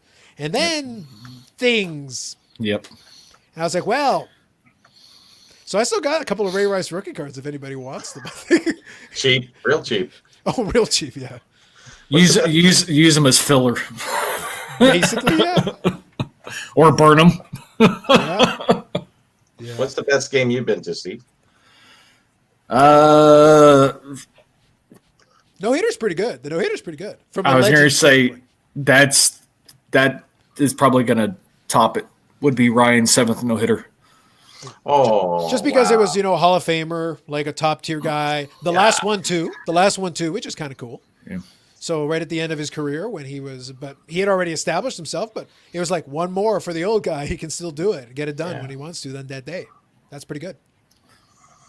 I actually, I could have gone to his 5,000 strikeout game, but something, I don't even remember what happened, but I couldn't end up going. So I could have been able to watch both milestones. But yeah, 7th no hitter. Anything good in football games? Yeah. Any football games that stand out to you? No, the one that I enjoyed the most was the one time I got to see Peyton play in a Denver uniform was Denver Dallas, and it was the 51-48 game. Okay. Yeah, there was no defense in that game. Well, clearly. Well, there was a playoff game that I didn't watch it live, obviously, but there was that playoff game the Packers played against Arizona. There was like almost 100 combined points, and it was a playoff game, and it was ridiculous. I just remember watching it. It was the dumbest thing I'd ever seen. All right, let me grab a couple of these comments here. Yeah, that's a hard pass for me. I'm gonna say that's a hard pass. Yeah. That's although also just for the record, like Vic was dog fighting. It wasn't domestic violence. So get your things that got them put into trouble. Get it right. Don't put Vic in for that one. He had other reasons he got in trouble, but not that one. That's probably the reason he was eventually able to get back into the league, because he donated his way back into it, got Tony Dungy on his side, and did a lot of apologizing. Yeah. Yeah. So here, bunch of the. Now that's cool. Yeah, that's a good one. That's a good one for sure. I still watch that movie every time it comes on. Yeah, what was it? I can't think. Moneyball. Yeah, there you go. Yeah, Moneyball. Yeah. One of my favorites is Mark Wahlberg in what's the Miracle? Played for the Philadelphia. Is that the Papali one? Yeah, Vince Papali. that was a great one. But it's Philly. But it's still one of those. It's a feel good thing, because that's not something happens. Especially there, yeah, I know. So you say, are we taking on Philly now, Bobby? Like, I feel like I've done enough offending Detroit and Hamilton locally. Like, we don't need to feud with every city we can. We have to always Philly because of 74 and 73 and 75. So basically, in 76. Hockey I was like, related. Bobby, if we're gonna base this upon your Maple Leaf fandom, shouldn't you be feuding with Boston? That's more recent. It wasn't that. It was not just the Leafs. It was the whole league. It was crazy times. Right. So 78, 79, 72. Every year since 1967, Steve. Every single one. All of them. No, they weren't contenders. No, 67, I know. Philly. lucky if they stuck around. Yeah. So Brian's biggest game was the stolen base record for Ricky Henderson, that was a big one. Yeah. Although I did enjoy when Ricky Henderson did his speech, he goes, it's like you were great, but now I'm the greatest of all time. I kind of would have loved if he like pushed Lou Brock out of the way. He goes, it's all about me now. Get out of the way, old man. Do that football. Yeah, Ricky Henderson was jokes. Ricky Henderson was hilarious. Yeah, in the streak. That streak was crazy though. The 20 games, that was a big. It was a great story though. Like in the regular season, as far as regular seasons go, a streak like that gets people interested because they're like, all right, how long is it going to go? Because it's unusual. You don't get a lot of that. Yep. Especially when you do that.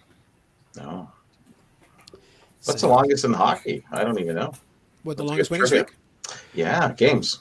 I would bet that I wouldn't be shocked if one of those mid-70s Canadians teams, because there were some of them that racked up a ton of points, so they probably racked up a ton of wins. I would be shocked if they didn't have at least one of those wins records. Yeah, they would because they would have had to have on some runs in there. Even if they didn't have the record, they'd have to be close, because there were some of those teams that were ridiculous. Football? Win streak? Well, you've still got the 72 Dolphins had the undefeated streak, right? Oh yeah, watch them. I guess technically the longest win streak was the Patriots, who went 18 before they lost the one. That would be the longest streak, technically. Yeah. Yeah, so that would probably be the biggest streak in terms of wins. Oh. So here we go. So wins are undefeated. Pittsburgh Penguins. Yeah, that's the only other thing, though. Hockey kind of messes with you because you can not lose because you used to be able to get the ties. So winning streak. Yeah, a winning streak would be interesting. If you tie, you only get 1 point. Well, back then, so that would nullify your winning. Well, yeah, I don't consider a tie to be a win. It's not a win. No. You didn't lose, so that's fair. So it says 92 good. Penguins. Paul's saying 92 Penguins, 17 games, so that's fair. Blue Jackets, 16, 17. Blue Jackets had 16, so they got pretty close. That's pretty cool. Yeah, Ricky had a lot of swagger. I'll say that. He was an entertaining player. He was a very entertaining player, and he had some power. When he felt like it, he could hit a couple of balls out. So for any sport, 15 to 20 is huge. Yeah, for sure.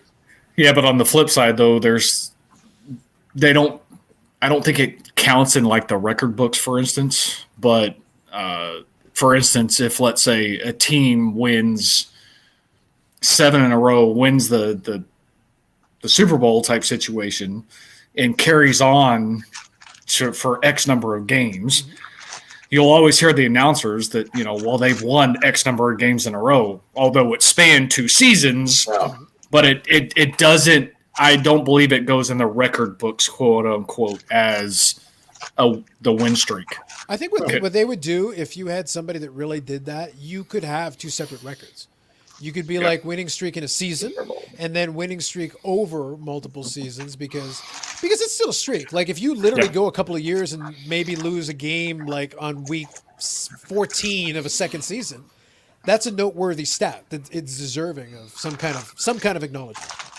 Yeah, for sure. But streak kind of means in a row in the same season. Yeah, Kinda. no, I get it. Yeah. That's always been a weird hang up, like in baseball. They've always had this weird thing where what happens if somebody breaks Joe DiMaggio's hit streak but does it over 2 seasons? Because you did still get hits in consecutive games played. The playoffs don't count, but if you went, let's say you went 40 in a row in one season, and then in season 2 you went 17 in a row. So is that 57 or is that 2 separate streaks? Do you separate out the 2 streaks and say DiMaggio has 1 record and maybe you have a different record? Yeah, that'd be highly debatable for sure on something like that because DiMaggio's was 1 season. Yeah.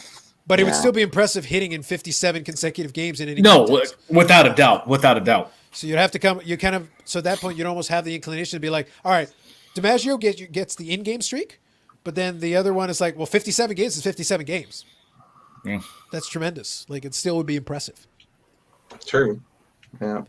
It's always been. It hasn't come up, but it would always be something that baseball would be like, okay, so what would we do about this? Like how would we address it if it did happen?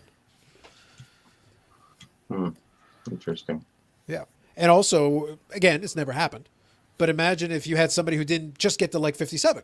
So imagine you get like a 40-game hit streak, and then in year 2 you get to like 35. So it's like 75 games. So it's like this huge number where like individually they're impressive streaks, but then tacked together consecutively over the 2 seasons, it's 75 games. Like almost half a season without having a hitless game. That'd be nuts. Yeah, it'd be hard to argue against having that recognized as a streak. Yeah, from the history books. It wouldn't be borderline anymore. It'd be one of those things. It'd be weird. It's like GOATs, the greatest of all times. You know, some guys like Bossy, you know, in his 10 years of playing, or Bobby Orr, and then you have Gretzky playing 20 years. So, you know, you're balancing out how many years they got, how many games they played versus how many goals they scored. You know, who is the GOAT, really? The guy scores the same amount of goals you scored in 20 years. He did it in 10. Who's better?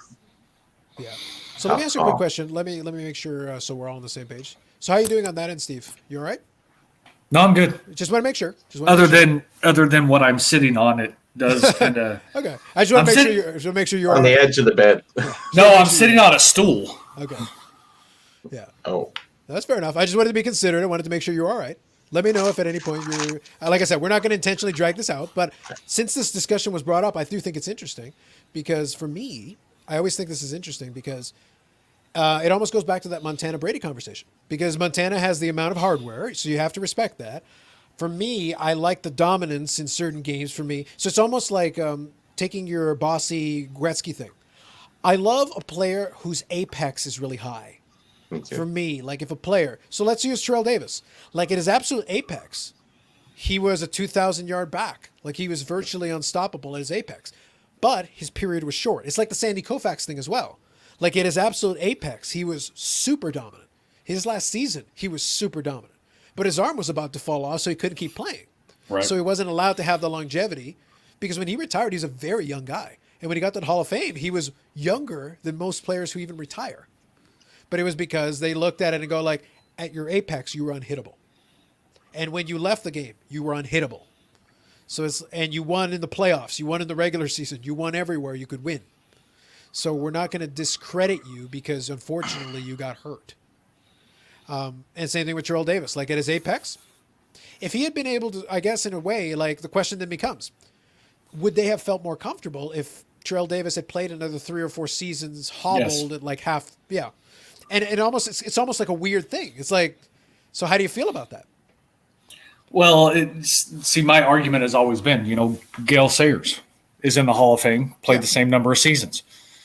You know, so from that perspective, that's, and I know I don't want to be one and done from an argument's perspective, but that is the argument.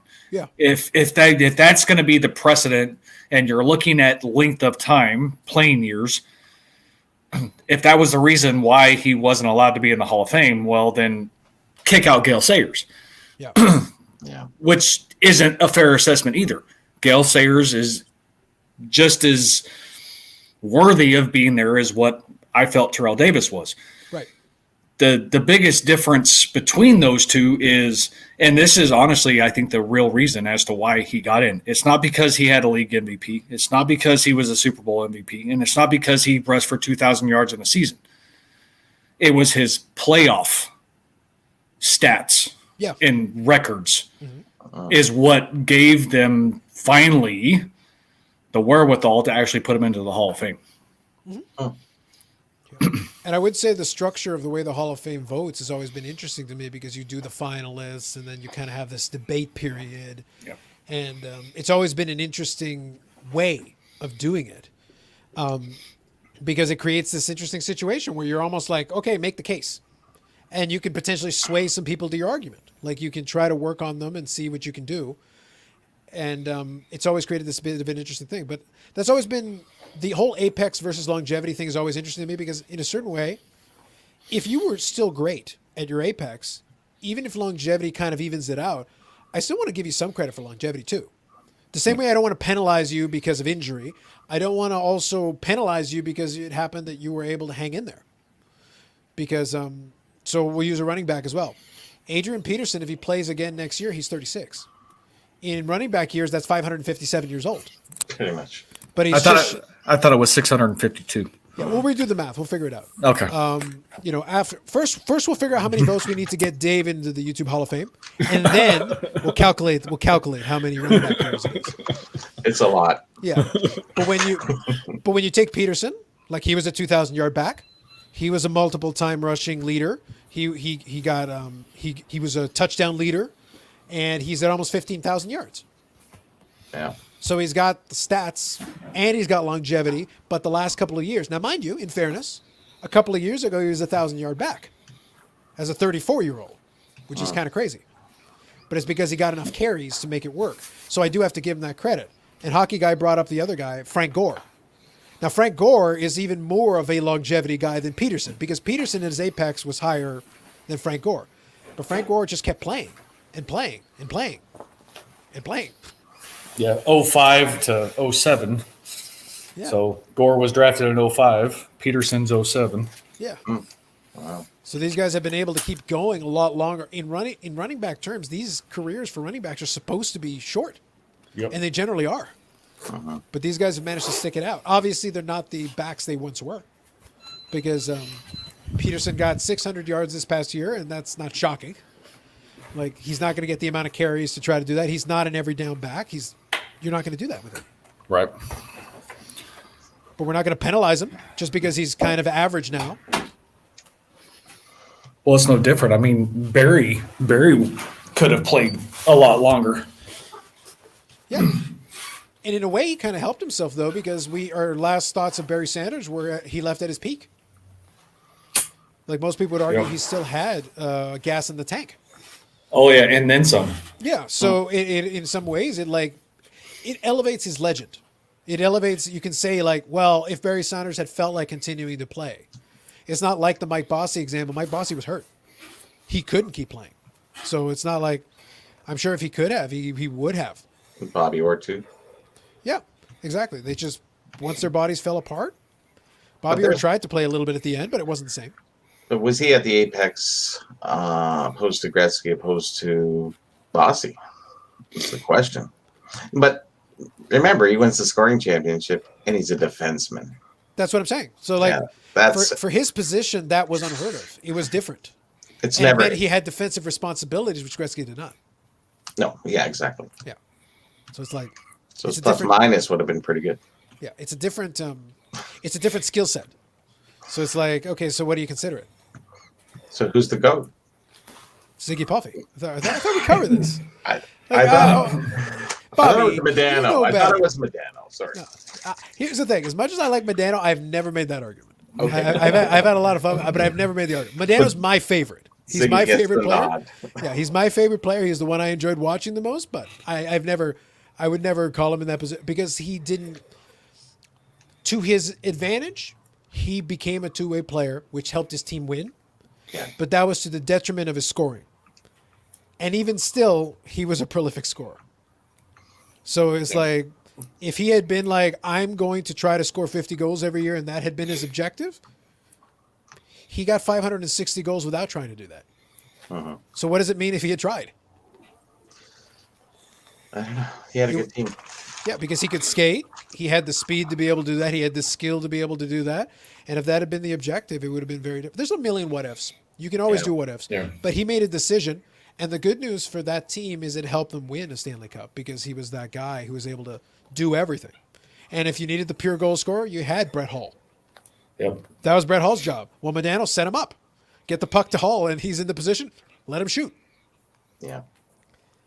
There's not a lot given to Hall of Famers in that. If they try to get somebody in from the 20s or 30s, they've really never seen them play in the game. So they look at their stats, and the stats don't always read correctly.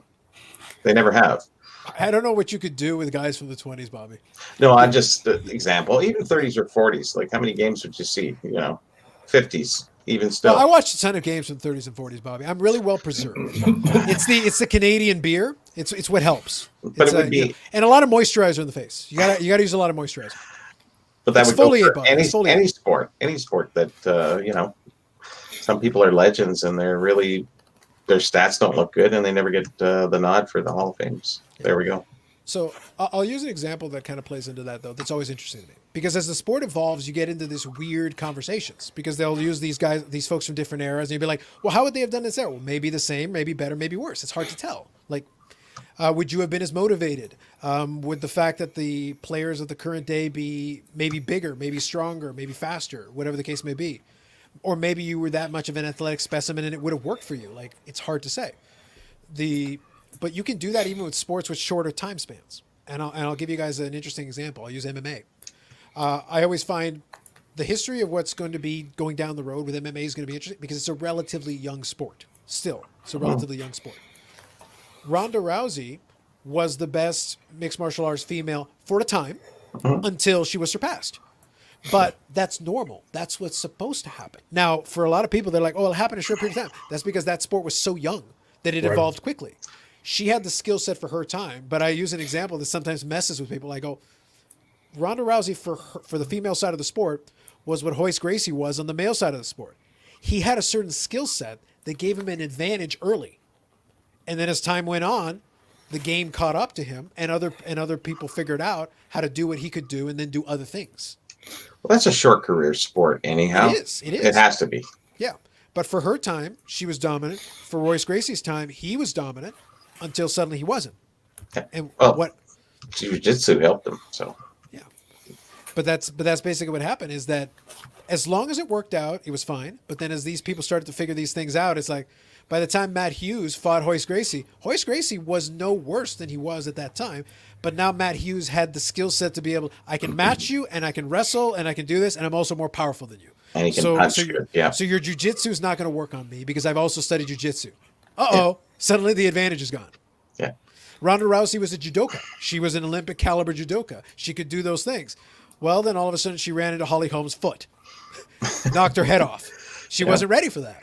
Then she ran into Amanda Nunes. She had one more. And Amanda Nunes can do all she can do and she can hit harder. Uh-oh. The game changes. That doesn't mean that Ronda Rousey wasn't good for her time against the opponents she had, but then the game changed. Yep. So it's like, what are you going to do? Everything consistently evolves. Yeah. There are certain athletes that are superior athletes that could adapt.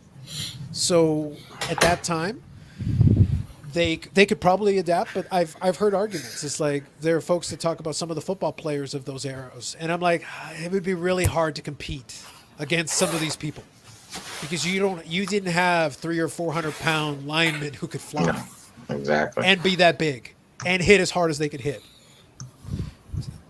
That didn't work. You couldn't get away with the stuff you could get away with in that era. The only difference, But it's equal playing field, though. Yeah. the only difference is you look at early era football players, like early, those were some tough SOBs. Yes, for sure.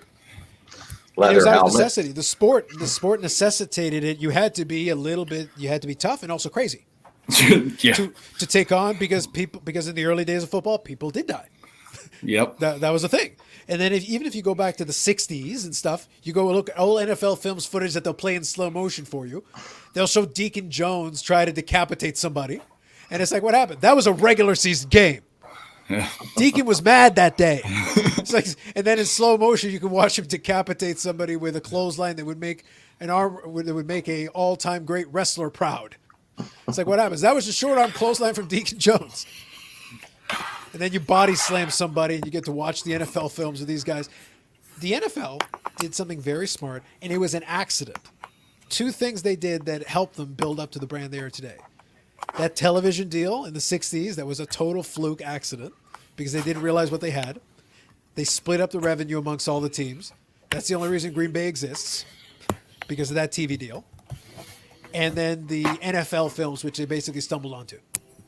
Because they volunteered, like, well, do you mind if we do that? I said, yeah, sure, whatever. And then they would do these football. If you go watch, you get the announcer, the frozen tundra of Landau Field, and then they'd show all these clips and highlights, and you got the music going. It's like, That's awesome. that's the best advertising for the sport you can have.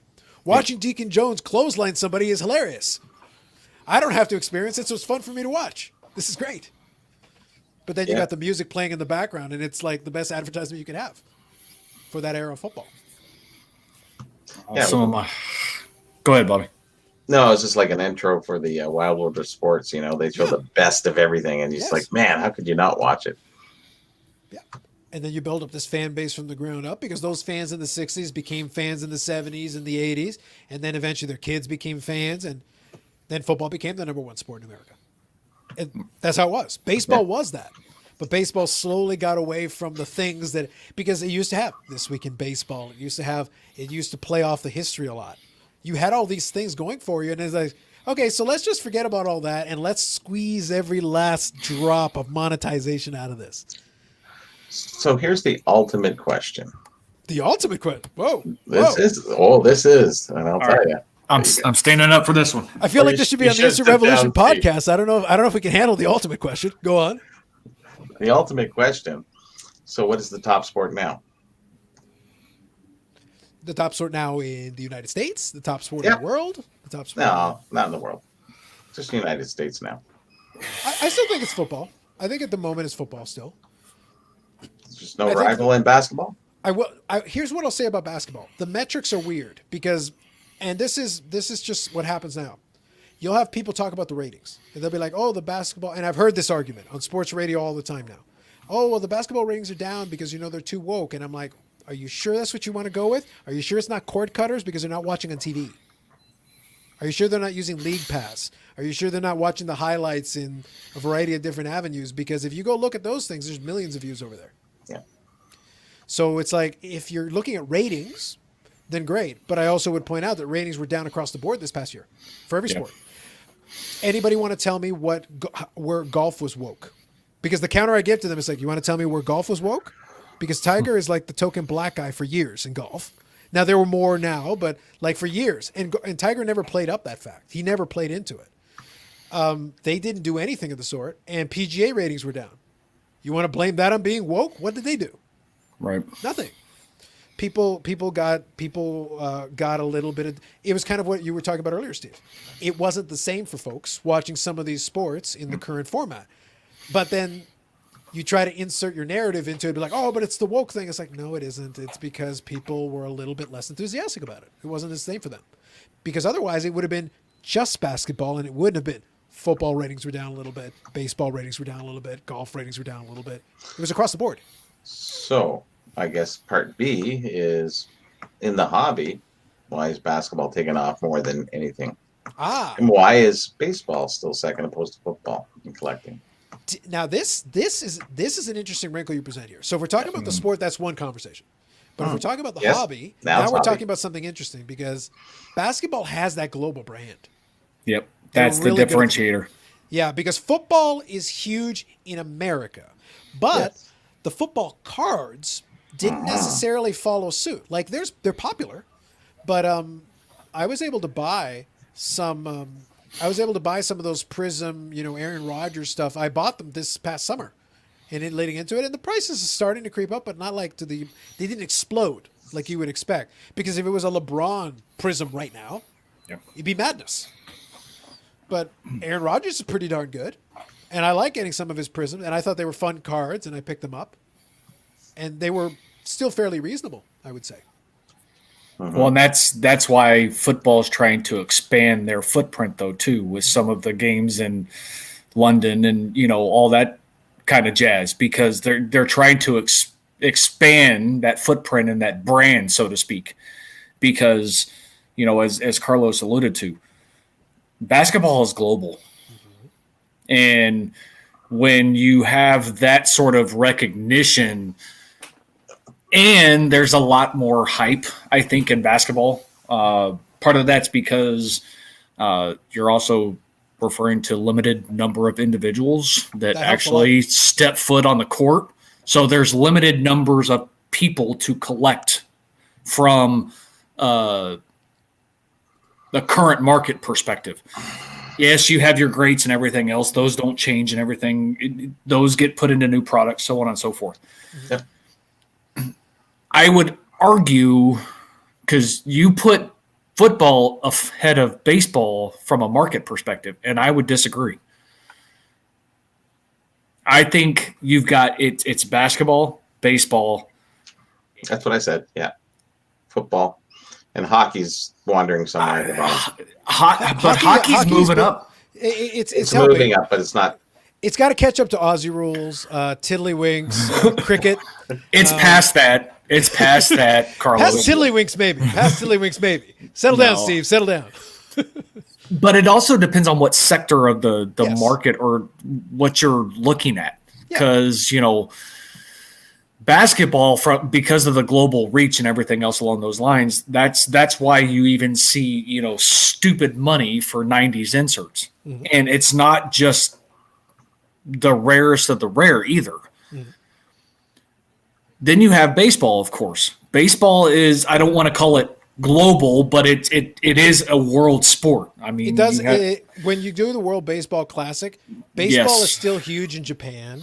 Yep. And you've got the Latin countries which still love baseball. Puerto Rico. You've got Dominican Republic. If trust me, if they could get access to product, mind you, it's kind of a cost issue with them. It's like, do the kids, is it food or cards? So but let's say they were in the marketplace, they could certainly bolster those sales because there is a passion for the sport in those places still. Even Mexico and things like that, they've got a lot of popularity in there. And apparently the Netherlands, at least they're good enough to beat Team Panama. Well, and that's the thing. That's a lot of the superstars in the major leagues are of those countries and everything else. So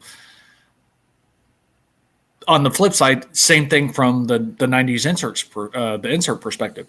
Those sell for stupid money. As long as they're the caliber players. Basketball has gotten to the point of where it doesn't matter if it's a top tier or a low tier. They sell for stupid money. And then you have hockey. Hockey inserts are outselling a lot of football inserts. I would say one thing you threw out there that's interesting. Maybe you can speak to this a little bit. This has always been a weird wrinkle because hockey has its pockets where certain players are super popular. We know that. Mm-hmm. And we know that there are team collectors and player collectors because some of the most passionate player collectors are collectors who collect really obscure players. They one of the guys who did the and I'll put a video about it later on. So they did a little feature in my Medano collection, but he does on his website he collects Enroth, who is a goaltender who plays in Europe now. But he does a super collection on his page, but he also features other super collectors. So it's not just myself; it's other. There was a Belfort collection on there, a lot of other great players and stuff like that. And it's very cool. It's fun. It's like a Beckett super collector, but it's done by another collector, which is fun. It's kind of a cool thing. But what happens is he collects Enroth. So you think of you'd be talking about like a center in football or like a defensive lineman. Maybe not the first person you're thinking, not a household name. Yeah. And in football, you've got 11 players on each side of the field at a time. So you've got all these players who are doing their job, but it's maybe not a glamour position thing. Linemen. Yeah. So do they get love? To a certain degree, but not like big money. So if they happen to be in some of these inserts, maybe it doesn't move the needle. A Tom Brady can move the needle. Drew Brees move the needle. Some of the top guys can move the needle, but there's so many other players who are like fan favorites, but maybe that hasn't stoked the passion. Do you know what I mean? As far as collecting? I see That's soccer. valid. Soccer is one of those sports that worldwide is probably the most popular sport by numbers. Now you say basketball is definitely the most popular. So is the hobby driven by the North American marketplace opposed to the world marketplace? I know we add in the extra, but soccer's so easy. Grab a ball, kick it, put two jackets down, whatever. It's, certainly. Why hasn't it taken off the way others have? I want to touch on that. Basketball. I want to touch on that because it's a very good point. So go ahead, Steve. You were about to make a point about what we were just talking about a second ago. No, I'm good. Okay. I just wanted to get clue you in because of the obscurity of some of the football players as a discussion point on why maybe it's a little tricky for some of those inserts to take off if they're not predominantly the quarterbacks and the big name guys. Does that make sense? No, absolutely. No, I can't argue that. Yeah. No, I just wanted to make sure. I wanted to make sure you had your chance to get in there. But for the soccer piece, I'm back to kind of what I discussed earlier when soccer started taking off a little bit and you had Mbappe went like crazy and all that. It's like, it's cool. It's good to know. But as pertains to a lot of these,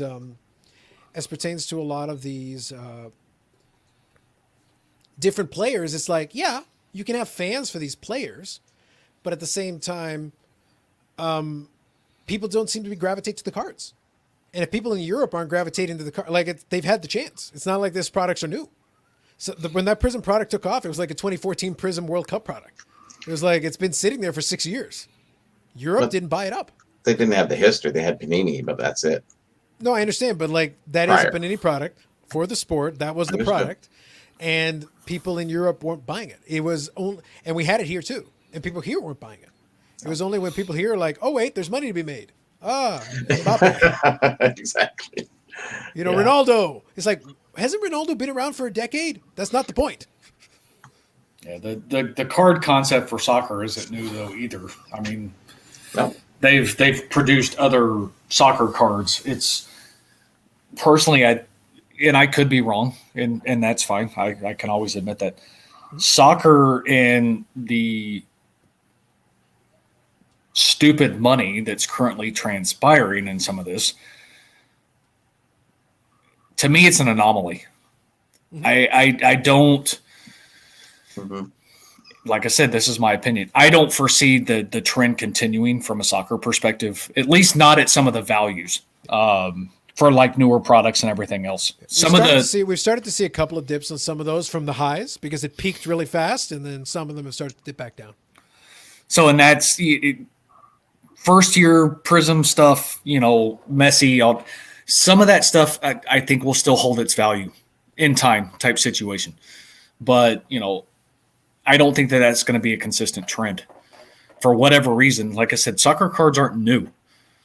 I think the reason that there was so much draw is because of the Prism name. And as everything started to shift in focal point for all sports in the Prism, like, all of a sudden Prism's like the real deal, that kind of helped spark a lot of that, uptick in a lot of those sales. I think it's cultural too. Very cultural. Yeah, that's a fair assessment. Yeah.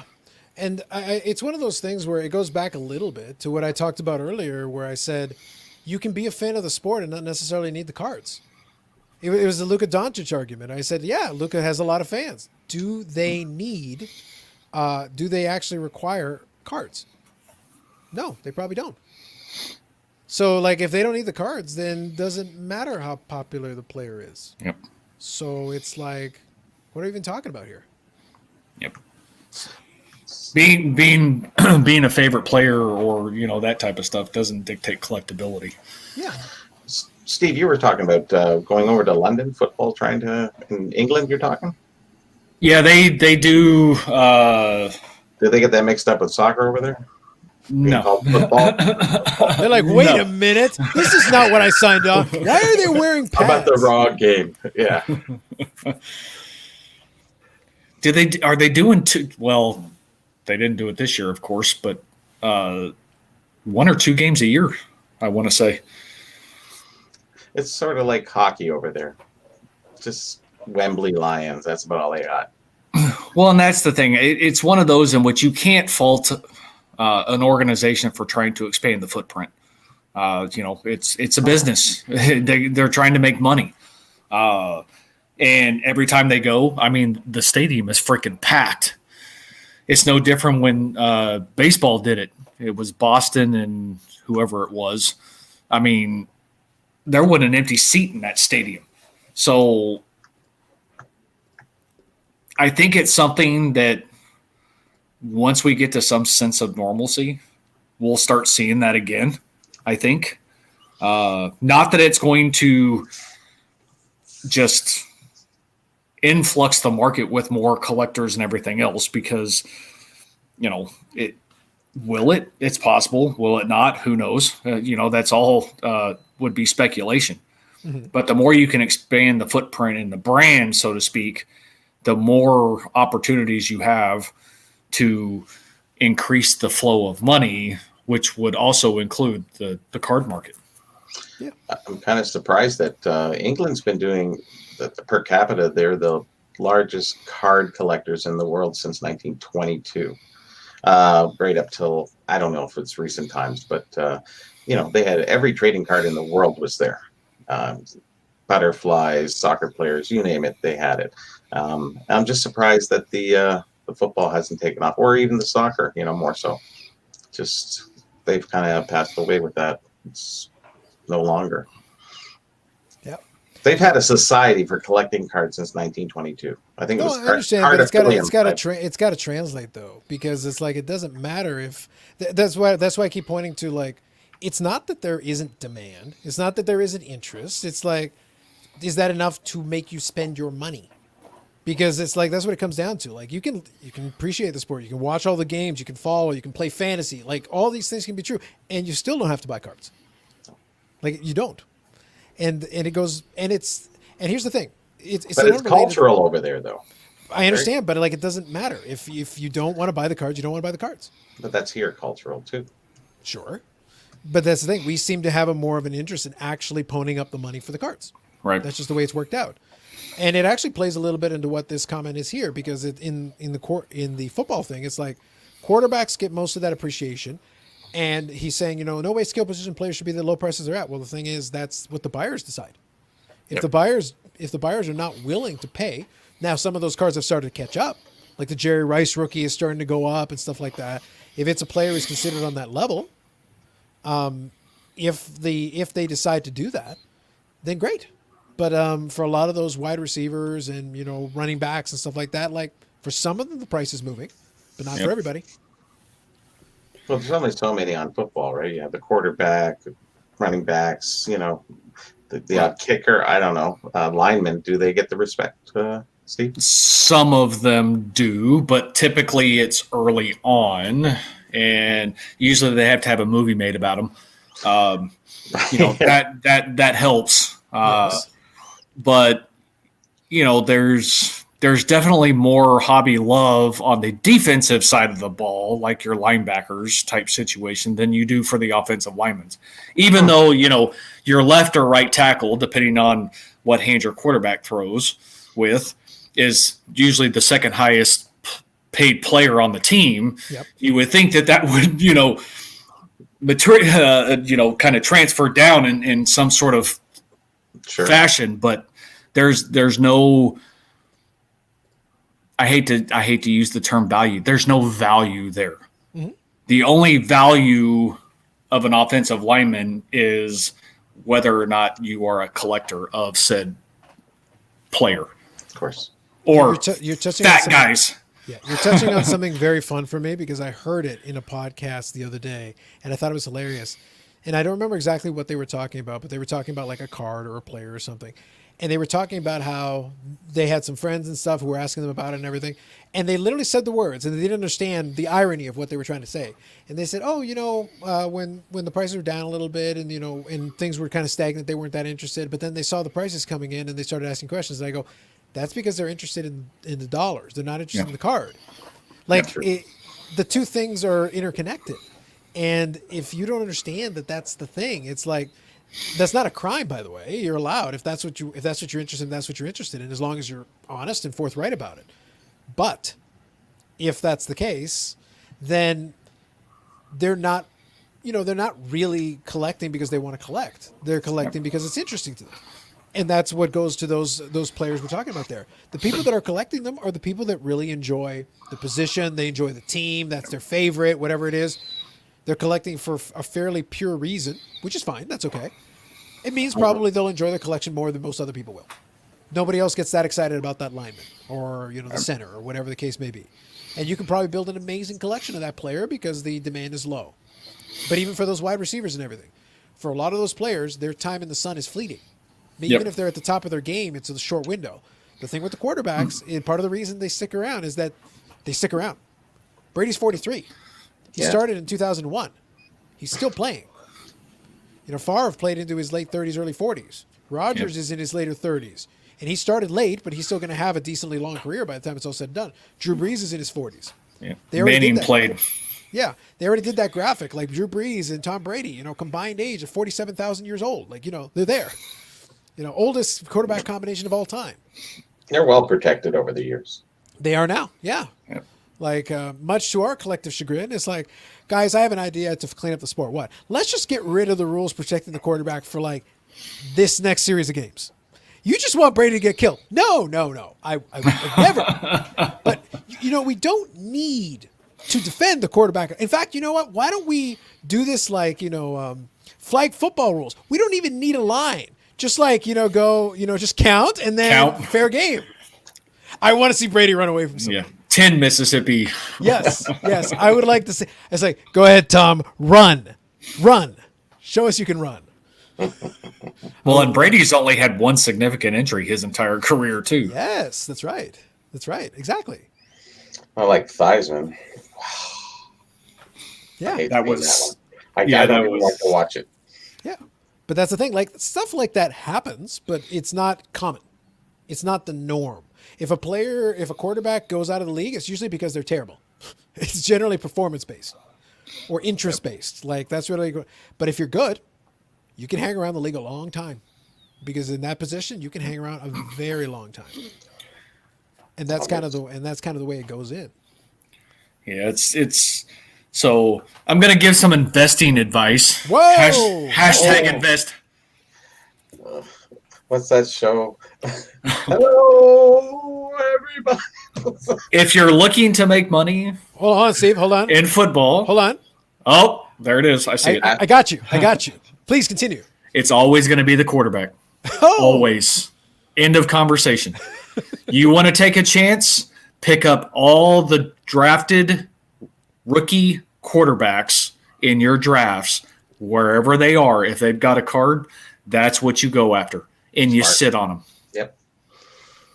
Once they break in, they have hell of a games. Take advantage of the situation. Yeah. And I hate to throw that out there, but and I wanted to bring it up because it was mentioned earlier about the quarterback gets the love. Yeah. But the reason they get the love is because that's where the money is. Yeah. But it is so to your point, where you're basically saying though is it's a self-fulfilling prophecy. They get the money draws the interest, it draws additional purchases, which in turn keeps the interest high and keeps the money high and draws more people in. It builds on itself. It literally sustains itself. Yeah. Self-sustaining. Yeah, and it created that situation. So hold on. So don't worry, Jay. I'm going to get to your question here in 1 second, but I do have to have a little bit of fun with this. Paul knows. He's got the icon ready to go, and Brian's in on the hashtag invest. As soon as you said it, I was like, hold on, Steve. Hold on. Don't go too fast. I can create the banner. Give me 1 second.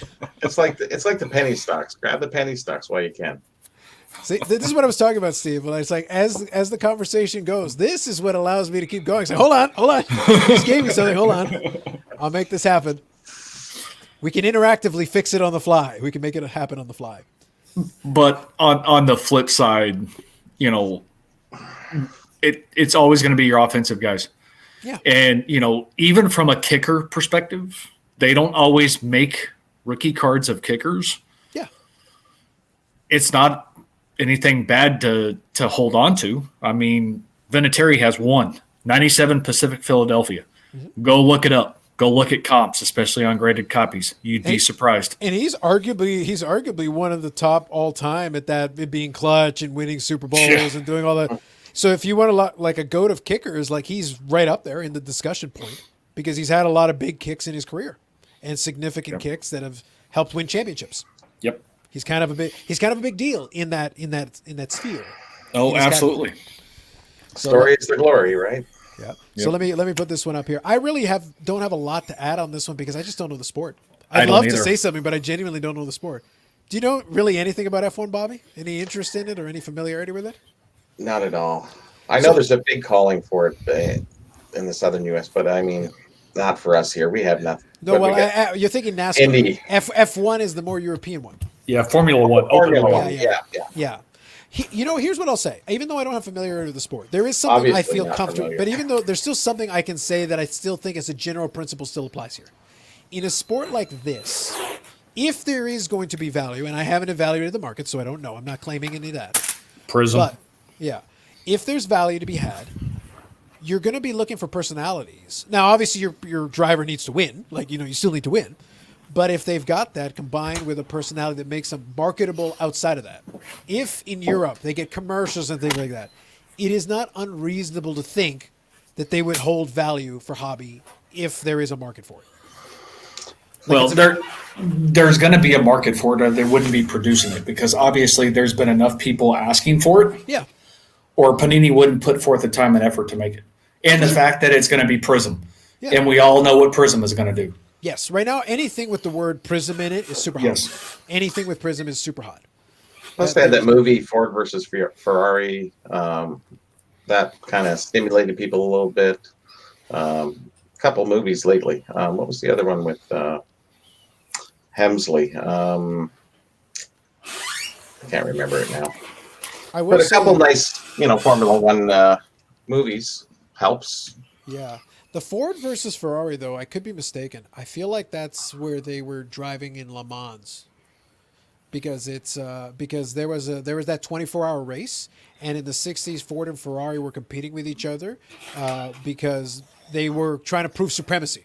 They literally were like, "We'll build a better car than you, and our car will win Le Mans," because at that time it was a very big deal. It's still a big deal, but it made for an interesting story, though, because I remember watching some documentaries on it where they did that for Le Mans.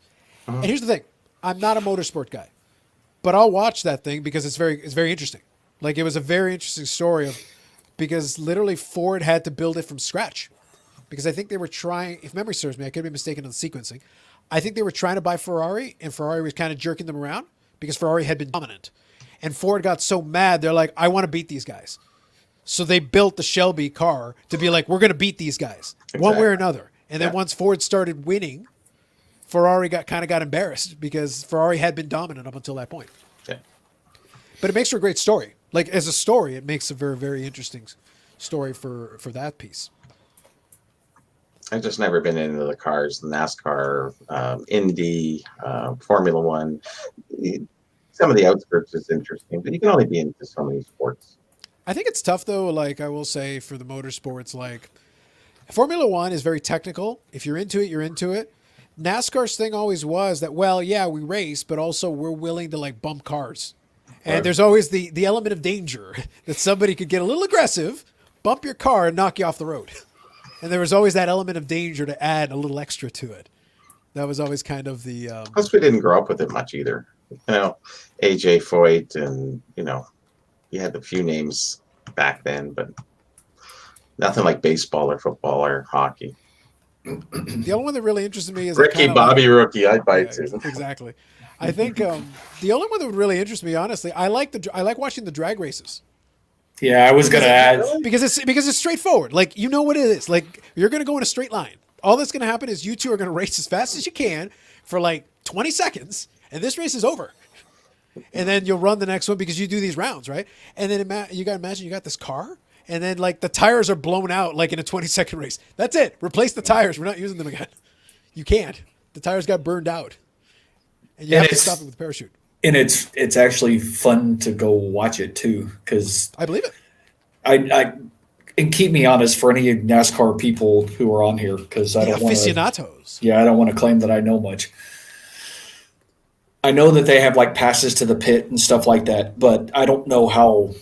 extensive it is. You go to NHRA drag races and you're walking through the pits, you actually can sit there and watch them tear down the engine. And this is every race. They tear down the engine and rebuild the engine between races. Yes. You want to talk about something that is freaking amazing and watching those guys work? Holy cow. Yeah. My mechanic charged me $4,000. Did they build you a drag racer though? Were you able to go to 300 miles an hour in about They 2.5 changed the seconds? oil and did a couple other things. That's it. This is highly disappointing, Bobby. This is highly disappointing. I feel like they really shortchanged you on that one. They should have at least been able to build. So can I go from 0 to 60? Yeah, like in an hour. No, that isn't what I wanted. And you charged me how much for this? Exactly. It's the worst return on investment ever. Yeah, I hear, so I'll grab a couple of these comments. I hear Lewis Hamilton is in that conversation. I genuinely don't know enough. But I've heard the name, so it's one of those things like, at least I will say, as a super casual who doesn't know, the fact we know the name is helpful. You know the name. I don't know the name. No, fair enough. But at least I've heard it around. Like, I'm not going out of my way to watch F1 highlights. And at least I know who Lewis Hamilton is. So it's one of those things. Yeah, so if Topps did sign an agreement, so if it does come out with Chrome, it'll do well. I was going to say, Prism, yes. Yep. If that's the case, I didn't know if it was going to be because Panini's and everything. Sure. I didn't. Are they the only approved manufacturer though for Formula One? I feel like everything's an exclusive deal right now because, and I suspect I would be shocked if Jeremy didn't address it with Carvin. Because now, mind you, I already talked about it with Carvin. But again, it'll don't spoil it. I know, spoiler. Like, it's somewhere hidden in the 10 hours of conversations we've already had online.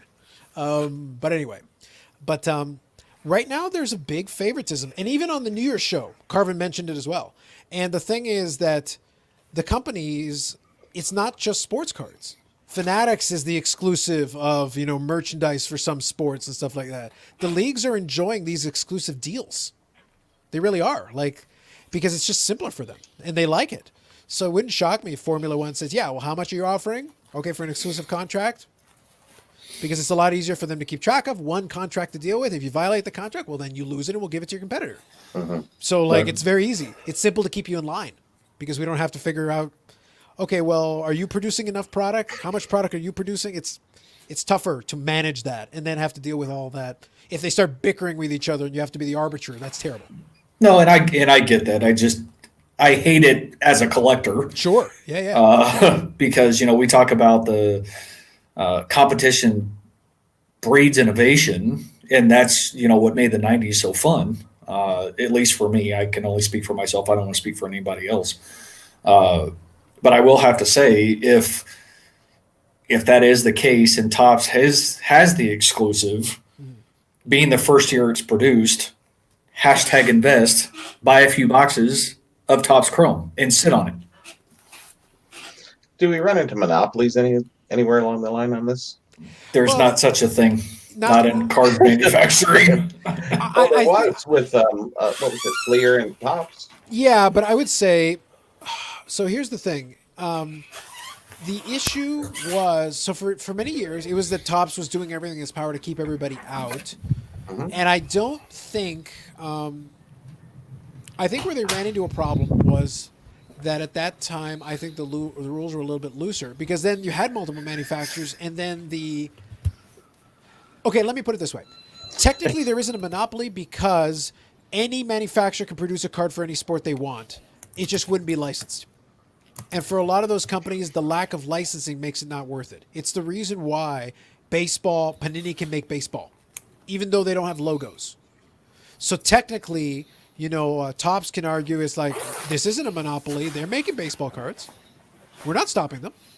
They can't use the logos because we have an exclusive deal with the Major League Baseball, so they can't show the logo. They can say Juan Soto plays for Washington baseball team, airbrush out the logos and stuff, but his card exists. There's a 2020 Select Juan Soto. I bought a little while ago. Yes, so, but their contract is with the Players Association. That's the difference. That's the difference. Yeah. Yeah, but they're allowed. But that means they're allowed to make cards.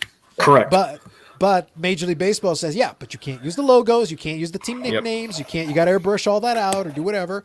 But technically, can they produce cards? Absolutely. Panini could produce hockey cards right now if they wanted to. If they made a deal with the Players Association, same thing. But so they could always argue, it's like, I'm not stopping you from making cards. If you make your own deal with the Players Association, cool. But you're not getting to use the logos. You don't get to use the team nicknames. It's the same thing with Leaf. I mean, Leaf has agreements with the multiple players associations, which allows them to do things across all the sports. Exactly. Mm-hmm. So that's I think the workaround they have now. So technically, they can always argue, we are not stopping you, but you're not going to get the full benefits of being able to show the full package. Now, mind you, some of those cards for some of the desirable players are starting to pick up anyway. Yep. That's why I said, like, I was able to sell a Soto that is an unlicensed Soto, whose value is picked up anyway because the licensed stuff has gone up so much that they're like, well, if I still want a rookie year Soto, it's still a rookie year Soto. Yep. So they're like, I still want it. Well, it's available. And if it was a Topps product, I could have sold it for 5 times as much as I even did. And I still sold it for 3 times as much as I bought it for. So what does that tell you? The market is still nuts. Yes. I didn't want to miss Vinny's comment. He's always very encouraging. Now look at that, and also notice at the end he did put in the timing. He who's counting? Who's counting? Vinny. Yeah. Well, it is kind of interesting when you put the placeholder up, Carlos, for the podcast, because I hadn't told anybody. That was a conversation between just the two of us. Yeah. So it was one of those that I was, I wanted it to be a surprise. So I did a screen capture and I sent it to both Vinny and Dave. Yeah. And one of Dave's initial responses, "Uh-oh, is the record going to be broken?" I was like, no. What I'd like to do is if we come anywhere close, I'd like to stop like 30 seconds shy, literally press the button. We could be mid-sentence. I don't care. Like, just, in fact, it would be better if we were mid-sentence. Like, so Bobby, can you explain right now the entire history of 1933 O-Pee-Chee hockey? Go. The world will never know. Teaser for next week. Exactly. Sorry, that's a cliffhanger. You're going to have to watch that on part 2. Oh, damn. Damn. We'll set the record then. It's continual, though, right? Yep. Yeah, is it a continuous record? Bring back to that again. So tell Joe then to get back on here. Let's get him back to work then. If it's going to see, what we would have to do is you stop it and then start a new one. So continual. Continual. Yeah. But we just – so, by the way, Steve and I finished listening to Bobby's diatribe of said cliffhanger. You will have to tune in next week, though, to actually get to hear it. No, the thing is, guys, there was some stuff said there that will never make air. However, it will be on the Patreon site. The moment has finally come. Yes. I knew it. Monetization. Love it. I gave you your window, Carlos. It's like this is it right here. This is the moment. I want my cut. That was my idea. We'll get your cut, and you can lord it over Dave. He goes, you guys have had so many opportunities to execute this brilliantly. The pet peeves thing could have gone to like part 47. And you could have put them all behind the Patreon wall. You had your shot. So are you licensed? What's that? Are you licensed, Steve? Licensed for what? To collect off of him on that. No. I haven't signed a contract yet. Damn. But I got to make sure I watch the fine print. Where's Panini when you need Always check the fine print, unless you have no use for your souls and possibly one of your kidneys. Maybe. Allegedly. And it's written in the contract. It says allegedly. Yep, and in brackets, but no, seriously, you're kidding me. It's a lot of info and knowledge, but F1 cars are the most amazing. Yeah, we're kind of talking about the technology, though. That part of it. So here's the thing. I'm not interested in most of those sports, but the mechanical aspect is fascinating. Because to build an engine that can do that in any of those motorsports that can hold together when you're pushing it to the limit is very impressive. But the skill of the drivers, just at those speeds going around corners, like, jeez. Like, I drove motorcycles, so I've driven fast, but those guys are super fast. Yeah. Yeah. No, I got it. And to your point, Steve, like I put in the placeholder only because it wasn't going to be on Sunday like normal. So I was like, okay, so let's make sure this is available so that people at least know that it's here. And it'll be a little easier. But yeah, no, I get what you're saying. Yeah, very delicate cars, but fighter jets. Yep, I'm with you. F1 tickets are insanely pricey. Ooh, up to $10K for a seat. I don't know about that, man. I can watch that on TV. Thank you. Yeah, for free. Yeah, exactly.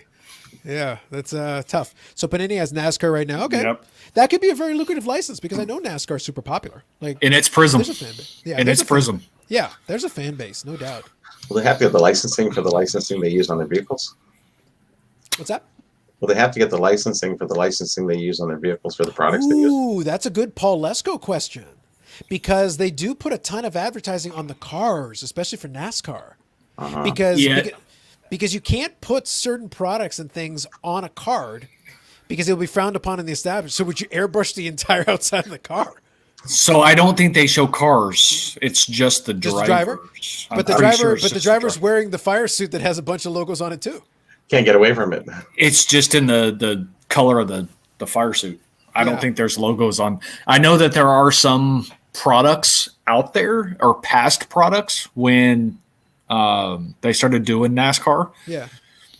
that I believe some of the sponsors and stuff Yeah. would have been displayed on their fire suits and stuff along those lines. But I was trying to go back in my memory bank because there's been a few products in which they actually have cards of the car, Yeah.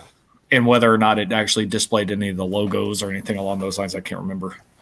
Now I'm wondering. I'm curious. That's very interesting.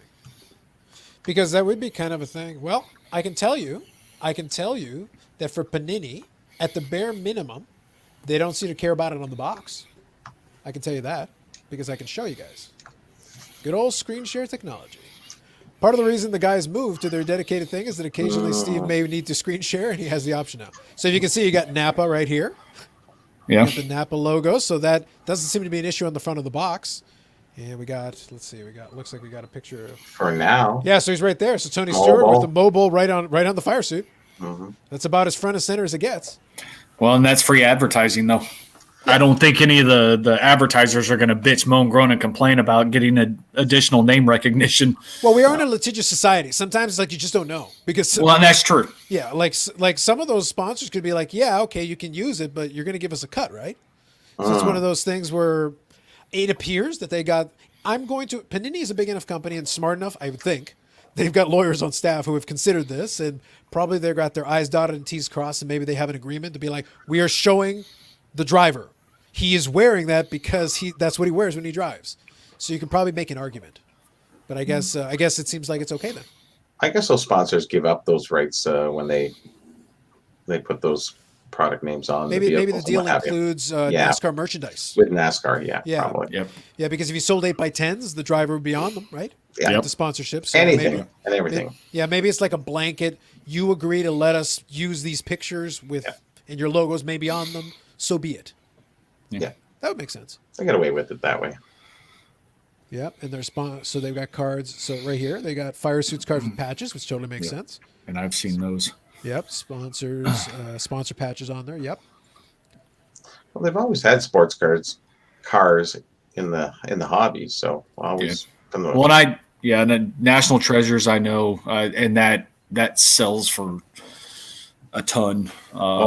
I heard about that product. Yeah, it's just ridiculous. It's pretty though. I mean, it's nice. It is very well done compared to yeah.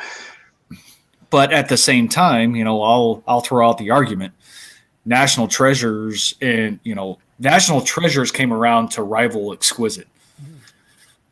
And Exquisite all on card. National Treasures stickers. What the F were you thinking? Just throwing that out there. Yeah. That does help though Exquisite differentiate itself. Because that's always one of Carvin's big things is like, well, differentiate yourself. If you're producing because that's why I asked him the difference between like an Exquisite or the Cup versus the Immaculate. Because conceptually it's a high-end product. What's the difference? He goes, well, we use kind of this acetate and we use this other technology. We tried to figure out a way of still making it premium, still making it high-end, still making it on card. But we didn't want it to look exactly the same. We needed it to look different. We needed it to feel different. Because that acetate card feels like it's a plastic card.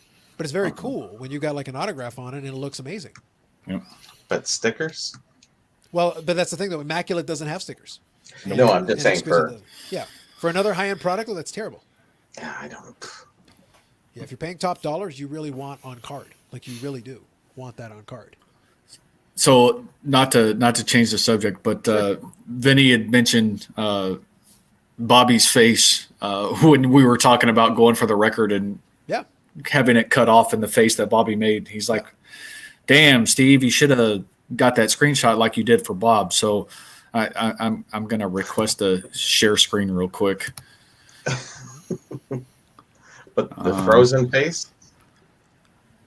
The best part is that we have it's like Vinny, we got to get creative. We have the technology. If you looked at the thumbnail, the picture I have of Steve is a screenshot from the podcast. Yes, it is. Yeah, so it's like we have the technology. We can do such things. Do I do my entire screen, Carlos? It's really up to you. Whatever you put in here, it'll show a little window for me, and I can click on it. So you just just to make sure I can actually share it because it's in a different program. It's not. You should be able to share. You should be able to share your whole screen. I think so. So if you have it up on your screen, you just share your screen. Yeah, you're good. Oh, Whoa. There you go. Oh, there we go. So Hopefully you can see that. Yeah, you definitely can. I can see it. Is that the 3 Hall of Fame? Well, no, that's so okay. So first on the far right, you have the current, YouTube Sports Card Hall of Famer, who I'm getting permanently banned for Black Sox scandal reasons. So, look at that face. He looks guilty to me. That man looks guilty to me. So first, I'm getting him removed. We're gonna get Dave in on a technicality somehow. We'll figure out some way. We'll get that done. And then Steve is going in only if we're switching. Get rid of the patches. We need a plaque, and on the plaque of accomplishments, it's going to be Hockey Oracle. And then in really tiny letters, who also collects Terrell Davis cards. Really, but that's going to be like small, like size 5 font. But Hockey Oracle is like the main category. That is a Hall of Fame I can get behind. How did that name ever come about, Steve? Ask Carlos. That just became a running joke over time. Is that I don't remember the specific first time it came up. I'm pretty sure it was probably other things. Yeah. I'll be honest. It was Steve's hate on for hockey, and then I talked about how he's a method actor. And Dave, of course, being Steve's friend, he helped him out by totally putting cold water on that and stomping it out. And he definitely didn't put kerosene on it or anything. And Vinny, Steve's other friend, definitely no, hold on, I'll get a blanket, I'll put this thing out. And Paul was like, "Oh no, let me help you. So after kerosene, gasoline, do you have some TNT? Can we get some TNT in here? You got some napalm? What do we need to do here?" There's the foul mouth Hockey Oracle. Okay, the so foul mouth was a meat. The foul mouth was the foul mouth came from a meat. Now right. I didn't put in here non-collector because I thought I would run out of room. Well, that would be very difficult to fit on there. That was from Carlos. Yes. Let's see. Ty called me rough around the edges. Yes. So that's why you're building, clean shaven. But you're clean shaven today to get rid of some of the roughness around the edges. That's the reason. Yeah. So I don't know what his reason. Did we check what his reason was? Did we actually ask? So I'm getting this long moniker. As of late, it seems. Well, that's why you're going to need. That's why we can only put the Terrell Davis collector in size 5 font. That's all we have room left for. It's going to be right at the bottom.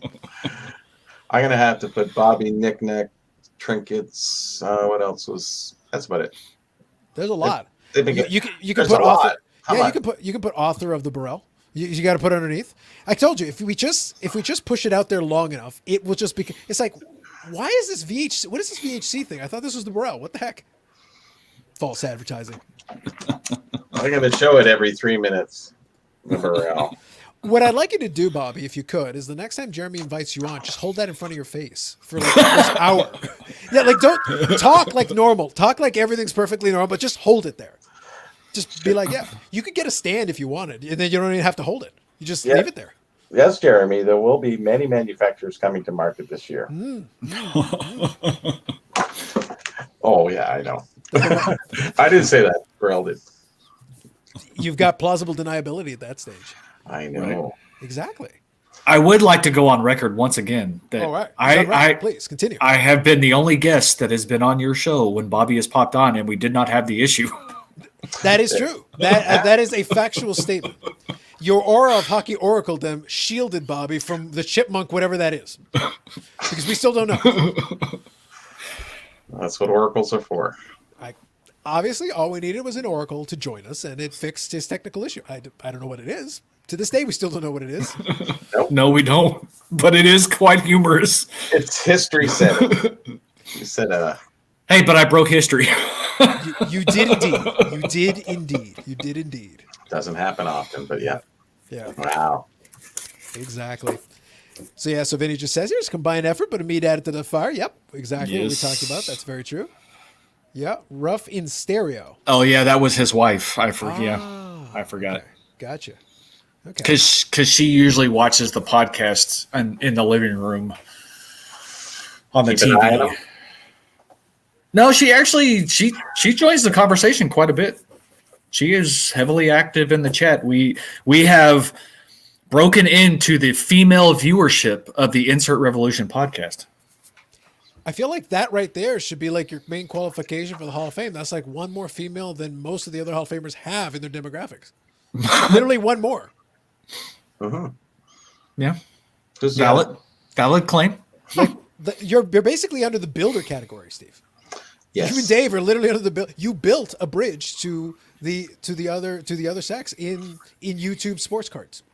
There's a little bit of aristocracy in that, so being a builder.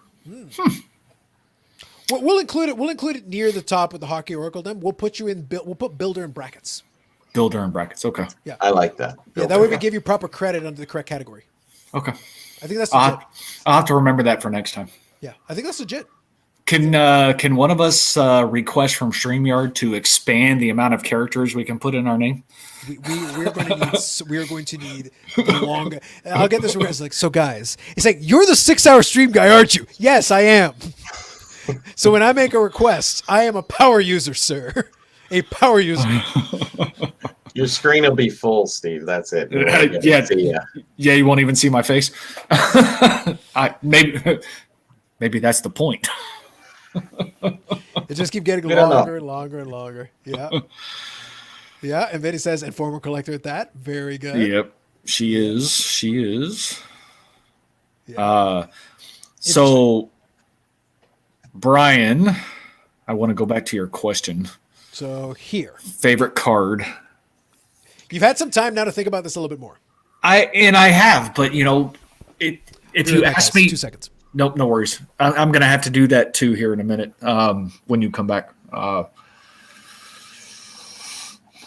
If you ask me 2 hours from now or 2 hours earlier, it could be something different. 3, 2, 1. No, no pressure. I have a lot. Which sport? Well, I only collect football. Okay.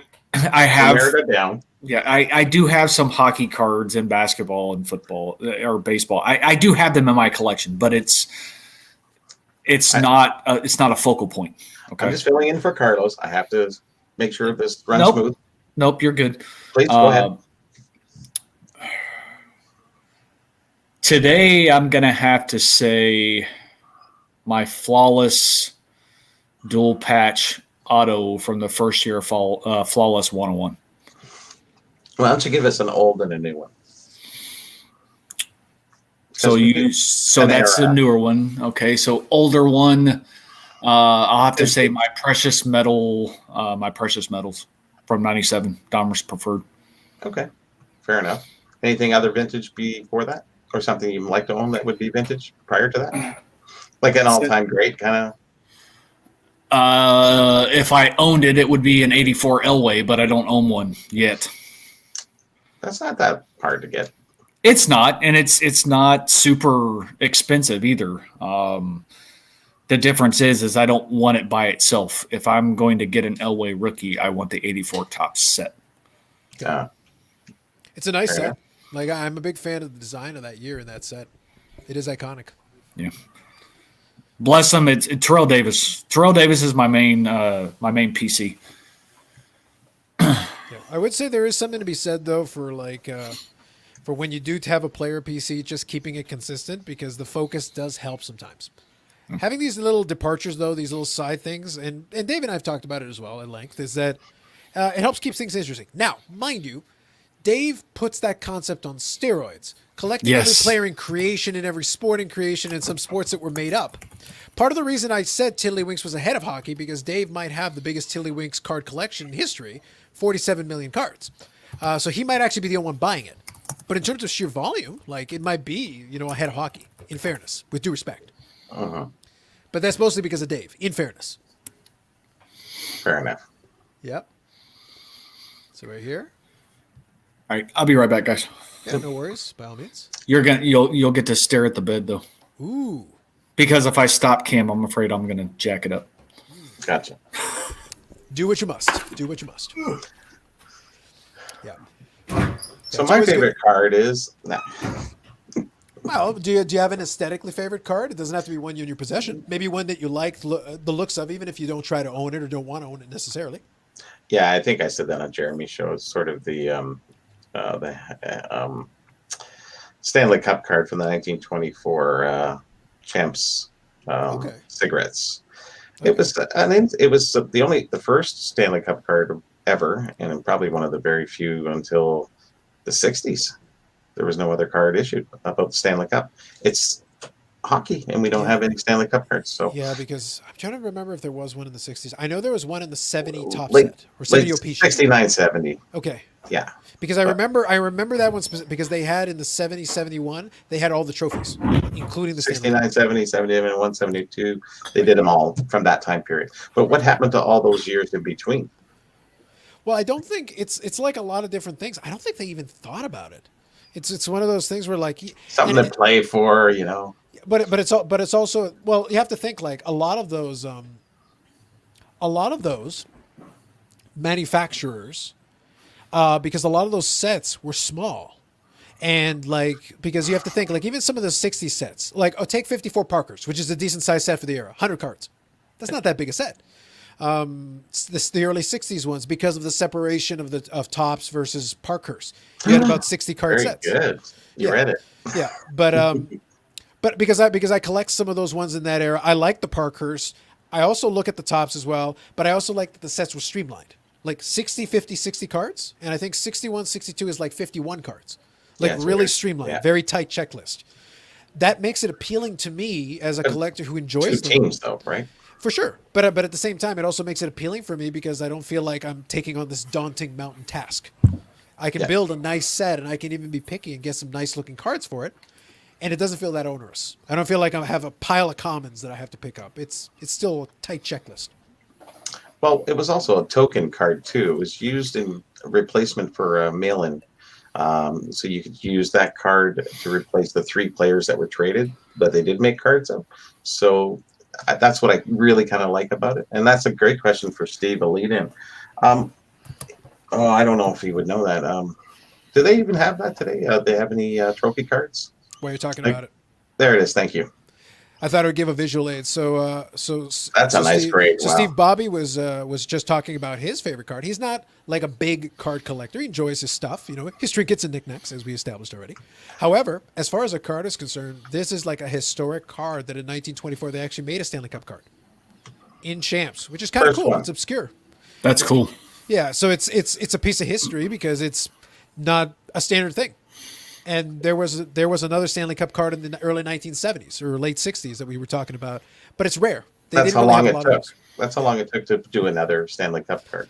But the other thing also, if you see, like this is also the previous iteration of the Stanley Cup. It's in its smaller format because eventually it got bigger until its current version with all the rings. That's the other thing. The trophy is unusual in the design because it started off as the little top of the cup as far as this piece is concerned, and then expanded to add rings, but then eventually it became the bigger thing that it would become later on. That we know. That is correct. So with other sports, did they have trophies of going back that far? Baseball, would they? Well, they had a World Series. They had trophies on some of the baseball players back in the 50s, if I'm not mistaken. Yeah, so this would have been a Pro Set one for the Lombardi Trophy, right? Yeah, nice. But that's the only one that I know of as far as the trophy is concerned. I would be shocked if the NFL championship didn't have a trophy. Well, they had a trophy, but I would be shocked if it hadn't made it onto a card at some point. Yeah, that's what I'm kind of wondering. Yeah. So is hockey the unique? Well, they did one. Just trying to think. then it took them, 5 decades to put another one out. It's one of those things where I would say baseball has a better shot only because they tended to have bigger checklists. So because even in the 50s, they threw in the umpire cards. They came up with some different manager cards. They came up with these different little things that maybe the kids weren't super excited about, but they found ways to fill out the checklist with some of these other unusual things. But it does create an interesting thing because those other sports, since they had streamlined check, like just imagine there are probably collectors who would love to do a complete set run of Vince Lombardi cards. Sure. So if they had managed to squeeze him in there, because obviously he's an iconic name, his name's on the trophy, so kind of a big deal in the sport. So, but even a George Halas and some of those other legendary coaches that have the name recognition. Mm-hmm. Yeah. Well, we didn't have any other trophies until 69, 70. Knocking your stuff down, Steve? Running over a table. It's okay. Just my shin. It's all right. Nice. But no, that 90 Pro Set Lombardi is actually Is that hard? that is a card. It's a hologram. No, is it hard to find? It's not super rare, Not like the Stanley Cup one. but because they did a similar thing with the Stanley Cup hologram, and that one still holds some value to this day. $300. so does the Lombardi. Okay. Really? Yeah. And that's because it's I will give it the moniker of iconic because a lot of people want it. Yep. It's the early 90s. It was the start of the whole hologram type technology. It's still one of those that Dave coined the phrase, kid cards. It's still on my kid card list of a want. Just because of what it is. It was super tough to pull. It's not super rare. I don't know if they have stated print runs anywhere out there for them, but it was super tough to pull.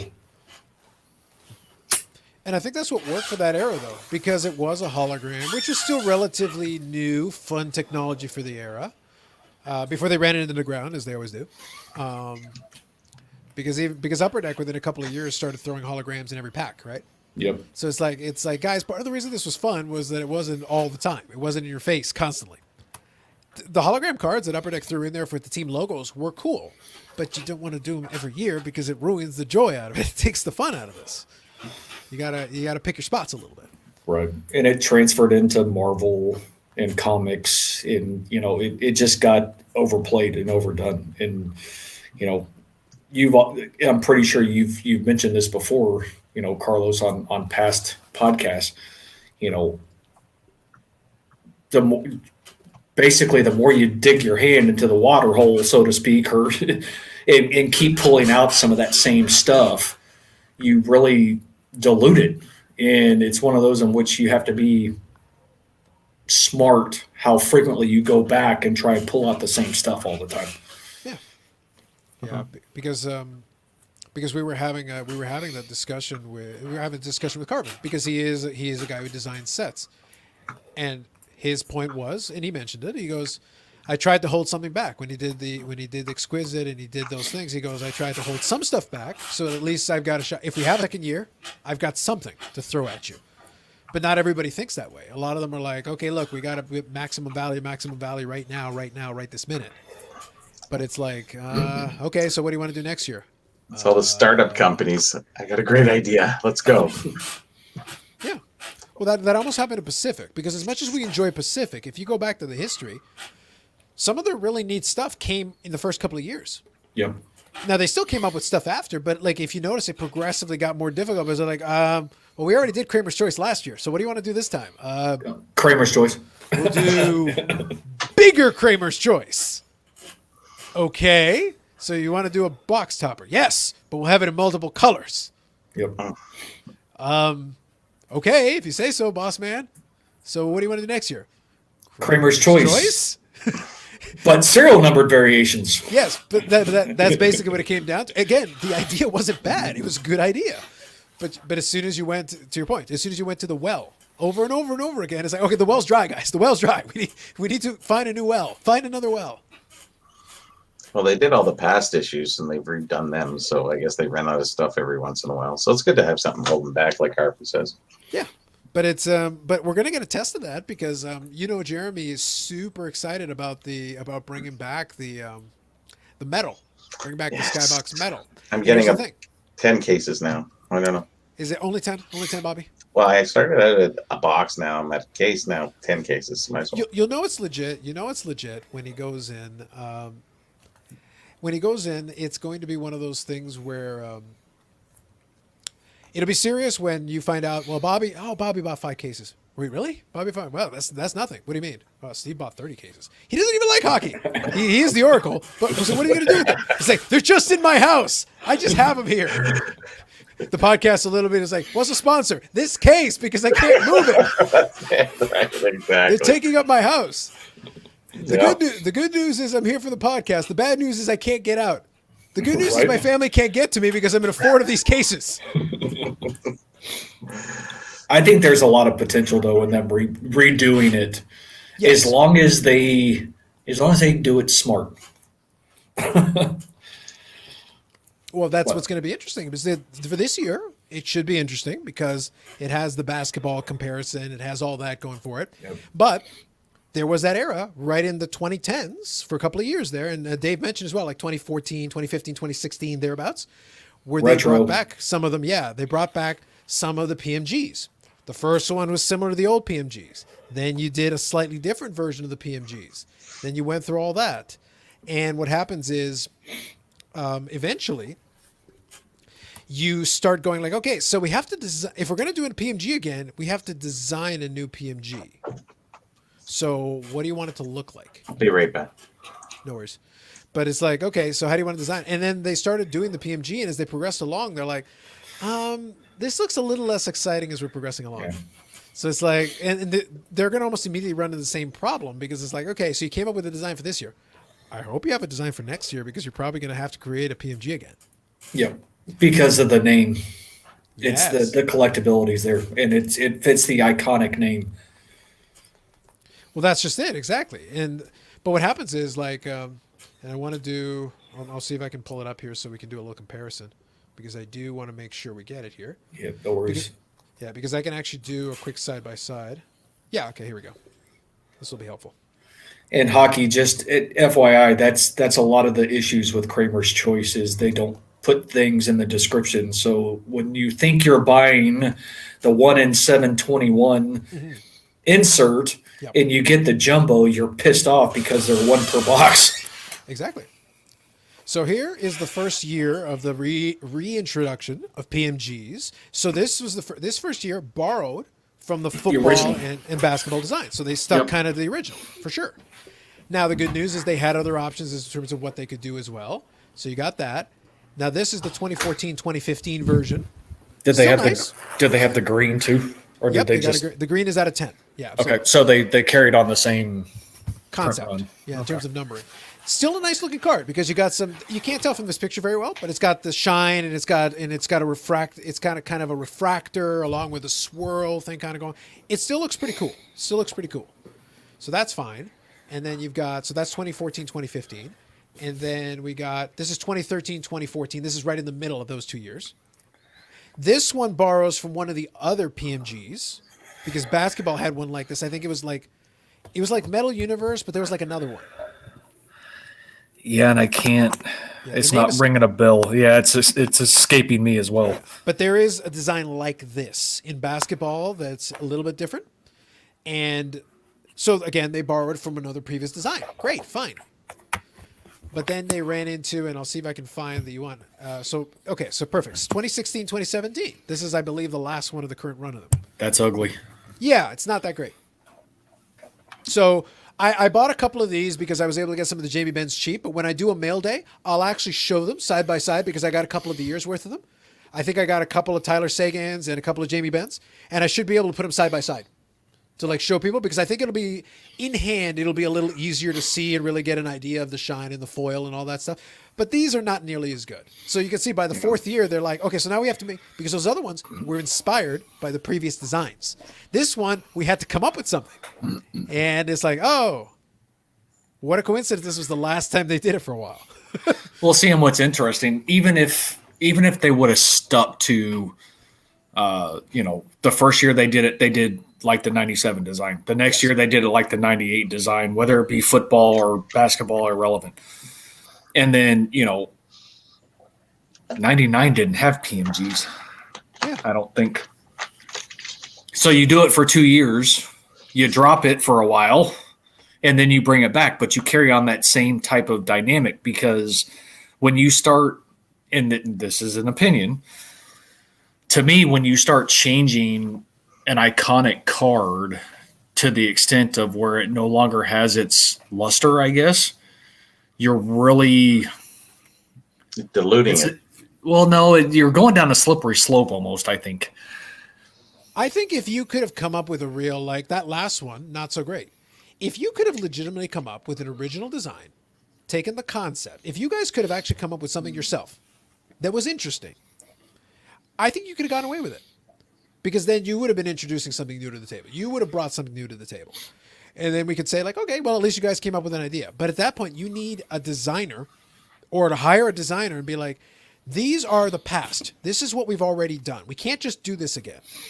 We have these technologies. We can do foil. We can do these kind of refractoring technologies and all this, that, and the other thing. What do you think? What could we do that stays respectful to the original idea, but it's something else? It can't just be the same thing again. That's the big challenge they'll have, right? But that's why. But the thing is, they don't really hire in-house designers. Well, I should say they have in-house designers, but you could literally contract some people to design some of this stuff for you and have ideas for the next couple of years that are sketched out in concept art for you that you can have on standby. Mm-hmm. We're not, but the temptation would be to release it all at once, and I'd be like, no, you hire these people to give you a roadmap of the next couple of years of this insert, so that you don't have to use it all at once. Hey, we've got ideas for year 3, year 4, year 5, and they're original designs that you haven't seen before. That would keep people excited because, hey, well, okay, cool. At least you guys are coming up with some new ideas. That's great. Mm-hmm. And I think that would keep people in, to keep some interest. And you've also made your own life easier. You've taken the pressure off of yourself. It's like, well, at least for this insert, we figured it out. We've at least got this one figured out, and it's like, okay, build the rest of the set around the concepts that you want to use. Cycle some inserts in and out. We'll keep the PMGs, but we've got new designs for the next couple of years. Awesome. Just skipping through a couple of the comments here. Vinny's just talking about synergy as well. Basically, synergy is interesting because it has a lot of that same issue where, like, it's a design that feels like a certain era of design. Yeah, so him, luckily for him, his wife got him 2 boxes of Fleer metal. Very cool.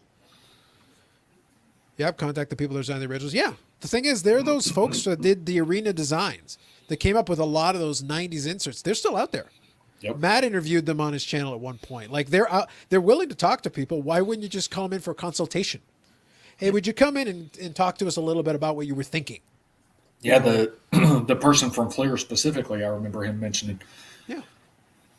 So they're out there. So it's one of those things like, well, it's not like they're dead. They're still alive. You can pick up the phone and call them and be like, hey, how about we contract you to come in and let's talk through this a little bit. Give us some of your thoughts about how you've set this up. Maybe give our designer some inspiration and give them a little bit of an idea. And you know what? Let them take a crack at it. Sometimes less is more, too. Sure. Oh, absolutely. In certain situations, sometimes simple designs actually make the most aesthetically pleasing. It's when you try and incorporate too much is where it's like, okay, this card's a little too busy. It was like clothing in the early 80s and where it went through the 80s.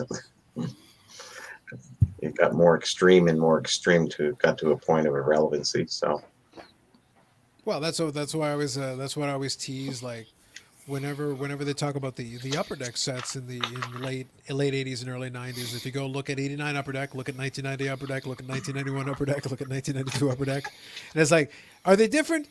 Yes, marginally. Like, but is it fundamental difference? No. 93 is the first time, all right, you went out of the formula just a little bit. Like, a little bit. You still got the white borders. It's still effectively the same thing. 94, you finally started venturing out just the smallest little bit. By 96, you started playing around with it a little bit, but it took you a while. You went from 89 to 95, 96 before it's like, all right, guys, do you have another idea? Let's not do the white borders thing again. Let's try something else. because we did this very similar concept a bunch of times. We just kept milking it for all it was worth. But I can't blame them. It's hard to come up with new ideas. Like, it really is. It's difficult. But they're endless.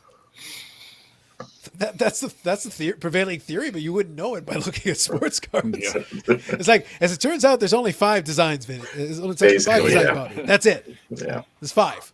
Or like 10. Mm-hmm. Refractor, regular base card, retro. Who knows? Well, when you start talking technologies, though, I mean, those are limited, at least right now. They are. But that's why you gotta. That was why my opinion was always rotate them. Don't use them every single year. If you do that, you can milk your 5 or 6 technologies over 5 or 6 years, and then get them on a rotation. It's like, oh man, I want refractors next year. Yep. It's in the rotation. And then it also gives your team the ability to design it 4 or 5 years out and come up with, all right, so we're going to do refractors this year. How do you want them to look? I'm thinking a mix between 93 finest and 96 finest. We'll do a little bit of the one design element with using the silver, which really pops for the refractor, but we'll flip it around a little bit design-wise. Oh, that's kind of cool. That could work. Okay. You can take some of the greatest hits and take some design cues. Nope, valid. Yeah. Absolutely. So you're saying that now, okay, PSA, Beckett, got to work with you, Upper Deck. It's like, so eventually I just work with every single player in the industry. It's like, all right. And then finally it's like, all right, Brian Gray. No, you're beyond my help. Never mind. We're done here. It's like, I got an idea. Don't make 14 versions of the same card with different foil. You're driving me crazy. And multiple 1-of-1s? What kind of crap is that? Not that I'm bitter or anything. It's no different than any other manufacturer. 15 1-of-1s of the same player in every freaking new set that comes along. It is, but the Canadian exclusive emerald green 1-of-1 like absolutely drove me nuts. I was like, that's not even a thing. Like, stop it. Fair. What's wrong with you? Yeah, like that's not even right. And you know where I bought it? I bought it from an American seller. So Canadian exclusive, my behind. How dare you? I think stuff got mixed up. Yeah, exactly. It's like, look, if you're going to do this Canadian exclusive thing, at the bare minimum, look, I would have accepted this if this had come from Buffalo, because we probably annexed them. They're sort of Canada anyway. But if it's anywhere else in the United States, I'm not counting that. That's trash. That's embezzlement. Somebody stole it. It's contraband. How dare you? Yeah, Buffalo. We grew up with Buffalo News in Toronto because we only had 4 stations. Well, I'm going way back, so anyways. Well, the thing is, there was a brief time after I finished university where I moved into an apartment with a buddy of mine from university, and we were too cheap to pay for cable, and we worked at the satellite company, and we knew that the receivers are so garbage we wouldn't pay for those. I was like, I work with these. I know they're trash. I'm not using them. And the thing is, I would have used them. I would have. Except they actually had the audacity to tell me, like, yeah, we'll give you the discount. We'll give you like 400 channels for like $30 a month. I'm like, okay, that's not too bad. And they go, oh, but you got to buy the receiver. And I'm like, wait a minute, the receiver's the part that's trash. That's the part that I know. I'm not paying for that. You pay me to take that. I do this for a living, and I don't want to work with that thing. I'm not paying you for that. What's wrong with you? So I refused to do it. So we didn't do it. But because the apartment was elevated and we were facing the right way, you could do the over-the-air antenna. So what happened is I put the over-the-air antenna on the balcony and faced it towards the towers, and we were able to get like 25 channels, including some of them in HD. Because one thing that most people don't know, and this is not a common thing, sometimes, depends on the station, depends on the signal, depends on whatever, some of the stations will give you uncompressed HD feed through the antenna. So your picture was actually better. Then because when you do it on satellite, they compress it down. It's not some of those signals are not actually 1080p; they're 720. Yeah. But I've got a 55-inch 4K television. You're still getting 720. Exactly. You're still getting 720 on your beautiful 4K television. It's the way it was. Don't tell the TV salesman. Yeah. But that meant that we could get. So imagine like CBC. Hockey Night in Canada was no problem. We were getting it in beautiful, crisp picture, beautiful HD, and that was free. We just stuck the antenna outside. But we would also get UTV Buffalo or whatever it was, WKBW, and a bunch of the Buffalo stations. because that was the closest one, because some of them would bounce off the CN Tower. So we were getting Buffalo News. It's like, look, I don't care what's happening in Tonawanda. Shut up. Moving on. Hey, I wanted to go to the Greasetown Mall. But we could get the football games, because if we got Fox, because we would get Fox regularly, we could get the football games. We could get CBS. We could get the football games. Yep. Occasionally NBC if the signal was strong. So imagine we're sitting there. It's like, all right, so we got the hockey on Saturday nights during the hockey season, and during the football season we got NBC, CBS, and Fox. What else why would I pay for television? ABC too back then. You could occasionally, yeah. So we were getting like 20 channels, approximately, Canadian and American channels, and we were getting the American commercials. The Super Bowl was in American commercials. Oh my God.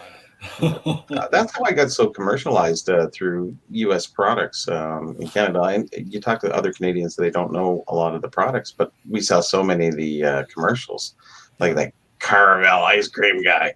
You know, you ever hear that commercial? But I will say the one time, the great joy of my life is watching the CFL commercials, because they are so Canadian, but they're so regional, and they don't make any sense. Because so imagine, Steve, if the Super Bowl had commercials like it does today, but imagine if instead of seeing the nationally televised commercials, imagine if you got the local car dealership as a Super Bowl commercial. Yeah. And you're sitting there like, why? Or you're getting a commercial from like a car dealership in Amarillo, Texas. You can buy your Ford in Waco Ford. And you're sitting there like, what? What? Like, what on earth? But instead I'm watching the national feed. And this is like during the Grey Cup and whatever. It's like Safeco. And I'm like, Safeco's only out west. There isn't a single Safeco within 300 miles of me. We got nothing here. It's like, there is no Safeco. We have no Safeco. Well, CFL, when they put blue-black team together, I just went, okay. Rough Riders was bad enough. Now we got blue-black. Is it blue-black? Oh, you're talking about the Red Blacks. Or is it red-black? Oh, yes. I don't even So know. the final cap on the double Rough Rider story. So you got two teams named Rough Riders, one of them from Ottawa, that folded twice. One is hyphenated. Yeah, that's true. One is hyphenated. So the team folded once. They were the Rough Riders. Then the second time they couldn't use Rough Riders, so they called them the Renegades. Yep. But they used the same color scheme. And then the third time they used the same color scheme, but they literally just called them the Red Blacks. And I'm like, for God's sake. Red Blacks. Yes, the Red Blacks. That's creative. It really is. It's tremendous. It's Canadian. That's what it is. But the good news is the Red Blacks did win the Grey Cup, much to the chagrin of the Hamilton Tiger Cats. We'll call them the Tie Cats. The Tie Cats. Because you amalgamated your name too. Wow. This league is such jokes. I love it. It's so good. It really is. You know, as much as I enjoy football, I just The football is decent. The football, I'm not going to knock the football, but I will say that there's so many things the league does that are worthy of mockery. Yeah. So many things that are worthy of pure mockery, and I do. And anytime somebody complains, it's like, sir, I was a season ticket holder to the Toronto Argonauts for 2 seasons and a season ticket holder to the Ottawa Red Blacks for a season because I thought it would be funny. Because I had to. I'm like, all right, I have gone to all the stadiums this province has to offer. I have attended them during regular season, preseason, playoffs, and Grey Cup. So shut up. I can make fun of this league as much as I want. Yeah. I've earned the privilege. They're making much fun of the sitcoms that we put out too. It's just Well, that's Canadian content. That's a Oh, different it's thing. horrid. That's because of the rules. If they just allowed it, like, guys, there should be rules. They shouldn't put anything out. I would rather see static. Can I just get the test pattern? Some of them are worthy of that. So what's this here? Carvel ice cream cakes in Earl Shop, paint any car for night. Yeah, exactly. Do you remember the guy's voice? It was like, "Welcome to Carvel. We make ice cream cakes for." It was just horrid. I couldn't believe it. Would have this been in the 80s or the 90s? 80s and 90s, yeah. Right So if through it was that in the time. 90s, Well, probably I caught it. But in the 80s, I wouldn't have caught it. he did ice cream cakes, and he had his own ice cream, I guess, store or something. I don't know. Here we go. Like We didn't know because we were in Canada. We didn't get to go down there. I grew up with Commander Tom. That was interesting. He would play all the cartoons and stuff. Yeah, there are a lot of these exclusively Canadian things that would be on there, and it's like this That was would only Buffalo. fly here. This would only fly, and there's a YouTube channel. If you ever want to see how weird Toronto was in its day as well, there's a YouTube channel called Retro Ontario that That's actually great. has clips of some of the old stuff because you had you'd have Electric Circus. Bobby knows, you know what Electric Circus is, don't you? Yes, I do. Okay, so without any further explanation, Steve, just with the words Electric Circus, what do you think that is? No, you won't get. Just with those two words. It's a show that was on TV. I'll help you out a little bit. It was on a network called Much Music, so it's called Electric Circus. What do you think this could have been? It lasted quite a while. It went from the 80s into the 90s. Music videos? Sort of. So what happened is the channel itself was music videos. Much Music was basically like MTV for its era, in the Canadian version of it. And they But had, Electric who was Circus the host of that? There were it was like Laura or Dave. J.D. Roberts. Now, do you know who John Roberts is? Oh, the Now he's the correspondent for. Was that for 2020 or something? Political. No, but he's a political correspondent now. Yeah. Okay. But But he was the host of Much Music. J.D. Roberts. Much Music, yes. But Electric Circus had a couple of different hosts. But the thing is, Electric Circus. So imagine the concept, Steve. What they did is in the 80s, what they were trying to do is they were trying to capitalize on the fact that the club scene was new. So like it was underground because in that era people went to clubs, but you went to clubs because you knew about the clubs and your friends knew about the clubs. It wasn't like a club today where everybody knows what the club is. So in that era, they were trying to show like the club scene. So they actually would get a show where they would have dancers come in and they would play all these dance musics from Europe and all that, and it would be the show. It was called the Electric Circus. And it became this popular thing, this phenomenon for a while. But what happened is initially the Electric Circus would be played like on a Saturday, but like at 4 o'clock in the afternoon. So they'd be doing this thing, and you'd have these dancers dancing like it's a rave at 4 o'clock in the afternoon. But they would hang out there and dance until it got late, and then they would go to the actual club. It was like, It was horrid. what is this nonsense? Eventually, they put Electric Circus further back, and they pushed it to like 9, 10 o'clock, which made more sense. But it was like, this is ridiculousness. And that show ran for like a good 15 years. It ran well into the late 90s. Or maybe even later. Might have ran later. But it ran from the 80s well into the late 90s. Makes you wonder. A lot of things make me wonder, Steve. But I will say, with all that, as weird as it was entertaining in its own way to watch. You're like, is this really what... And I'm like, on the other hand, it's like, okay, I'll listen to the music. And I'm just like, but sometimes you'd be like, wait a minute, I know who that is. And then you'd be like, hey, I know where you are. Because you catch them, they try to get their 15 minutes of fame on TV. I was in my 20s then, though, when that was coming out. And so I remember it, but I don't remember. Dr. Demento, what was that? Yeah, Dr. Demento. Hilarious House of Frankenstein. Oh, was that Canadian? Yeah, I think so. Yeah. And you got Space Ghost as well, or Space Ghost Coast to Coast. I remember that one. We had that here, too. Yeah, that's the thing. Like, some of it did carry over. I think the concept, I don't think Electric Circus carried over, but I think the concept was borrowed for some other shows as well. Like, I'm pretty sure MTV had something similar. I don't think it was called the same thing, but I think they had a similar idea. If it was, I couldn't tell you. Yeah. I think it was regional again. Well, at that time, for that show was specifically Toronto, because at that time Toronto was considered to be like a hub for that kind of thing. Well, Montreal, yeah. There were certain pockets, and then they would have the specials where they would go on the road, and they would do Electric Circus live at Winterlude. So they would have specials. But that was the day when they played music videos. It was a different time. Interesting. Yeah, it's what it was. Video killed the radio star. That was their first song. Yeah, so Paul, I was watching Electric Circus in Grand Prairie, Alberta, thinking that's what the big city was. Well, for a little while it was. For cattle. Some of those dancers, I had questions. But I will say, for its era, Electric Circus had Britney Spears on it, and Sync was on it, so they would come. So they'd get some of the big names, and they would come and perform at Electric Circus, and they would do the dance as well, and they would have the dancers there. So there was a pocket there in the mid to late 90s where it was a big program for that channel. And then eventually they changed ownership, and they're like, we actually want to play teen dramas, so we're just going to put a lot of that. And I'm like, so basically shit from the CW. Yes, basically yes. And I was just sitting there like, I understand. I hate it, but I understand. All right. What was the gong? Was that you kicking your trash can, That was Carlos? this here. That was this Okay. here. If Really? you tap it, that's what creates the gong. Wow. That's not bad. It's a metal arm. So Yeah. you have to. So I do sometimes have to be careful with it while I'm moving my beer. If I accidentally tap it, you'll get the gong.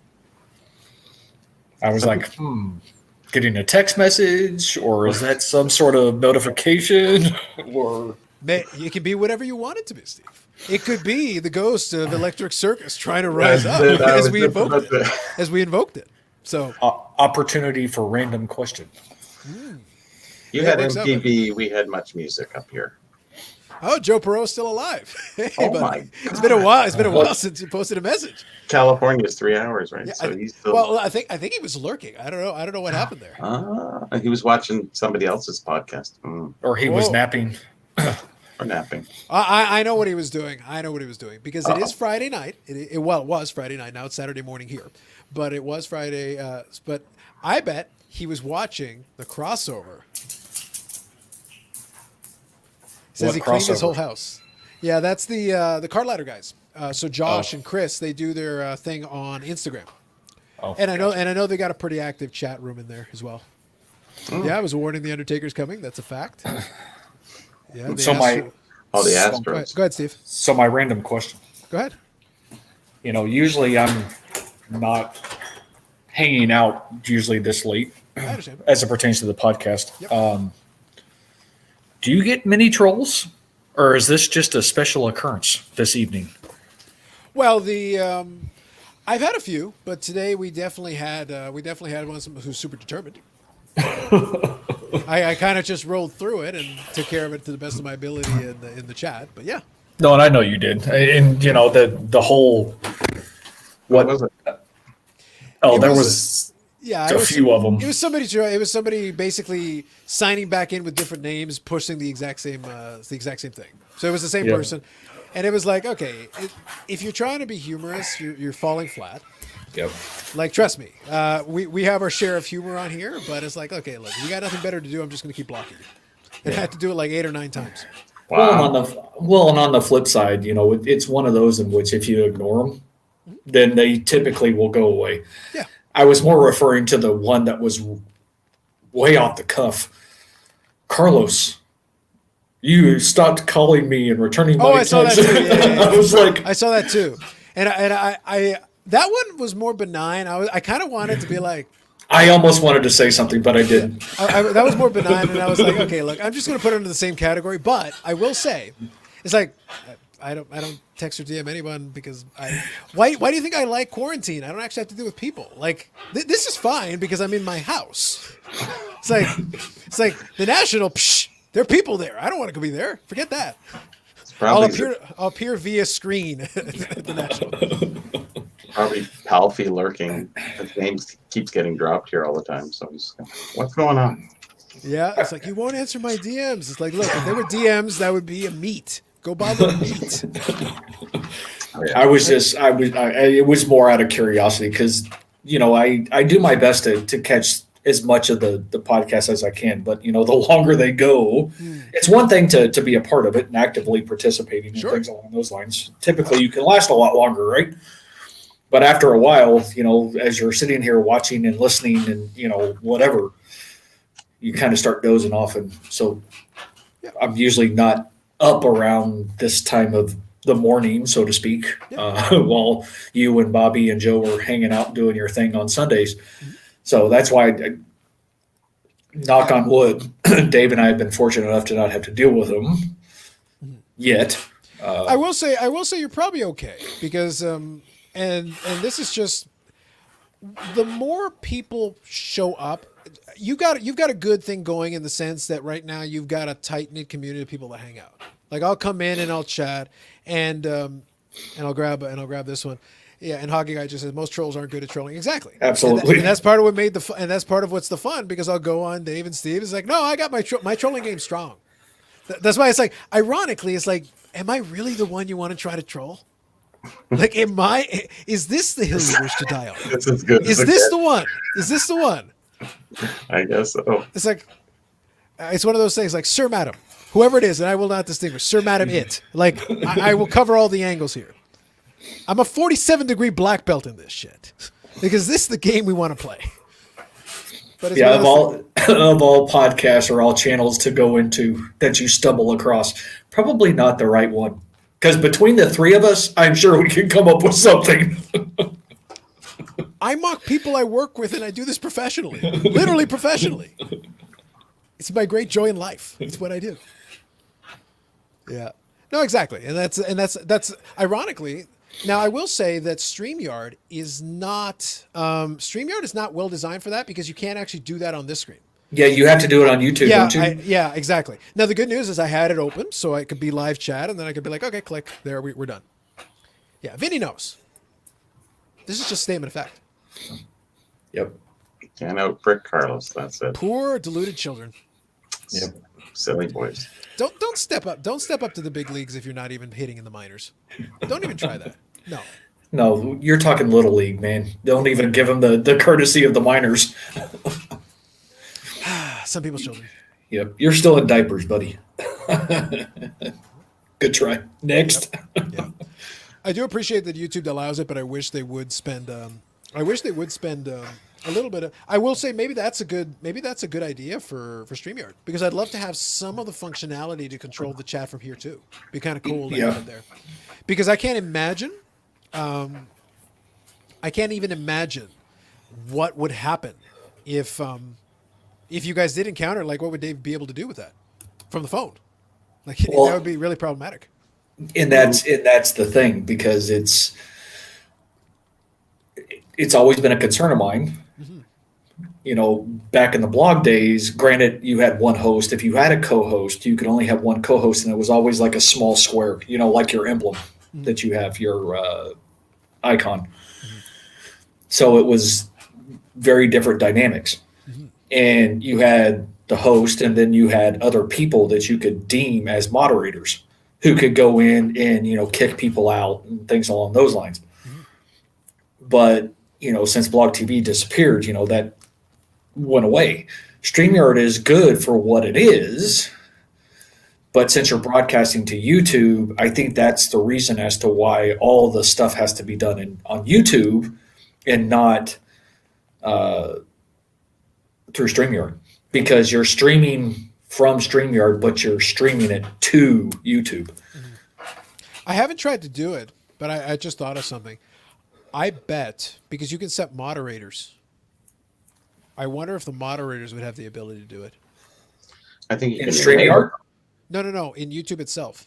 So you can. So what happens is if you set a moderator, so you could have somebody either there, you can have Vinny or somebody like that, be like, hey, Vinny, could you mind being the moderator while you're around? If you see something that seems off. I don't know if they have that capability. I think so. And I'm pretty sure they could do the same thing. Right click it and be like, all right, you're gone. Yeah, it looks like Hockey Guy's saying yes. So hold on, let me grab a couple of these things. Joe Pro says, what ways is StreamYard preferable to other platforms? It's just the ease of use, Joe. Honestly, it's just the convenience of being able to put your comments on here, being able to do the screen share. This is not the perfect platform, but it has a lot of good things. It's really plug and play. It's kind of easy. You set everything up. If you really wanted to get fancy, you could totally use like OBS. And I've played around with it. Like, you could use that directly with YouTube and be able to have even more control. You could do a whole bunch of really cool stuff. But then the tricky part is connecting other people, where StreamYard just lets it, hey, Steve, here's the link. Hey, Bobby, here's the link. Come on. You're already aligned here. And here's the thing. People don't realize. And you can do a lot of things. Like, I'll try this here. I don't know if you guys noticed that. Yep, you switched me. Yeah, so the thing is, you can do that. And it's literally drag and drop. That's easy. Wow. So that's really handy. Like, stuff like that. It's actually really cool because you can do that on the spot. You can do that with OBS too, but that's a little bit more complex. I play around with it. It's very cool. It's very powerful, but it's very cool. So there's certain things that I think are kind of fun. That's cool. So see, Hockey Guy appreciates it. Yeah, on base percentage from getting beaten. Exactly. That's why I know my trolling game is strong. You get the ball thrown at you. You get the ball thrown at your head. You get the ball thrown at the rest of you. That's how you build up your trolling powers. You got to start young and then work your way. It's a fact. So yeah, here, I like this. So Vinny says, someone told me at work today after I fixed something. Because he is Vinny, saved me from saying it. I'm like your American counterpart. Hey Vinny, if you want to take the franchise across the border, we can talk. We can talk. So Hockey Guy saying moderators can hammer people. Beautiful, beautiful. So you had to drop the leg drop. So that's a possibility. You could set a couple of moderators, and if that ever became an issue, they could be your second set of eyes and catch it on the spot. Because we know there's a delay, right, between when StreamYard gets it, so they could even kill it before it shows up in StreamYard. Jabroni. Well, and on the flip side, it's one of those in which, since we moved to the new channel, originally I was logged in to the podcast YouTube channel. Yep. And I'm like, wait a minute. Dave is using the Insert Revolution login for StreamYard, streaming to the Insert Revolution YouTube page. Is it going to cause a problem? I didn't want to take a risk. So, of course, I logged out and logged in as, my own personal channel, and was, putting in stuff in the chat that way, though, too. So it's one of those things that we're going to have to give it a try and see, because I don't know if it would cause an issue. Yeah, as far as I know, I honestly don't think it does, because it shouldn't, because you do it. But literally, I'm doing it right now. I've got now, mind you, one trick that I use, and this is maybe something you can consider. At the outset, I have the video up playing, but then within a couple of moments after I hear the sound coming out, I pause the video, and I've got the live chat going. The video doesn't need to play for the chat to go. Really? So it saves me a little bit of bandwidth, but it also prevents me from hearing reverb. I don't need to worry about, like, literally it's paused as we speak. And I've got the chat going, but the chat's live. Huh. I didn't know that. Yeah. So it's a little one of the advantages of doing these things is that you get to play around with some of the stuff and play around with the setup and do all that. It's actually pretty good. That's kind of and that's part of the reason I like doing this. Every time we do these, we get a little better at them. Like we had the comment, and they were being very nice. They said that it's like, oh, it's like the host is really smooth. It's like, that's just practice. Like you get acclimated to doing all this, watching this and doing this. Plus, it also helps keep you engaged. Absolutely. So it keeps you focused on what's going on. Yep. No, and that's the thing, and that I always have the broadcast going, because in the event that something's directed at me and we haven't had a chance to get to it, for instance, I can at least respond in the chat and keep that conversation going at the same time as we're still discussing something. Because as we always say, the whole purpose is to try and keep everybody engaged. You don't want to think that you're overlooking somebody or not addressing somebody's question, comment, or whatever. Yep. So I agree with that.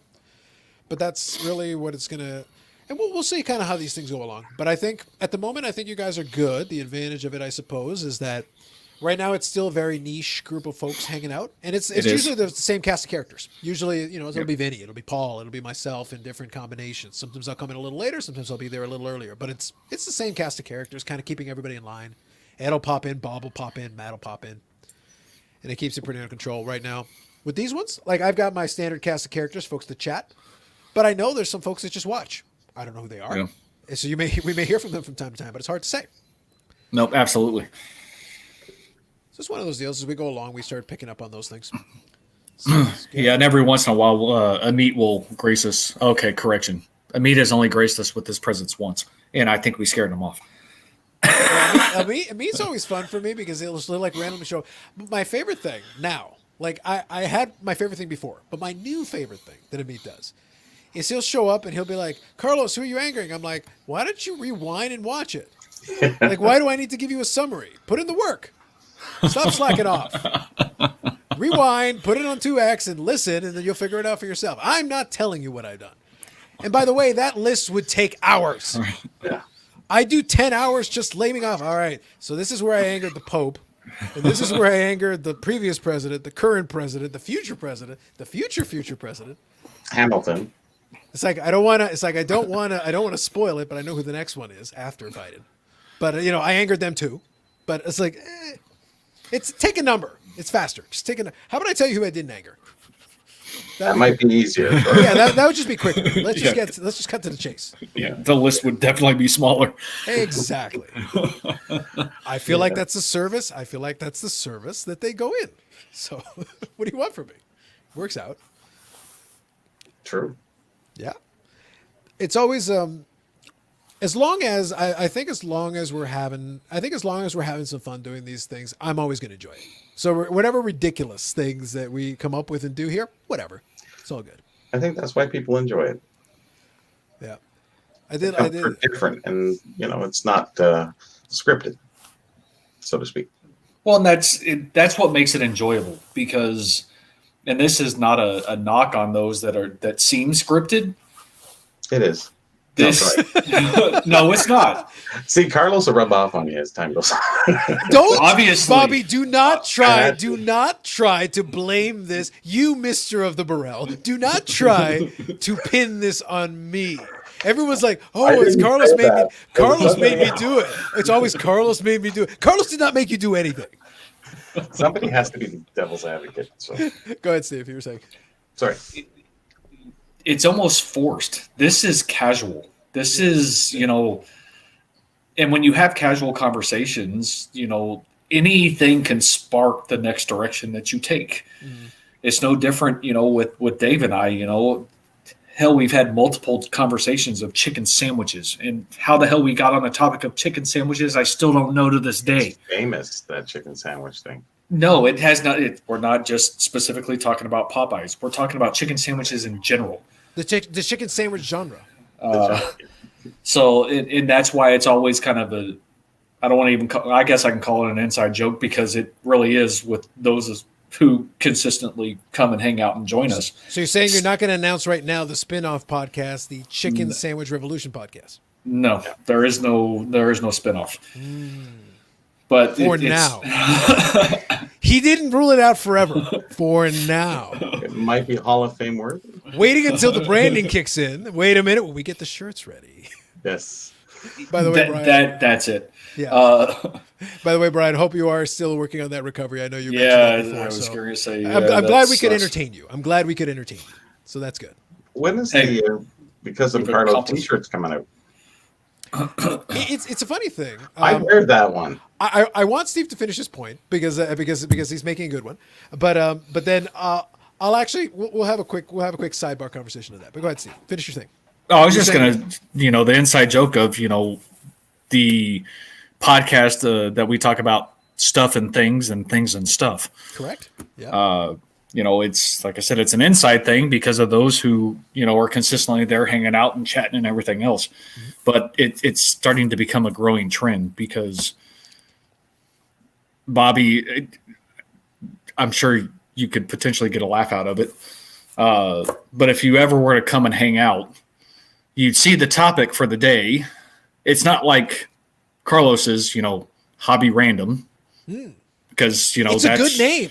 It works really well, and it's bang on every time. Absolutely. It's 100% on point. We may not get on the topic of conversation until 2 hours in, or maybe not at all. I got you. And it carries over to the next week. But, to a certain degree, we talk, hobby stuff. We've done that quite a bit. But at the same time, it's a casual hangout. It's a group of individuals that share a love for a hobby, even with the excessive craziness that's going on, where the conversations flow naturally. Yeah. And that's what makes these things enjoyable. That's fair. So, but go ahead, Carlos. What is this about? Because I'm Carlos t-shirts? So I will address that momentarily. Quickly, I'll just go through these comments. So Carlos is a bad influence. Well, that's a given. But again, I am not taking responsibility for the Burrell. The thoughts and opinions of the Burrell are those of the Burrell and only the Burrell. That's it. Bullshit. All right, I'll take it. I was trying to help you out, Bobby. That's okay. I don't need it. I'm good. I'm in the vintage area, so nobody bothers me. There you go. Exactly. So an influencer, yeah, some kind, yeah. Who, me? Oh. No, talking to me. I know. You can be the Burrell. Easy with the narcissist. We try to be the fun channel. We try to have some fun. Chicken Sandwich YouTube Hall of Famer. Yes. I'm willing to make him first ballot on this. That's without question. Let's just get this done. You don't get a patch. You get a single you get a coupon for a chicken sandwich. That's what you get for being in that Hall of Fame. That's okay. And as long as it's not expired, I feel like that's even better than the patch. That's vastly superior, my opinion. But if it has to be shipped with the postal service, by the time it gets somewhere, it could be expired. Maybe in that case, I'll send it to PSA so at least you can have it back graded. At least you get something out of the deal. In the current market, that might have some value by the time it comes back. Could.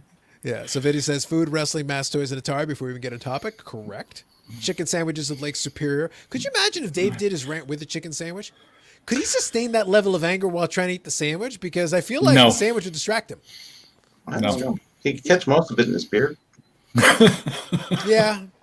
But the thing is, in order for Dave to do the proper Lake Superior rant, he's got to be like in a rage. He's got to be like focused. If you give him the sandwich, it like distracts his focus. It takes his eye off the ball, so to speak. It wouldn't be great. He says it himself. Correct. Food is more of a focal point. Exactly. So Brian says real chicken sandwiches got to come to Cali. Okay. The Uncola. Fair. And Code 29. Yep. You got your reference, Code 29. There you go. What about Chick-fil-A? We haven't got that here, have we? Bobby, do not play into the chicken sandwich I have propaganda.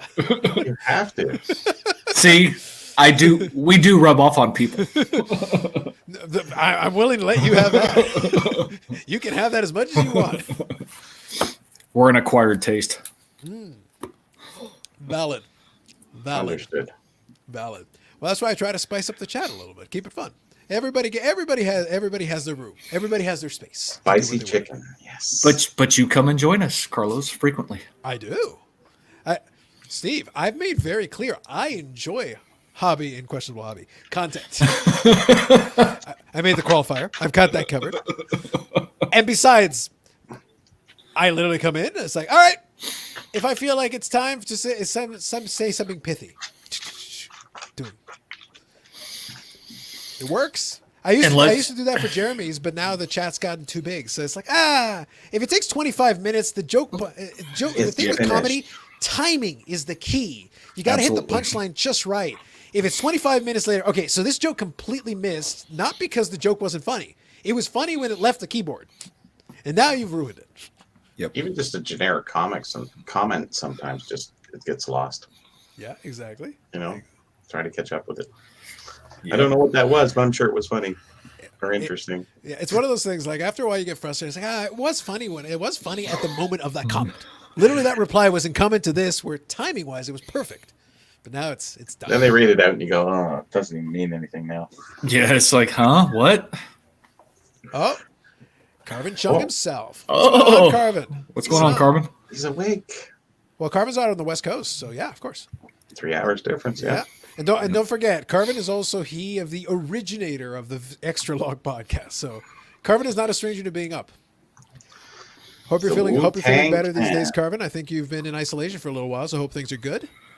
Hope things are going well. He was listening to us talk about him before. Absolutely. You better rewind it. Yeah, only good things, Carvin. Unlike usual, you can rewind, fast forward. You're gonna hear good things about you, so you're good. You're good. So yeah, when you make a comment in the chat, by the time it gets no idea of context. Very true. Very true. So Joe looked at his first hockey box score ever to see what Lafreniere did. He played 30 minutes and was a -1. It means he was a rookie who played his first game, Joe. You're fine. Don't worry about it. And his rookie card's worth more than that. Yeah, exactly. Yeah, no, I think we're good. No, good to hear, Carvin. I'm glad. I will be looking forward to checking out a little bit of the conversation that he has with Jeremy. But I'll probably let it run for a little bit and do a couple of things and then catch up, because in real time it's tough, kind of letting things develop. Yeah. And also I've talked to Carvin enough and done enough discussions with him. It's almost like I would feel frustrated to be like, okay, I would rather ask this question. Let me phrase the question this way. It's like, you want a backseat host. I'm like, no, don't ask it like that. It's more interesting if you go down this route, this rabbit hole. Sometimes there's just sidelines to the questions too that you want answered. Oh, for sure. And it's one of those things, like in the chat, it's not going to work, and it would just make me frustrated. Like, no, I have to wait until after. And you get 5 or 6 that you can't remember. It's like, oh, what was that? Oh yeah, I forgot. Yeah, no, you're right, Brian. It makes it a little bit easier. Well, that was kind of the point that we were making earlier, Carvin. So it's like, so if you got 2 hours, so after you finish your first story and maybe your second story, then then you go offline. Then what happens? Like, you get 2 or 3 questions in, maybe. Like, I don't know what you're going to be able to fit in there. It's like, are you going to have to lead into after hours? Is that the deal? Are they going to have to bump the guest? Well, I made the recommendation that, Carlos would pick up the slack and you could just come finish the conversation on Carlos's channel. Yeah. Exactly. That's an all-time record. Carvin could definitely do it. Yeah, that's right. There should be a legend showing with each status, shots on goal. Yep. Oh, there you go. Now you see? It's going to be a late one. Yep. Yeah, exactly. I don't doubt it, Carmen. You're more than welcome. You can give me a call. That's no problem. But yeah, it's one of those things where it's as long as it's fun, I'm always game. As long as it's fun, I'm always game because it's a good time, and that's always been the one thing we try to do, and that's the reason why I keep inviting, and I'll keep doing that. I think format wise, I'll still invite Amit as well, and And what's going to happen? Yeah, but he is busy sometimes. But if I can get him to come on, I'll get him to come on. But I think it's going to be a consistent segment of the show I'll chat with whoever I'm chatting with for a while, and then the URL will end up on the screen, and then I'll be like, all right, guys, have at it. And it's one of those things where I want to encourage people to, hey, pop on for a little. And by the way, you don't have to stay for the entire time. You can pop on for a bit, chat for a bit, and then go home. Yeah. Why wouldn't you? Like, do whatever you need to do. Have some fun.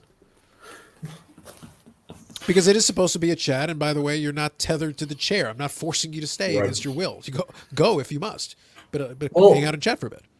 Well, it also builds the relationships, though, too. Absolutely. This is the first time that Bobby and I have had a chance to interact in real time. Mm-hmm. So,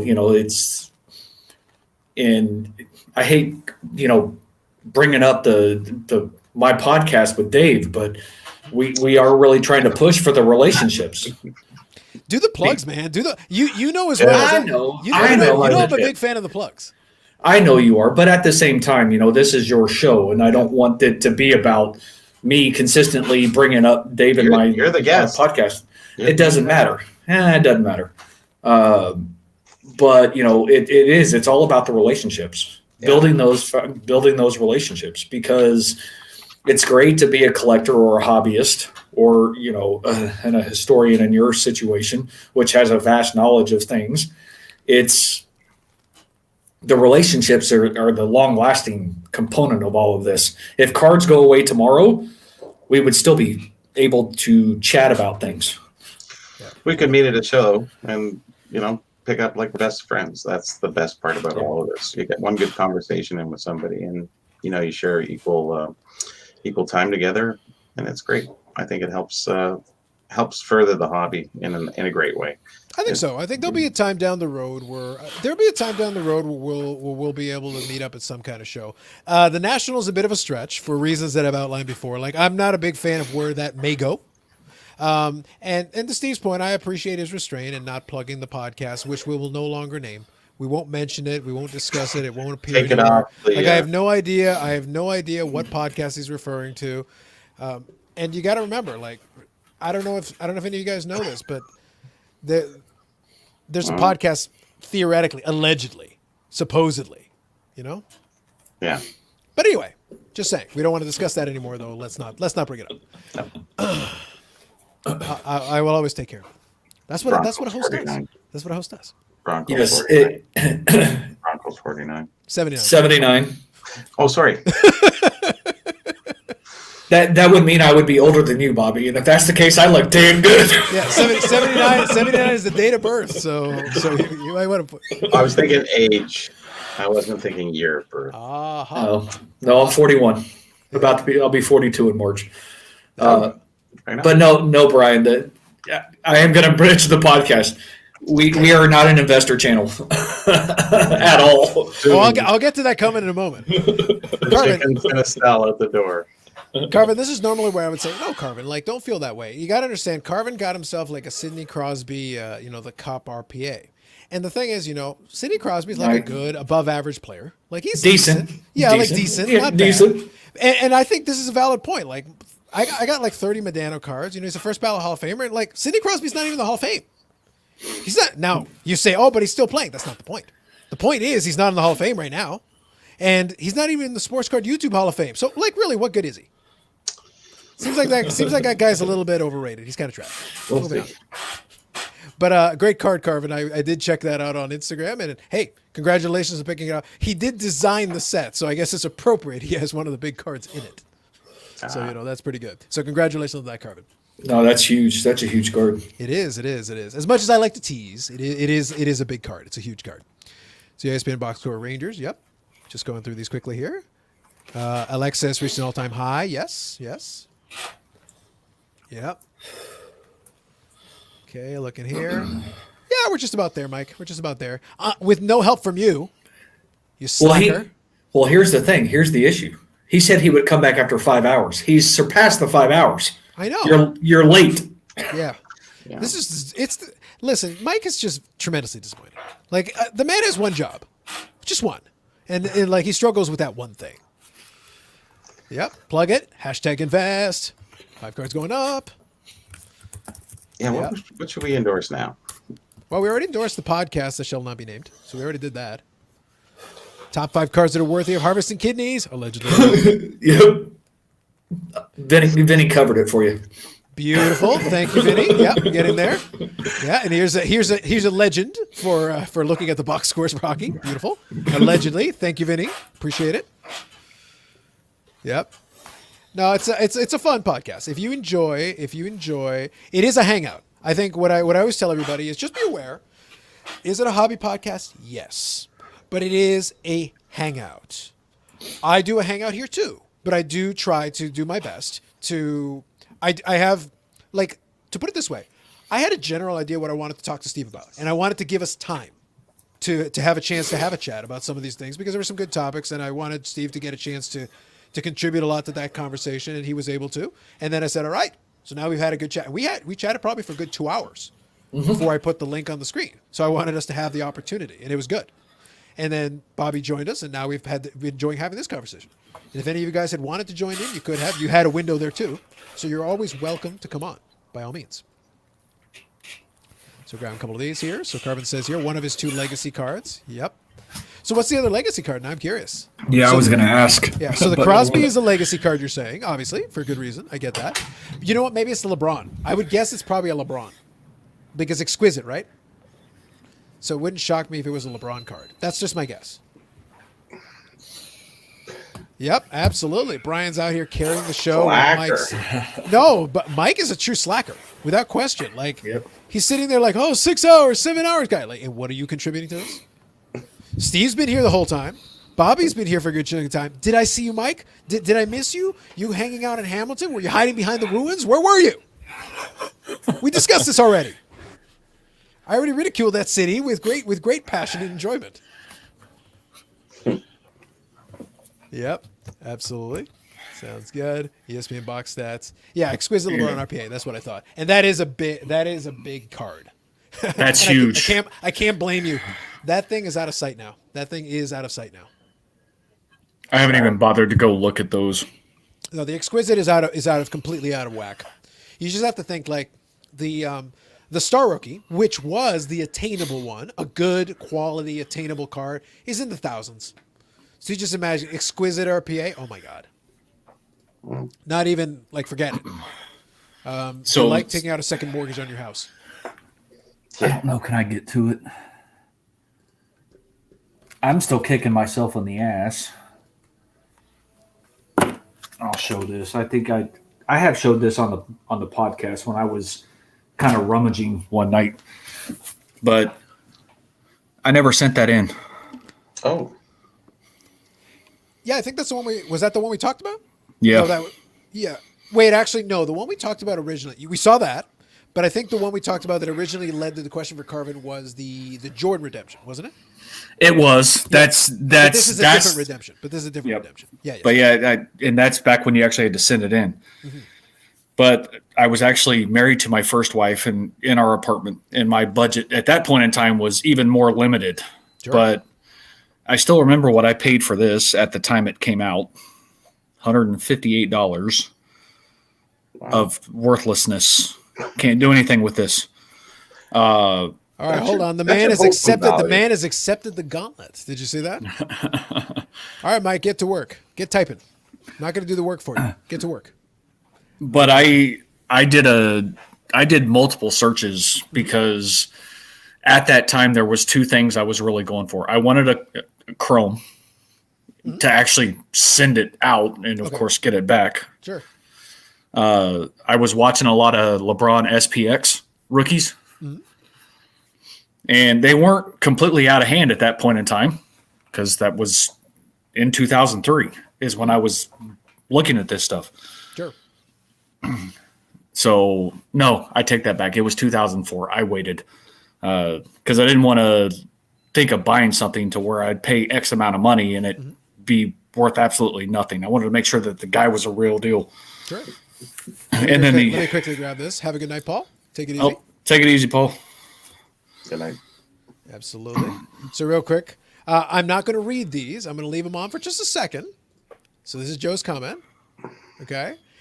So Carvin was saying the house in Toronto is cheaper than the LeBron card. And then his reply to Joe. I'm leaving that alone. Joe, that doesn't fix it. That doesn't fix it at all. Leaving it be. Leaving it be. No hablo inglés. Parlez-vous français? Yeah, it's like, no. That's no in French. Good one. Good one there. Hey, Mike. Hey, Mike.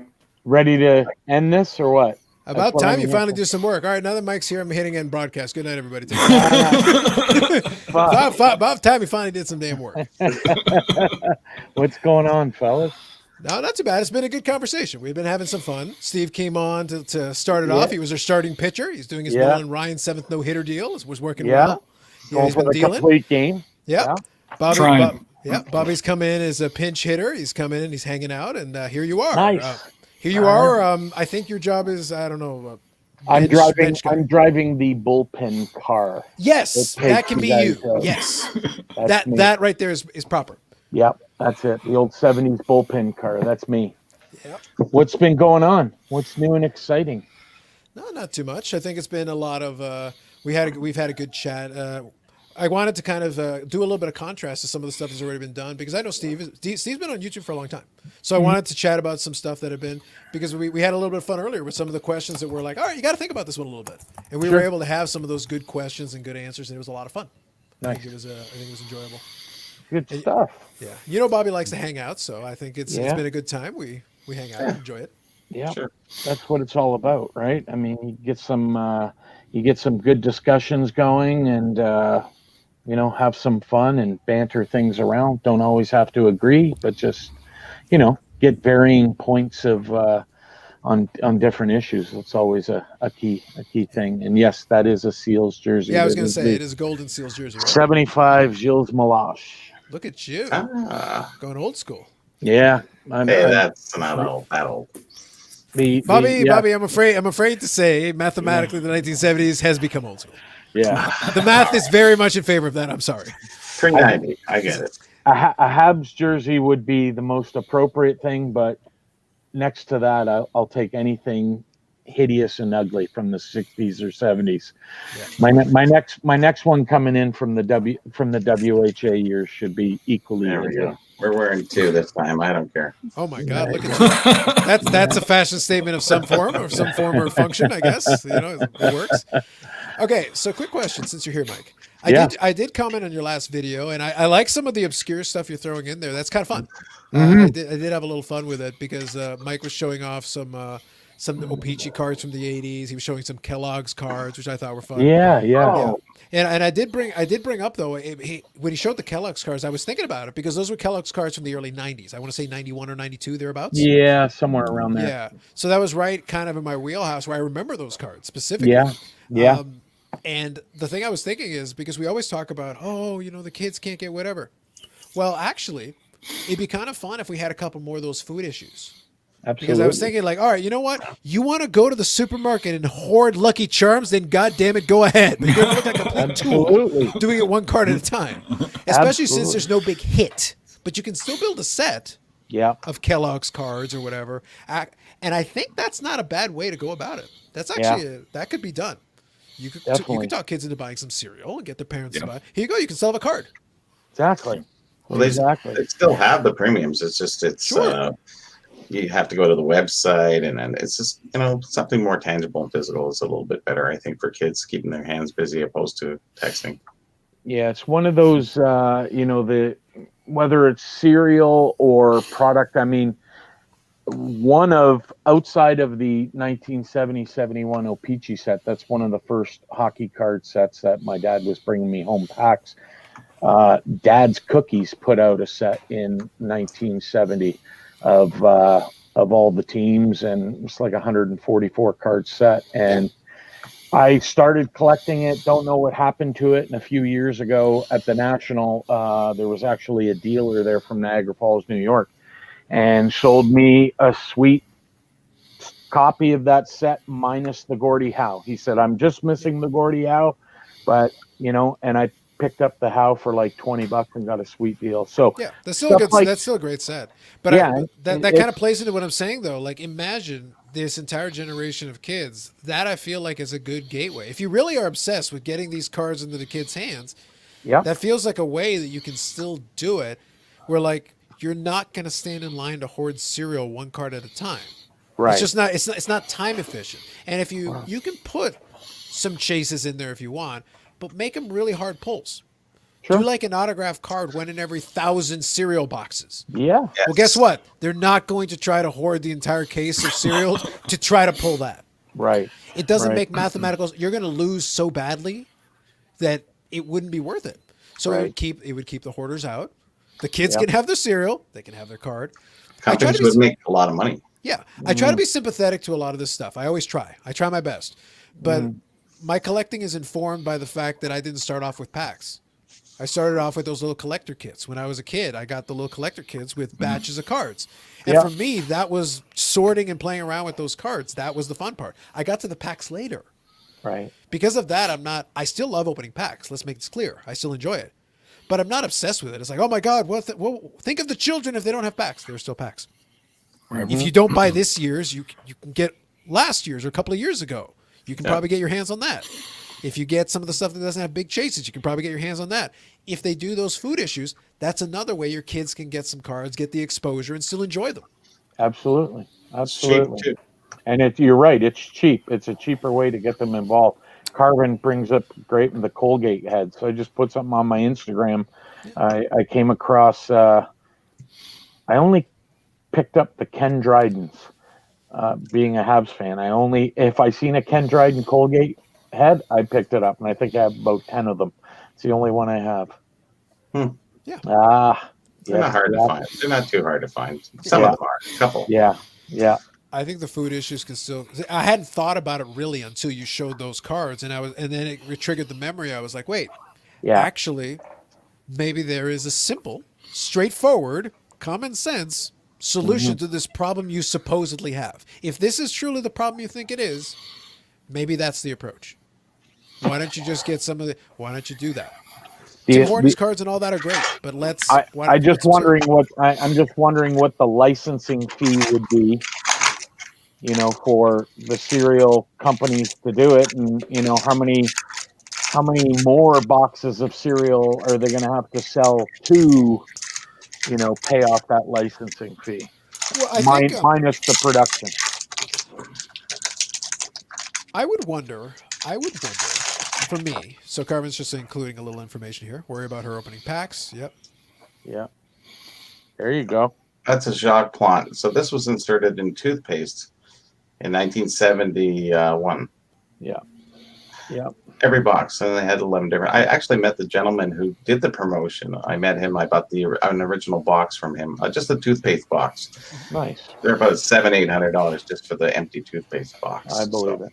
Yeah. And these were hard, but I asked them the ultimate question because a lot of people were misled by these. It's very hard plastic. Everyone said that, they stopped the promotion because there's some short prints. They stopped the promotion because kids were swallowing them and getting stuck in their throat. And I asked him about that, and he says, no, it's just, didn't go over so well with they put different ones in different size packaging. So, and then it ended. A new stream record. I just thought I would commemorate the moment. We had 609. It is now 612. There you go. Yeah, and Bobby, I think the Norm Ullman, there's an error version of the Colgate head. There's a spelling error on his name and a corrected version. Yeah, 1 L and 2 L's. Yeah. Yeah. Yeah. Yeah. But those nuances that's what creates collectors. That's what Carmen was saying about the packs. It's like, yes, they can be addicted. Here's the thing. Today, it's probably more problematic than it was.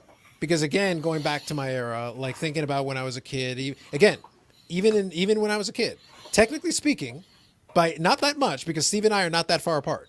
I was 83, so he was 79. Right. But Yeah. it's like, even in my time, at that point, when you were opening the packs, you were basically getting base cards. That's basically all there was. There wasn't really a lot of chase. If I'm opening 1990 tops, I'm not getting a lot of chase. If I'm opening 1991 tops, as much as I enjoyed it, there wasn't a lot of chase. You weren't getting it. So you were opening for base, and you were getting nothing but base. And hopefully that's what you wanted, because that's all you were getting. Yeah. So that's why I look to some of these other things. That's why I say these collector kits. Again, today they make the collector kits kind of junk, and I totally understand that they're not exciting. For me, it was kind of cool, because for my dad, it's like, okay, look, if you're interested in this, I'll buy you one of these. If you're still playing around with it and you still like the cards, then we'll go get you some more. That's basically how this played out. And that worked.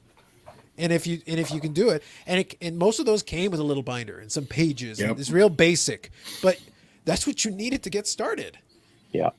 Today you could do the same thing. It's like, okay, well, give them a pack of penny sleeves, give them a couple of pages, give them a small binder and some cards that are mixed, different players, different teams, a couple of 100 cards. There you go. Go nuts. Absolutely. Absolutely. Yeah, they're not worth that much, but the good news is if you trash them, who cares? Right. That's the point. Yep. You're not investing a ton of money for the possibility that there is no appreciation or that it's going to maintain or anything along those lines.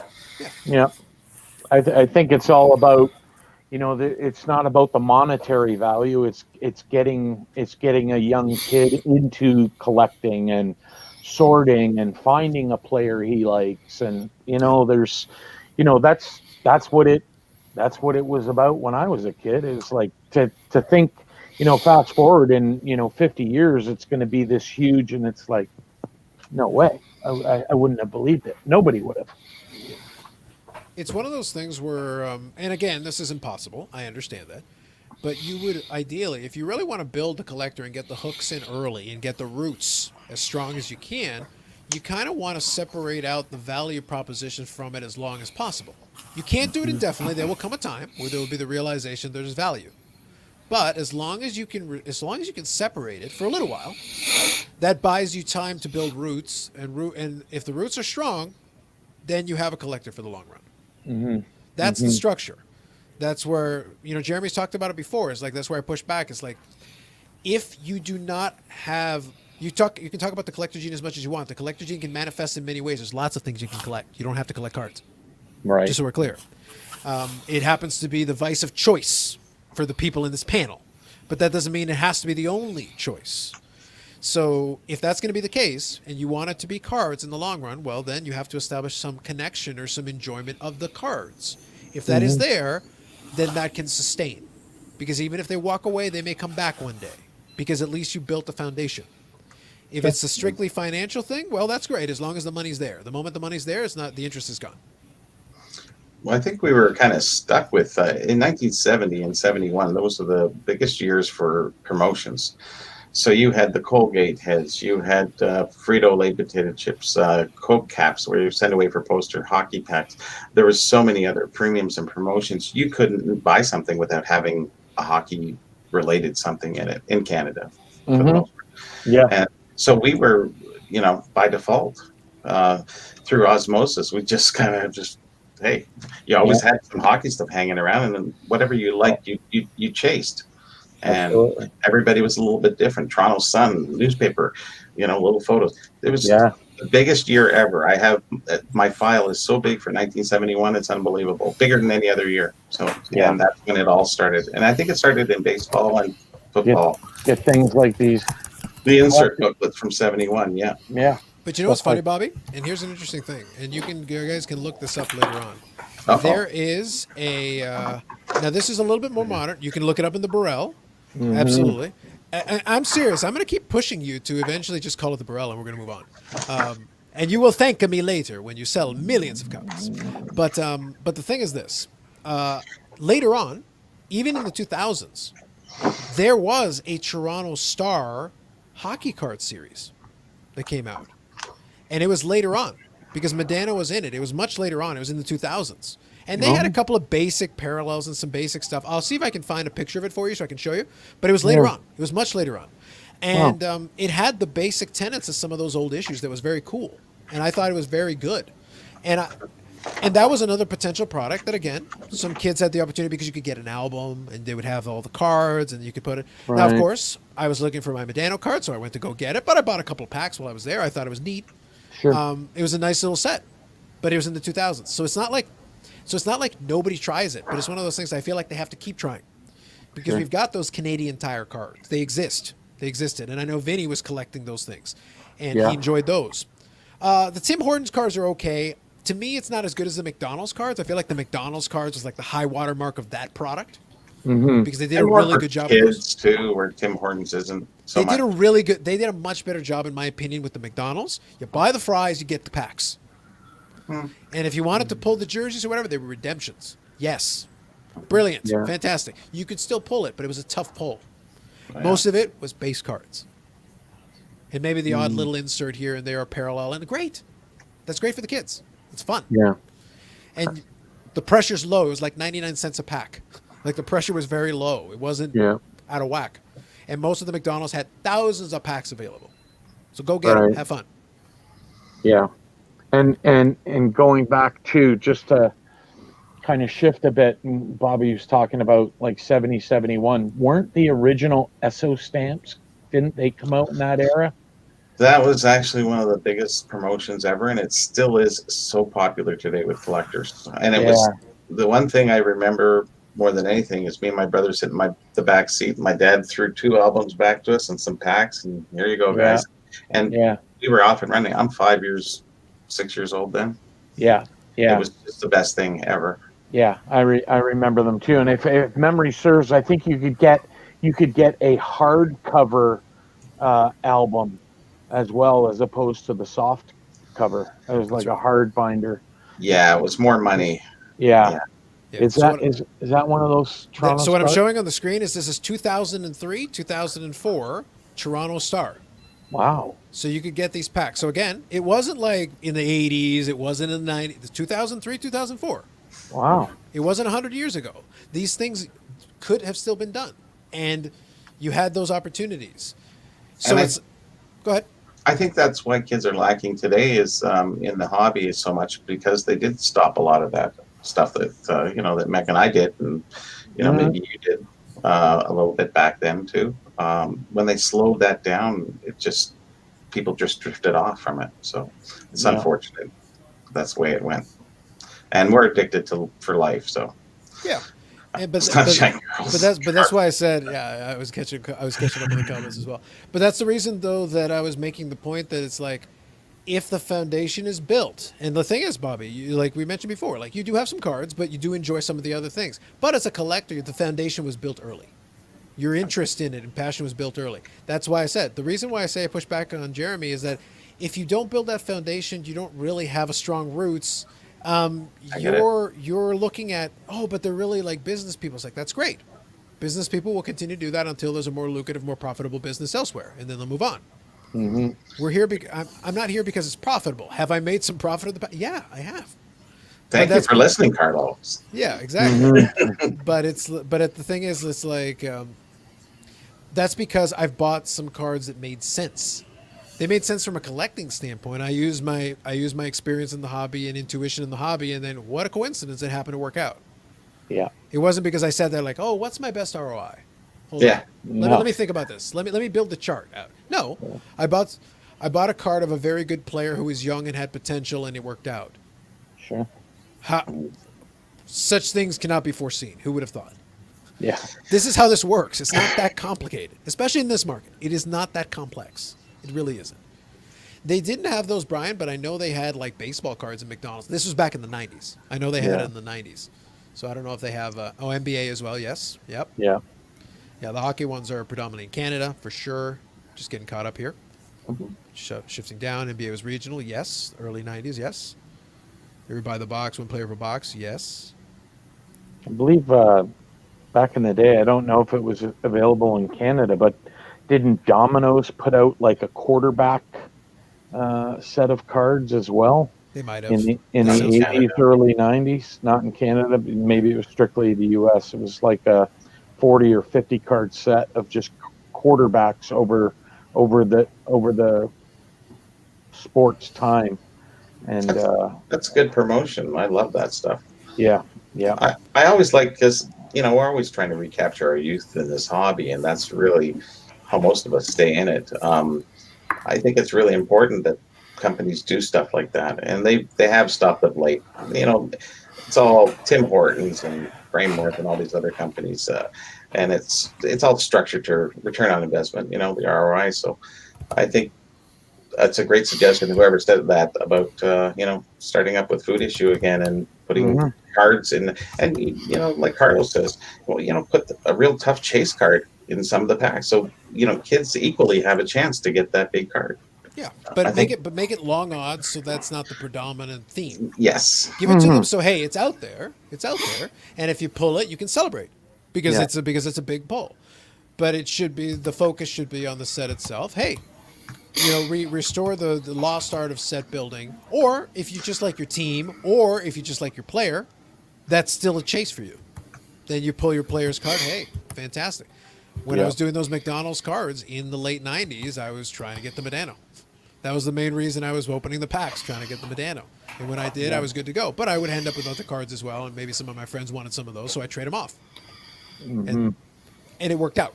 Everybody wins. Some of them would put together the sets, but that's how it worked out. So I understand when some of these kids come in and they make big money in the hobby, and that excites them. But that means that they've built their entire thing based upon their interest in making the money, which is fine. Yeah. But that's when they're in their 20s or later 20s or 30s and they found other ways to make money. Why would they stick around? Yeah. No doubt. Yeah. Linda. Could you imagine cards when you buy a video game? I know they've done stuff like that though. They've inserted cards into video games before. There you go. Yeah, promotions. There you go. Yeah, exactly. Brett Hull. You can get all the cards on the back of the box. This is early 90s. This is right up your... Yeah, these are the cutouts, right?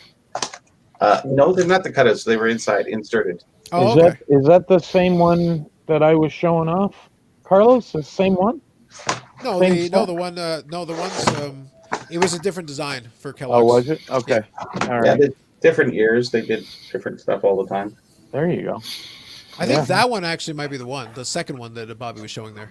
Oh, is it? Yeah, can you move it a little closer to the screen there, Bobby?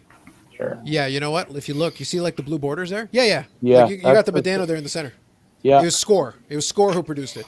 Yep. So if I cut this card out, it's collectible for you because you don't have it. Well, I have the regular card, yes, but yes, not the one on the box, no. And then the goalies, Yeah. and the posters. See, this was the stuff. That was the 90s. They did so much stuff. It was unbelievable. Jimmy Dean Sausage did it here in the States. Jimmy Dean sausage, eh? Yeah, in the early 60s, the post serial cards for baseball were huge. And Jello was a regional card for baseball. There you go. Eggo, nice. There you go. See, you should have cards with waffles. Come on, man. I love waffles. Absolutely. Damn it. I love waffles now. I will buy them. The card can be a bonus, but I want the waffles. Yeah. Well, if you spot the puck, then you can win $100,000. Oh, you my go. goodness. Do I get Fox tracks for this? Is that what's going to happen? That's Some stuff fantastic. hanging around everywhere. Yeah. Yeah. Other stuff. I think with the way the money is today, you could get away with doing some of that stuff if you really wanted to. Yeah. If the market's so hot, supposedly, why couldn't you get some? That's for Mike. There we go. There you go. That's beautiful. That's Very sweet. shard. Very Yeah. cool. Very cool. Now, I Bobby, remember since you've got all that stuff there, did you end up with any of the boxes of the Frosted Flakes? Did you ever end up with any of the boxes of the Jack? Maple Frosted Wheaties? No. The Maple Frosted Wheaties? Yes. Oh No. my god! So Steve, because it has to be as Canadian as possible. It's not Wheaties. It's Maple Frosted Frosted. Put the Wheaties. maple in front here. Absolutely. I Because we're tried it. maple Not that perfect great, Steve. bacon Not that there. great. We're only known for our maple syrup You and are- bacon. that discouraged the kids from collecting that set. Right? Exactly. Yeah. That's the one thing I was not a focal point when I went up to Canada for business years ago. Yeah. Yeah. I had to do, the poutine. I can do without the cheese curds. Just saying. Yeah. So in other words, fries with gravy. Yeah. With gravy. Yeah.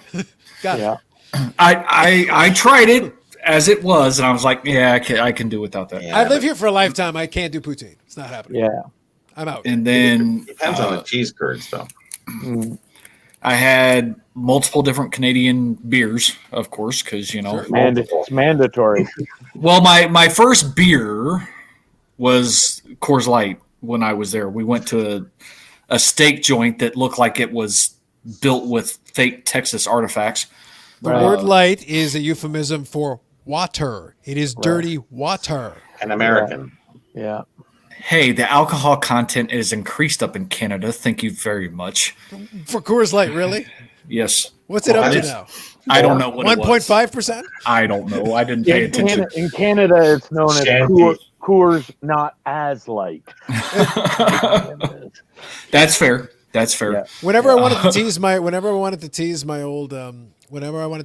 my old school teachers who would drive me crazy because I consistently accused her of being an alcoholic because she went partying all the time. It's like, this is part of your rampant alcoholism. It's like, I'm not an alcoholic. Look, it's not my fault that you drank light beer as baby formula. That's not my problem. Yeah, exactly. So that's where the light beer would come in. It's like, Gotcha. light beer is baby formula. That explains a lot about you. Explains a Yeah. lot. Absolutely. But I did also have a beaver tail. Okay. Okay. Yeah. Yeah. Yeah. That's So it's What kind? I don't remember. Okay. It was just a normal one. So we have an office up there. It's one of our corporate headquarters. So one of my coworkers, was trying to be nice, and because I was there for 2 weeks, take me out and get me some culture and everything else. And unfortunately, Canadian. whatever reason, I don't have as many photos as what I used to on my phone. But there was some flower festival type thing going on when we were there. You must have been in Ottawa. Canada.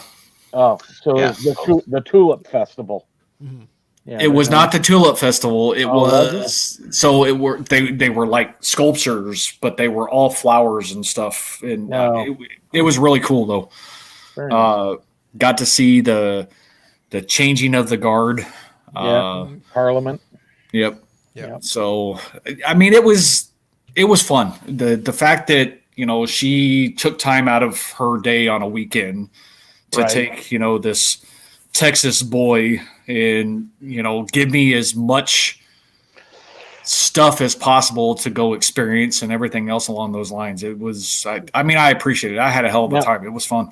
The question I would ask is, and it's kind of, I think I know the answer, but if it was a she that took you to the sites, you never got across to Hull, Quebec, did you? No. Right across from Ottawa? Okay. Wink, wink. That's where the ballet is well performed. No. Subtle like a sledgehammer to the face, Mike. Subtle like a sledgehammer to the face.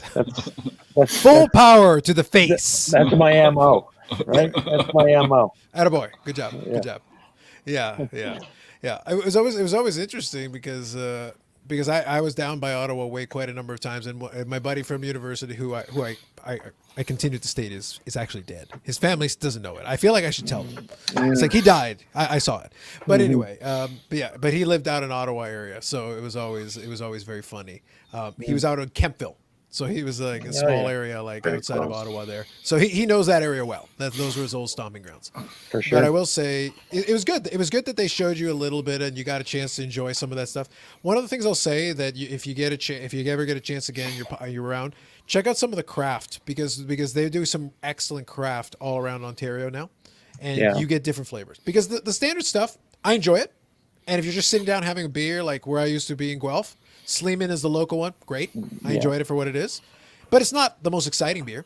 But there's a lot of craft beers where they try to do some stuff, and you get all kinds of different flavors. It's kind of like whatever you like. Mm-hmm. So you can definitely get a taste for all kinds of things that work out. Definitely. So it's one of those things where no card connects. Hey, you're here. It's all good. But a lot of those craft beers are where you can get a little bit of a, because then that's where you can experiment a little bit. Is be like, all right, let's see what you guys got. So it's like, maybe you want a pale ale, you can try that. Maybe you want a stout, you can try that. Just lager, sure, you can do that too. Yeah. Well, I stuck with the two main ones that the hotel that we were staying at had, but they're good. No doubt about it. Yeah. And I've alluded to this before as well. The one thing that always interested me is no matter where you went, if it was a Miller Lite, Coors Light, Bud Light, whatever, Big Rig, Sapporo, whatever you were drinking, the glass had the emblem on the freaking glass. And I thought that was the freaking coolest thing. Yeah. Yeah. Oh yeah. We're spoiled here, I guess. Yeah, I think we are. I think as Canadians, we kind of take stuff like that for granted. Yeah. And then someone who comes in from the U.S. and never experienced different things, it's it's funny. A couple week Boxing Day out here, day after Christmas, my wife and I, all our family stuff, we just wanted to get out of the house and go for a drive, and we went to Niagara Falls, and it was literally dead because it's no one's really out and COVID, and we're just kind of driving along Niagara Parkway looking at Niagara Falls, one of the wonders of the world. And I said, do you know how many times we've seen these falls and really don't appreciate it because we're 40 minutes away? Yeah. And yet there's people that come from all over the world to see that, and you just get acclimated to it. It's like, yeah, there's the falls, big deal.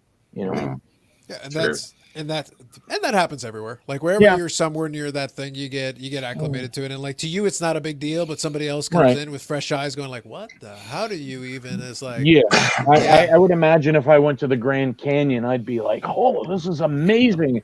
People be like, "It's just a big hole," like like. In fairness, it is just a big hole, but it's pretty much that's what it is. The Niagara Falls, like the water's moving. The water's moving. The key here is this movement. Right? Entertainment. Yeah. Niagara Falls is just a big ledge.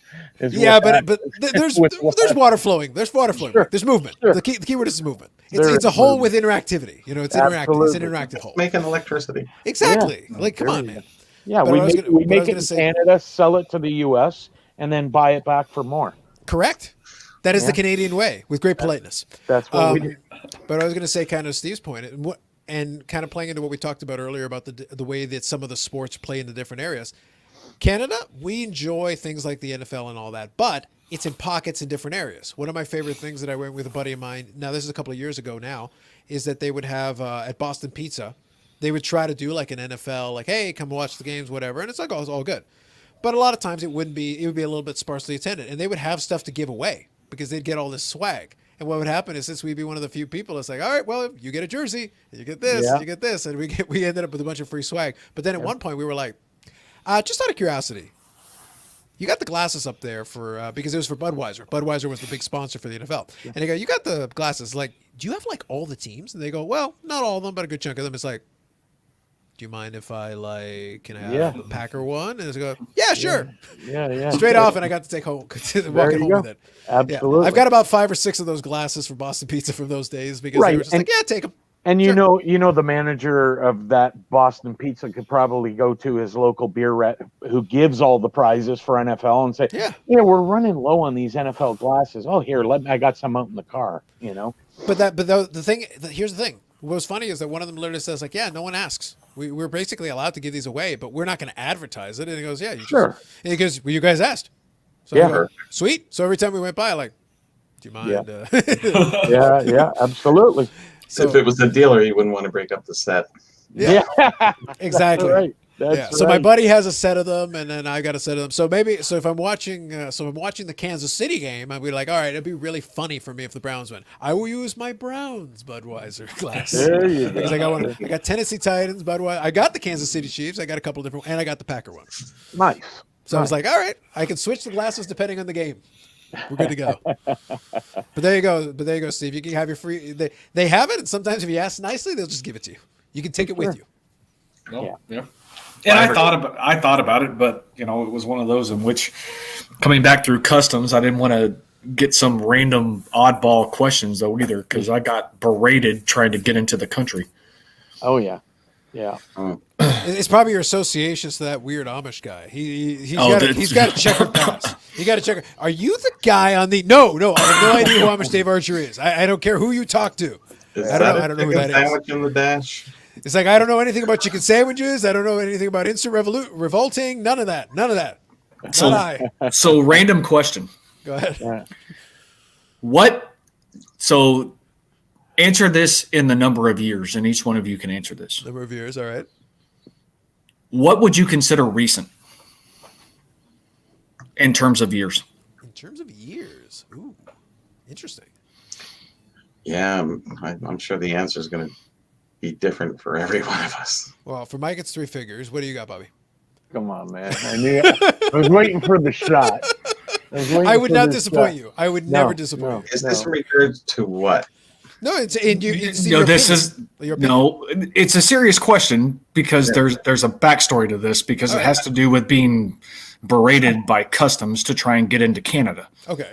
I would say for me, as if recent, I would say 5 years. In the last 5 years would be. I'll second that. For me, 5 years is recent. 5 years is recent. I was I'm in the same 10, so that's okay. Okay, so you go 10. Okay, so this is not a proud moment in my life. However, I was asked if I had any recent criminality. Mm-hmm. And my answer was no, because in my mind, recent, I'm thinking within the last few years, 5 pushing it. Yeah. And then, of course, it went down this path of questions. Well, come to find out, in their system, they were still showing my DWI arrest 20 years ago at the time I was there. Oh, so Joe's comment here is like bang on. 20 years is recent. Yeah, but at least from their assessment. So from a terminology perspective and from a definition perspective, maybe. Sure, I get you. But most people are going to think if I were to ask you, is there any recent criminality? And if something happened 20 years ago, you're not going to be thinking to say, oh, well, yes, by the way, when I was their system showed that I was released on my own reconnaissance. Yep. Nothing else was updated. Right. I went to trial. I was found not guilty. All right. So after all of this crap, they were like, well, I would recommend that you bring your court papers next time because, because they were trying to make it seem as though I was lying and I wasn't lying because in my mind, 20 years ago is not recent. Right. You really wanted to mess with them. What you should have said if they said recent criminality, you should have asked it, if it was charged. Are you talking charged or convicted? Like what? How far are we going? Am I supposed to be showing you the ankle bracelet? This is an accessory, sir. It's a decision. It's a choice. Yeah, exactly. I don't care what the beeping does. It's a watch. Yeah, but no, I spent over 30 minutes in customs. Yeah. Having to deal with that situation and I get it. Yeah. This is not uncommon. Customs people are not always the nicest people, and that's not a slap on Canadian customs. I know it's the same if you come into the U.S. I get it. They deal with a lot of shit. I understand. It's intimidating as hell crossing the border. But it's like, then I started getting questioned about my employment. Well, do you have a business card? No, my company doesn't do business cards anymore. Here's my backpack. Here's the logo. Here's my ID badge. It just. I felt like I was freaking dealing with the Inquisition or something, and I'm like, I'm just here to work. So you're saying it's good I didn't bring the heat lamp because if I go back in my ancestry, the Inquisition's right up my alley, like literally. And you talk about the intimidation factor. I'll get the same way if I'm crossing into the U.S., during normal times, if I drive across the U.S. and they'll be like, any criminal record? And my mind is racing, going, I've done nothing wrong. I've done nothing wrong. And They never caught me. The evidence didn't stick. I blamed it on the other guy. I try and say no as quick as possible, but I think if there's any hesitation, they're like, okay, smart guy, pull over there. I'll be over there with the rubber gloves soon. Yeah, It's like, no, really, I did nothing. It's always been interesting to me, and it's one of those things. Like, your point's very valid. Your point's fair. I always think because I laugh because one time I went across the border with my buddy. It was basically during the summer, and he's a school teacher, so during the summer he's off from work because school's not on, and I was working shift work, so I was off for the day, but it was a weekday. It was like a Tuesday or Wednesday. And for some reason, the guy at the border was like, he for some reason in his mind, such things don't occur. He goes, why are you crossing the border during the day? Don't you work? And he's literally like, don't you work? And I'm sitting there like, and my first instinct is to be a smartass because what I wanted to say was, I'm independently wealthy. I don't need to work like a peasant. Yes. I did restrain myself from that but that was the first thought that crossed my mind. But the second thought is like, well, he's a school teacher and I work shift work, so I'm off today. Yeah. I did restrain, but it was very funny. Like he was like staring. He's like, oh yeah. It's like how it's like, why aren't you at work? It's like, because shift work. Yes. You work when you're working, and when you're not working. Then you have time to go somewhere else. And you want to tell them you should understand that because you border patrol. You're doing it right now. You work shift work. Yeah. Right. It was one of those things. For some reason, this was his big coup to be like, wait a minute. Yeah. It's like you're both in your 20s and you're not working during the day on a school night? And I'm like, what is wrong with you? Vinny's coming for Toys R Us and hockey cards, and he should be coming for the beer too. Duty free on the way back. It was a jab at me. Oh, was it? Okay. The way Canada looks at drunk driving and the way the U.S. Yeah. I think it's interesting because when they pose that question, I guess it also depends though, because if there had been anything I can't assume anything. Like when it came to that question, it was an easy answer. Like the answer was obvious. He's a school teacher. He's off during the summer, and I'm shift work. Yep. As much as I would like to be a smartass at that point, that will only delay our crossing here. Yes. Or get you sent back. Yeah, exactly. Like it's not worth it. Right. But like if I had been earlier in my 20s, I might have said it. Yeah. So I was like, all right, restrain yourself. And they're sitting there on the computer going, this guy is a smartass for anyone who's looking up this in the future. Let's give him a my problem is if they stop at my last name. It's like Carlos Alcazar, huh? Yeah. It's like, this record goes back to the 60s. No, that's senior, not me. Yeah, exactly. It's like we have the same name. There's a difference. Well, and the stressful part of that is the fact that, both going into Canada and then actually coming home, I saw multiple people get turned away. Saying, and it's like, mother effer. Yeah. Ever since 9/11, there's been the borders gotten too much power over there. They're just hard on everybody. Well, and of course, all the collectors coming over, they stopped coming over. Well, and what's interesting is somebody told me, they were like, do not put that you're coming over here to work. Right. Put that you're like education or student or whatever. And I'm like, that's lying. Yeah. But I would never advise that because for the reasons that you saw. Even if that's you why think you're I didn't. Technically saying the truth. Even if you think you're technically saying the truth, if it was borderline for me, I would be like, if they asked me that question, I would be like, hey, so how far back are you looking at for recent? I in that situation, my mind was not. My mind I totally get you. But in that situation, whenever I get asked a question like that, it's like, you know what? Clarify that for me. I will answer you, but just clarify for me what you mean. How far back are you looking? Yeah. Right. Because in the last 5 years, no. Last 10 years, no. Last 15 years, no. If you want to go further back, then yeah. But that is an honest answer. Like if we go to me, recent is 5 or 10 years, and if you're saying that, then the answer is a definitive no. But if you go further back, then we can talk. Recent is 5 or 10 years. Yeah. Yeah, because I mean, without hesitation, my answer was no, and then all of a sudden it was like, oh shit, what the f is pulling up in their freaking computer? Yeah. Because it's news to me.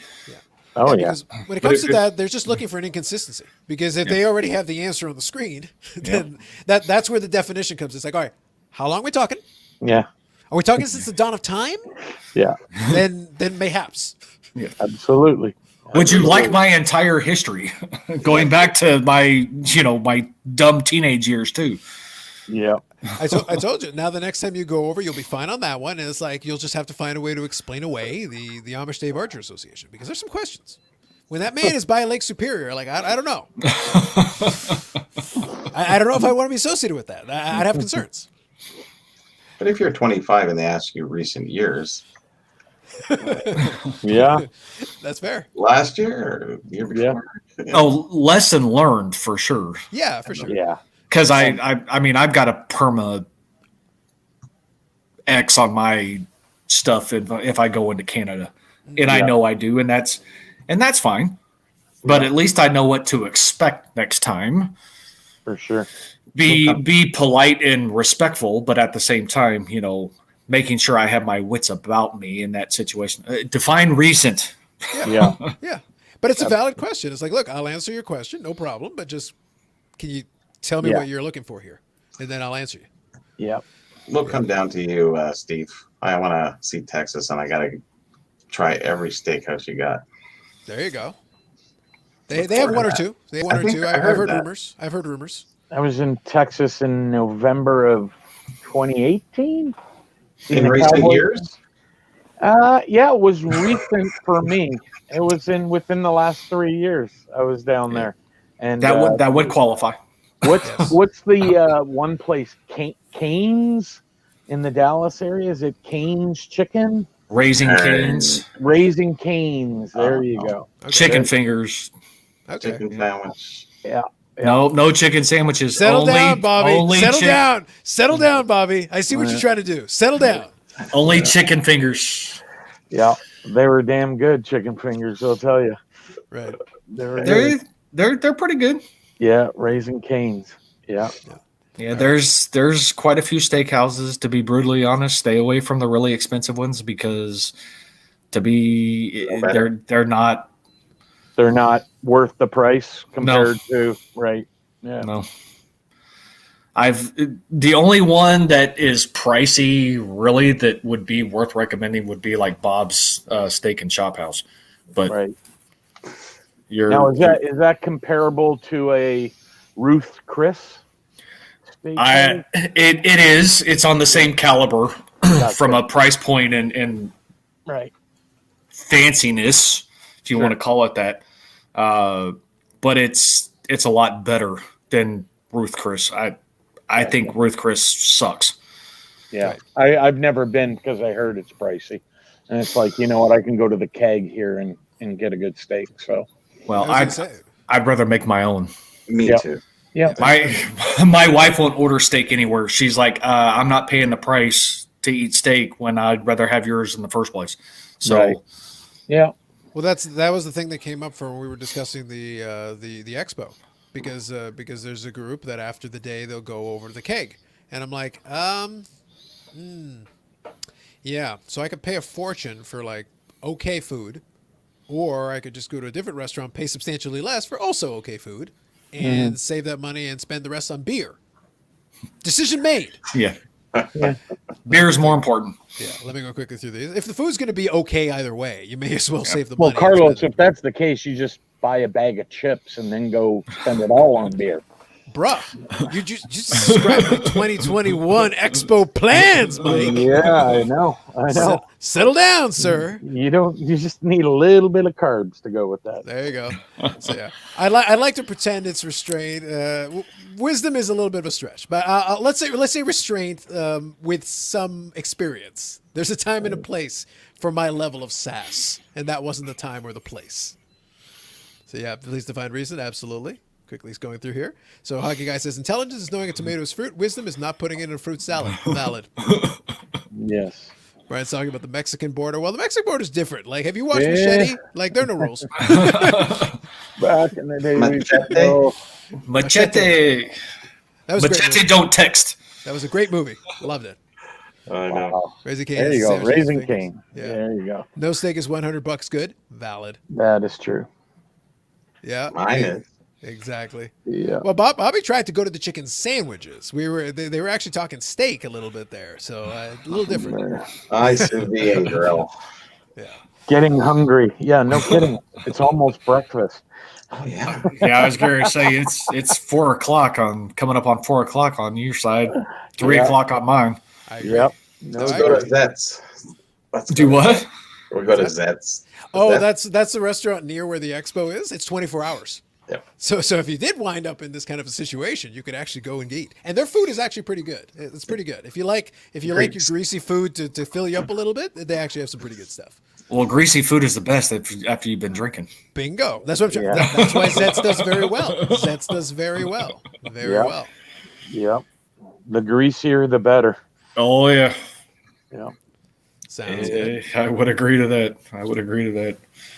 So here's the thing. I'm good with winding this one down, but I'm looking at the clock and I'm like, Yeah, I know. We got to make it. I'm like, guys, we got to hang in there for Yeah. about six and a half minutes. Yeah, we we've come too far. We've come too far now.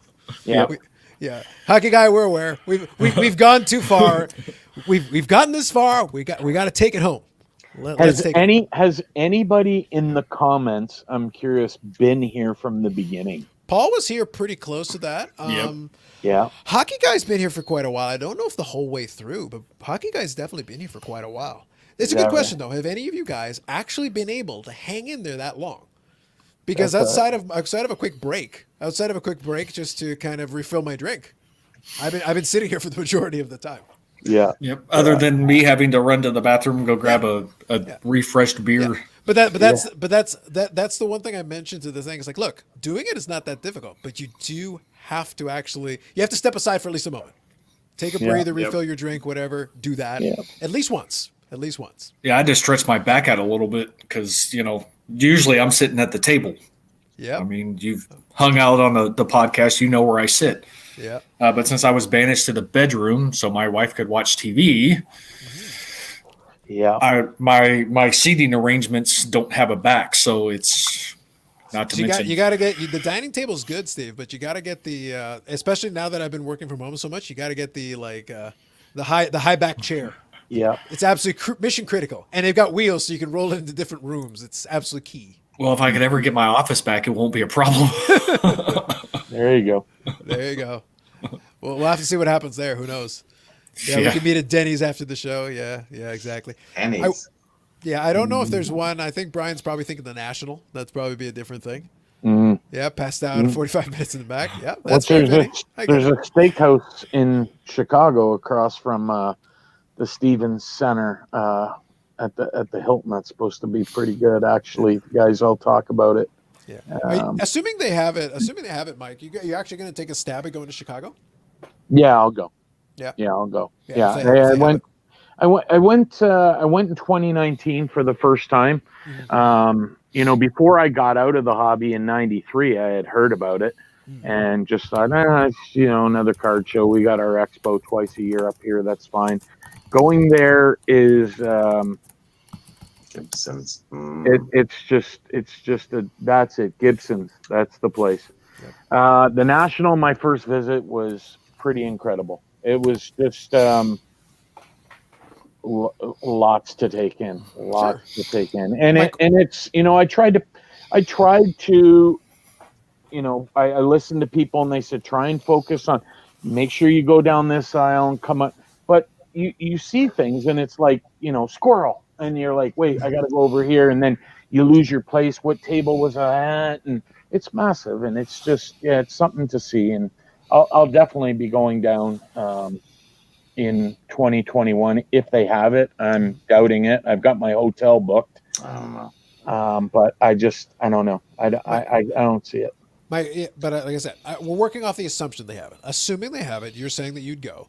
Now, does it play it all into your factoring that, let's say they do have it and people are absolutely out of their minds and they say, okay, we all got to go. Everybody has to go.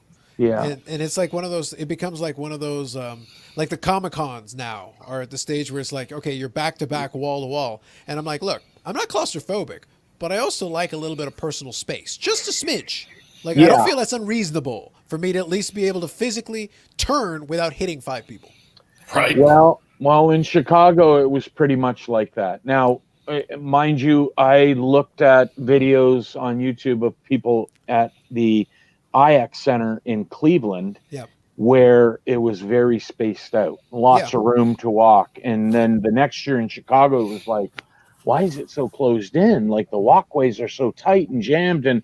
And people told me, they said they've jammed more dealers in here because it's, you know what? Because they can. Let's money. Yeah, more money to it. So but what I'm thinking is, if the whole premise that people are saying is like, okay, well, a lot of people, there's this pent up demand. So if a lot of people end up going, it's like, okay, so think of that Chicago, think of what you just said about compressing people, and then, bring it right up to fire code, because obviously fire code's the final answer. They're not going to go past fire code. But if you push right up against that fire code where you don't have room, where you have to suck in your gut to avoid hitting fire code, like, I don't know. That doesn't sound like a good time to me. That's one of those things. It's not, it's okay. When I say packed, it's not expo packed. We're imagining a scenario where the pent up demand is such that it's like, no, imagine, forget that, double it, squeeze people like sardines. The way to avoid that is, you don't go on Friday or Saturday. You get there Wednesday, Thursday, because usually those are the quietest days. It could be. I'm going to be genuinely curious. Again, it's an all if. If it doesn't come to pass, then it's a moot point. Yeah. But I'm thinking about like, I don't know if I want to take a stab at that one. Yeah. Because Chicago would at least be interesting for me, because as a city, there's some stuff in Chicago to check out, because I'm not going to be on the floor the whole time. There's no way. Right. Like, I'm not into, I would do that. No, but and you're not, like, we did other things too. Yeah, guys took in a Cubs game. I think the White Sox were in town for part of it. Stuff like that. Yeah. So stuff like that has appeal. Atlantic City doesn't have any of that in terms of appeal. It's just not that interesting to me. No. So it's one of those deals where, like, this year to me is a write-off. Now, mind you, as years go by and I get a little bit older, my interest in the National goes down, because it's like, all right, look, I would go, but it's got to be like, okay, it's got to be right time. It's got to be convenient. It's got to make sense. Because I feel like if I have to do, the expo works for me because it's in my backyard, so to speak. And even then, I'll get the hotel nearby so I can have my drink and walk back to the bar, back to the hotel room, and just chill out in my room. Yep. And I can do it nice and easy, and it's leisurely. Everything is close by. Sure. But in that situation, it's like, okay, if I'm going to fly down, because I'm record. Yep, we got there. Well, we broke the record already, but we wanted to clear the 7. We got the 7 as the first number. There you go. So there you go. So now, based on the new format of the Insert Revolution podcast, this is 2 Insert Revolution podcasts. Yes. It's part 1 and part 2 all in one. Wow. That it is. Mm-hmm. Wow. I'd like to see how long you guys are going to be able to hold that. I'd be curious to see. The first couple months, I'm not. It's one of those in which we're going to try, because Dave does have some ideas, and they're good ideas. I like them, but we gotta play it out a little bit to see if it's feasible. I think you can do it if you get out of the blocks hot. Like, you basically have, because usually you guys will wind and I'll say this as somebody who ends up with a lot of these long ones. Like, when there's a lot of conversation, there's a lot of activity. The chat's going, we're hanging out, we're chatting. There's a lot going on. But if you want to get it done in 3 hours and you'd actually like to get there, that means you have to start hot. You can still start off chatting, but it's like, you can't spend so much time chatting that you get 90 minutes in before you've actually started talking about the thing. Yeah. Then you got no shot. Then you're 4 hours plus, guaranteed. Yep. So it's got to be. It's got to be a structure. It's got to be a structure. We'll definitely be playing around with it, and hopefully we can, reach what the whole objective is, and be able to start doing some of the other things that we want to do. And we'll see. Once we get past COVID, I'm sure these will be down to, can you make it past the 2-hour mark? Once we're past, I commit, Bobby, that once we're past the COVID time, I'm going to do no live streams over 5.5 hours. None. We're capping at 5.5. Like, that's it, guys. That's it. Like, please, like, timing wise, especially when it's a Friday, it's like it makes any difference to me. COVID or no COVID. Like, Yeah, I'm Friday, sitting in yeah, my house sure. chilling. This is easy for me. You just when this COVID BS is done, Carlos, like I told you before, pardon me, you have to get a bunch of us chip in for a booth at the National, and it'll be no cards. It'll just be a 10 hours a day of YouTube live, bringing in people. What did you pick up? Like 10 hours straight. If I dare dream that it's only nearly as lucrative as this 7-hour live stream will be. Dare I live the dream? Yeah, exactly. Maybe. Exactly. That's why I've always laughed at it. It's like people, like occasionally I'll still hear from some people. It's like, oh, why are you monetizing? It's like, guys, do you really understand how little? Do you know how little, like, Yeah. those things do not make, it's not for the money. It's a couple of bucks. Like, it really is a couple of bucks to take the edge off the StreamYard expense, because that's basically what it does. Yeah. Pays for it. Yeah. Yeah, it covers it a little bit. Yeah. And, sorry, go ahead. Is there going to be a national? I'm still dubious, I'll be honest with you. I don't think it. My gut tells me it's not going to happen. Yeah. I'd be pretty dubious. Well, with traveling, just for people getting around, is the vaccines going to be all handed out close to then? Well, it's also dependent on regulations in the originating state and the state, of course, in which you're going.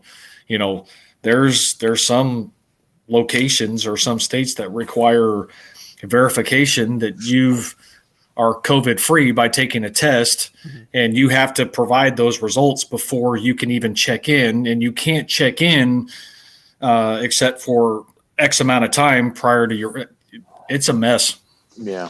I don't even know if we're going to have the Fall Expo in Toronto. We're still dubious on that one. It's going to be very tricky. Like, it's really, because right now, like, we don't want to delve too much into it, but long story short, right now the numbers are still trending upward. So it's one of those things where it's like being able to flip it around fast enough to be able to, like, consider the spring no-go. Fall is a long shot at best.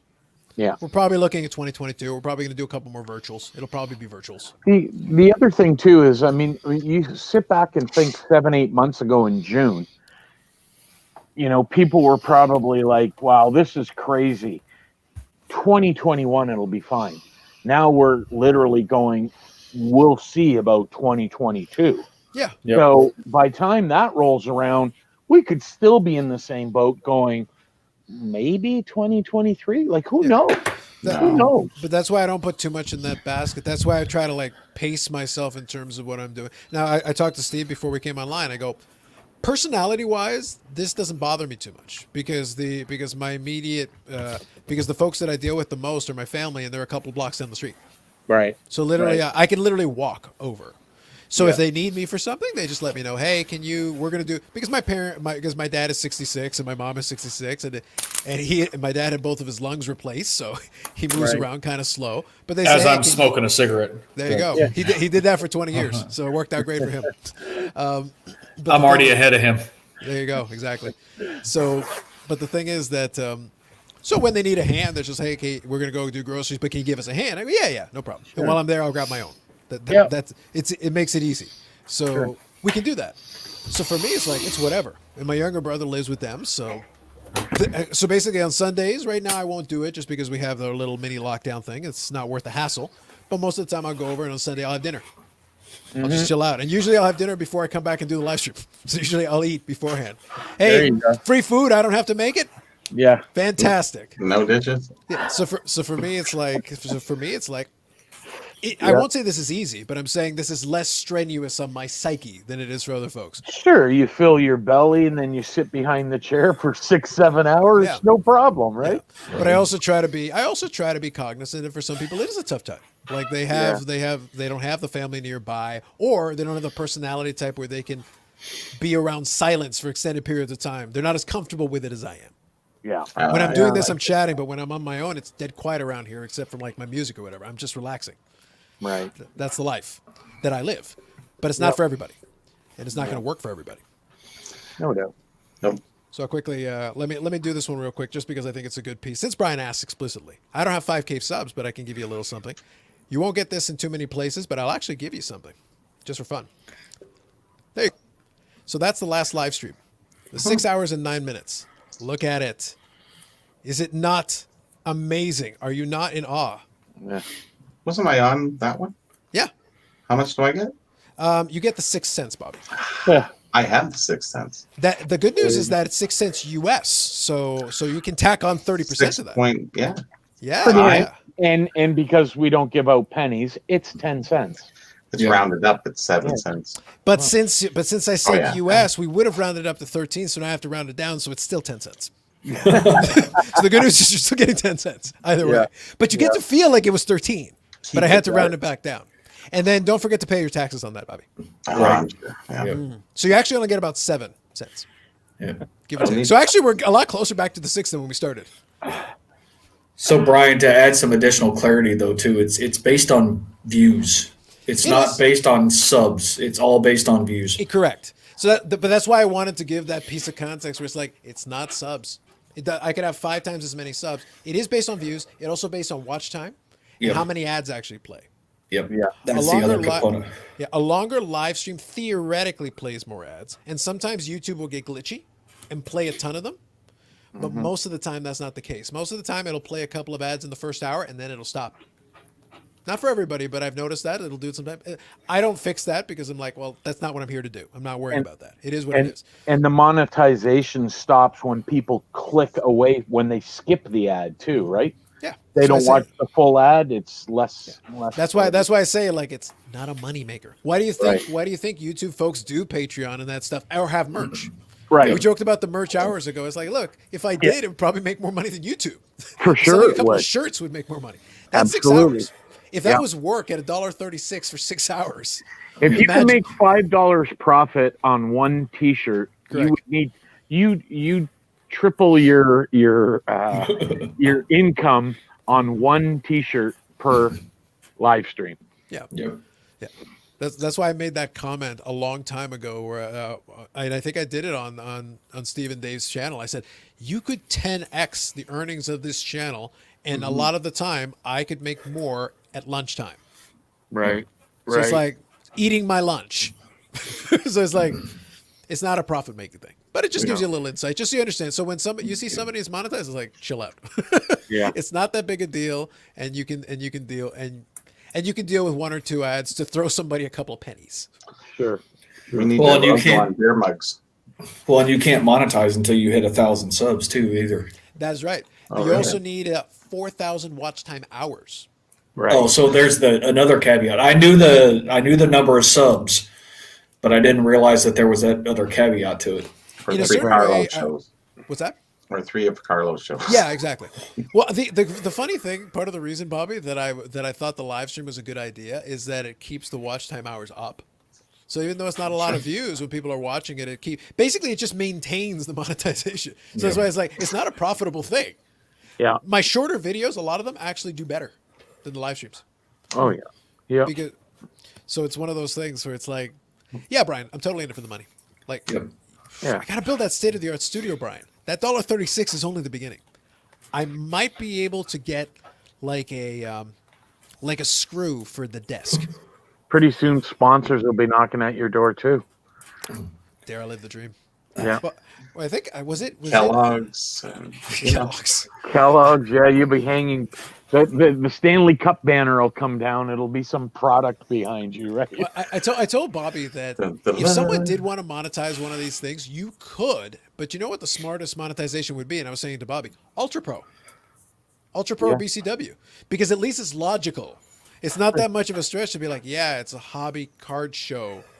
Sponsored. This episode is sponsored by Ultra Pro. Is that much of a stretch? You put the logo in the corner, you're done. Right. That's amazing. Yeah, and you would probably do better just having that little logo in the corner than you would monetizing the channel. For sure.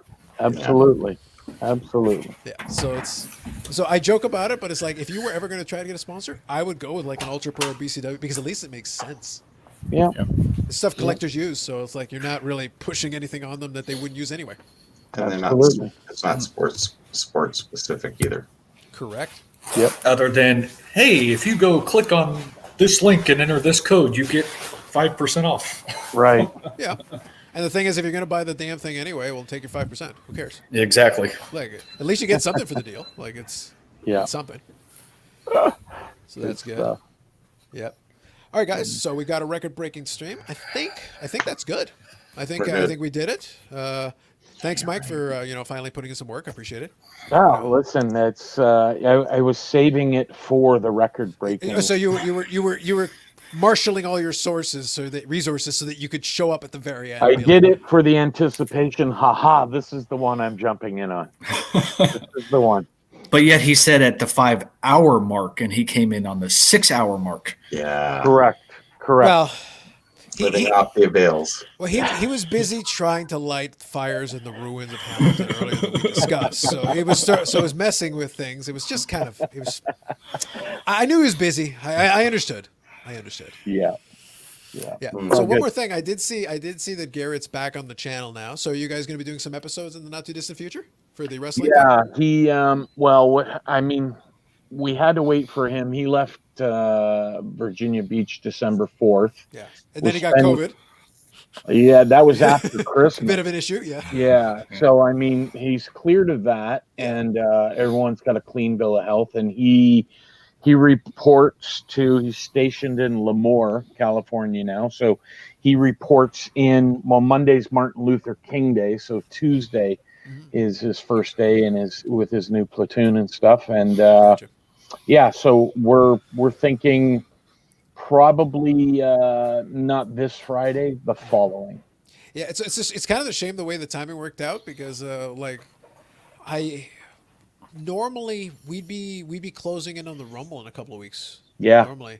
So so timing wise, it is kind of if you guys are able to get back on time, that's a very logical time period for it. Well, when he first got out to Lemoore, obviously it was busy for him because just the journey from December 4th, you think, to December 25th, he had exactly 3 weeks. He left Virginia Beach, 4 kids, 3 dogs, him and his wife, 2 vehicles, drove to Houston, stayed with his family for 4 days, then went northwest to Lemoore, got there. Then met the movers the day they showed up. They started on, they bring everything in. Now he's got to set up his house. Oh, and by the way, you've got 7 days to go do all your Christmas shopping now and get everything set up. And then the day after Christmas, they got COVID. So we were gonna do a stream between Christmas and New Year's, but then he just got sick, and I talked to him a couple times and seen him this way, and I was like, man, you look like hell. And it was not good. So yeah, no, I understand. It's one of those things. Once he came on and kind of explained, it's like, okay, makes sense. You're moving, and then you got COVID, so you probably have other things to deal with. He's had a heavy last month, that's for sure. So he's on the mend, and everything's good. So sounds good. Yeah. No, it's good to hear. It's good to hear, and I'm sure you guys will get back on sooner or later, and it'll be fun. Oh yeah. Yeah, down the road, if you guys ever have any other draft ideas that I can crush you in, just let me know.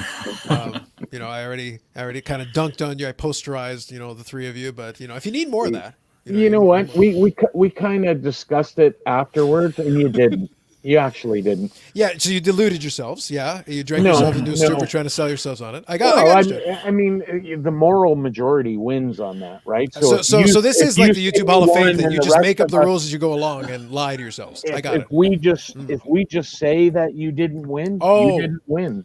Oh, why did you get the YouTube Hall of Fame commissioner then to overrule my clear victory, and then you could try that? I've heard that works. He's not the popular vote. No, you gotta understand something about the YouTube Hall of Fame. Everyone gives it a bad rap, but the funny thing is, the people that give it the bad rap are the ones who don't get nominated, and when they do, their peers don't vote for them. So that they're really the nomination is the vote. The nomination is the vote. Is one vote. But then nobody else votes for them. Okay.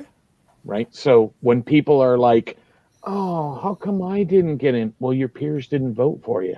Just because you got one vote doesn't put you in. It's like the Baseball Hall of Fame. You have to be in the top percentile, right? Yes. We were. Jokes So if aside, I nominate you, Carlos, Uh-huh. and that's the only vote you get. Yes, Mike, but we joked about it earlier. We teased about it. But the thing is, Mike, it doesn't matter. Because if you You're right. vote for me and then I ask Bobby to, and then I ask Steve to, and then I ask Dave to, literally I've just asked them and they did it just because. Right. But what does that mean? Yeah, it means nothing. It means nothing.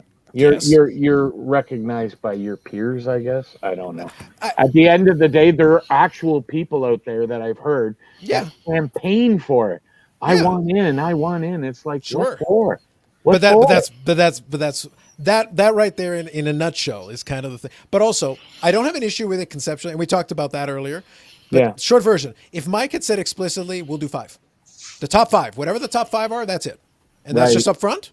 Right. Then straightforward. But he kind of left it nebulous.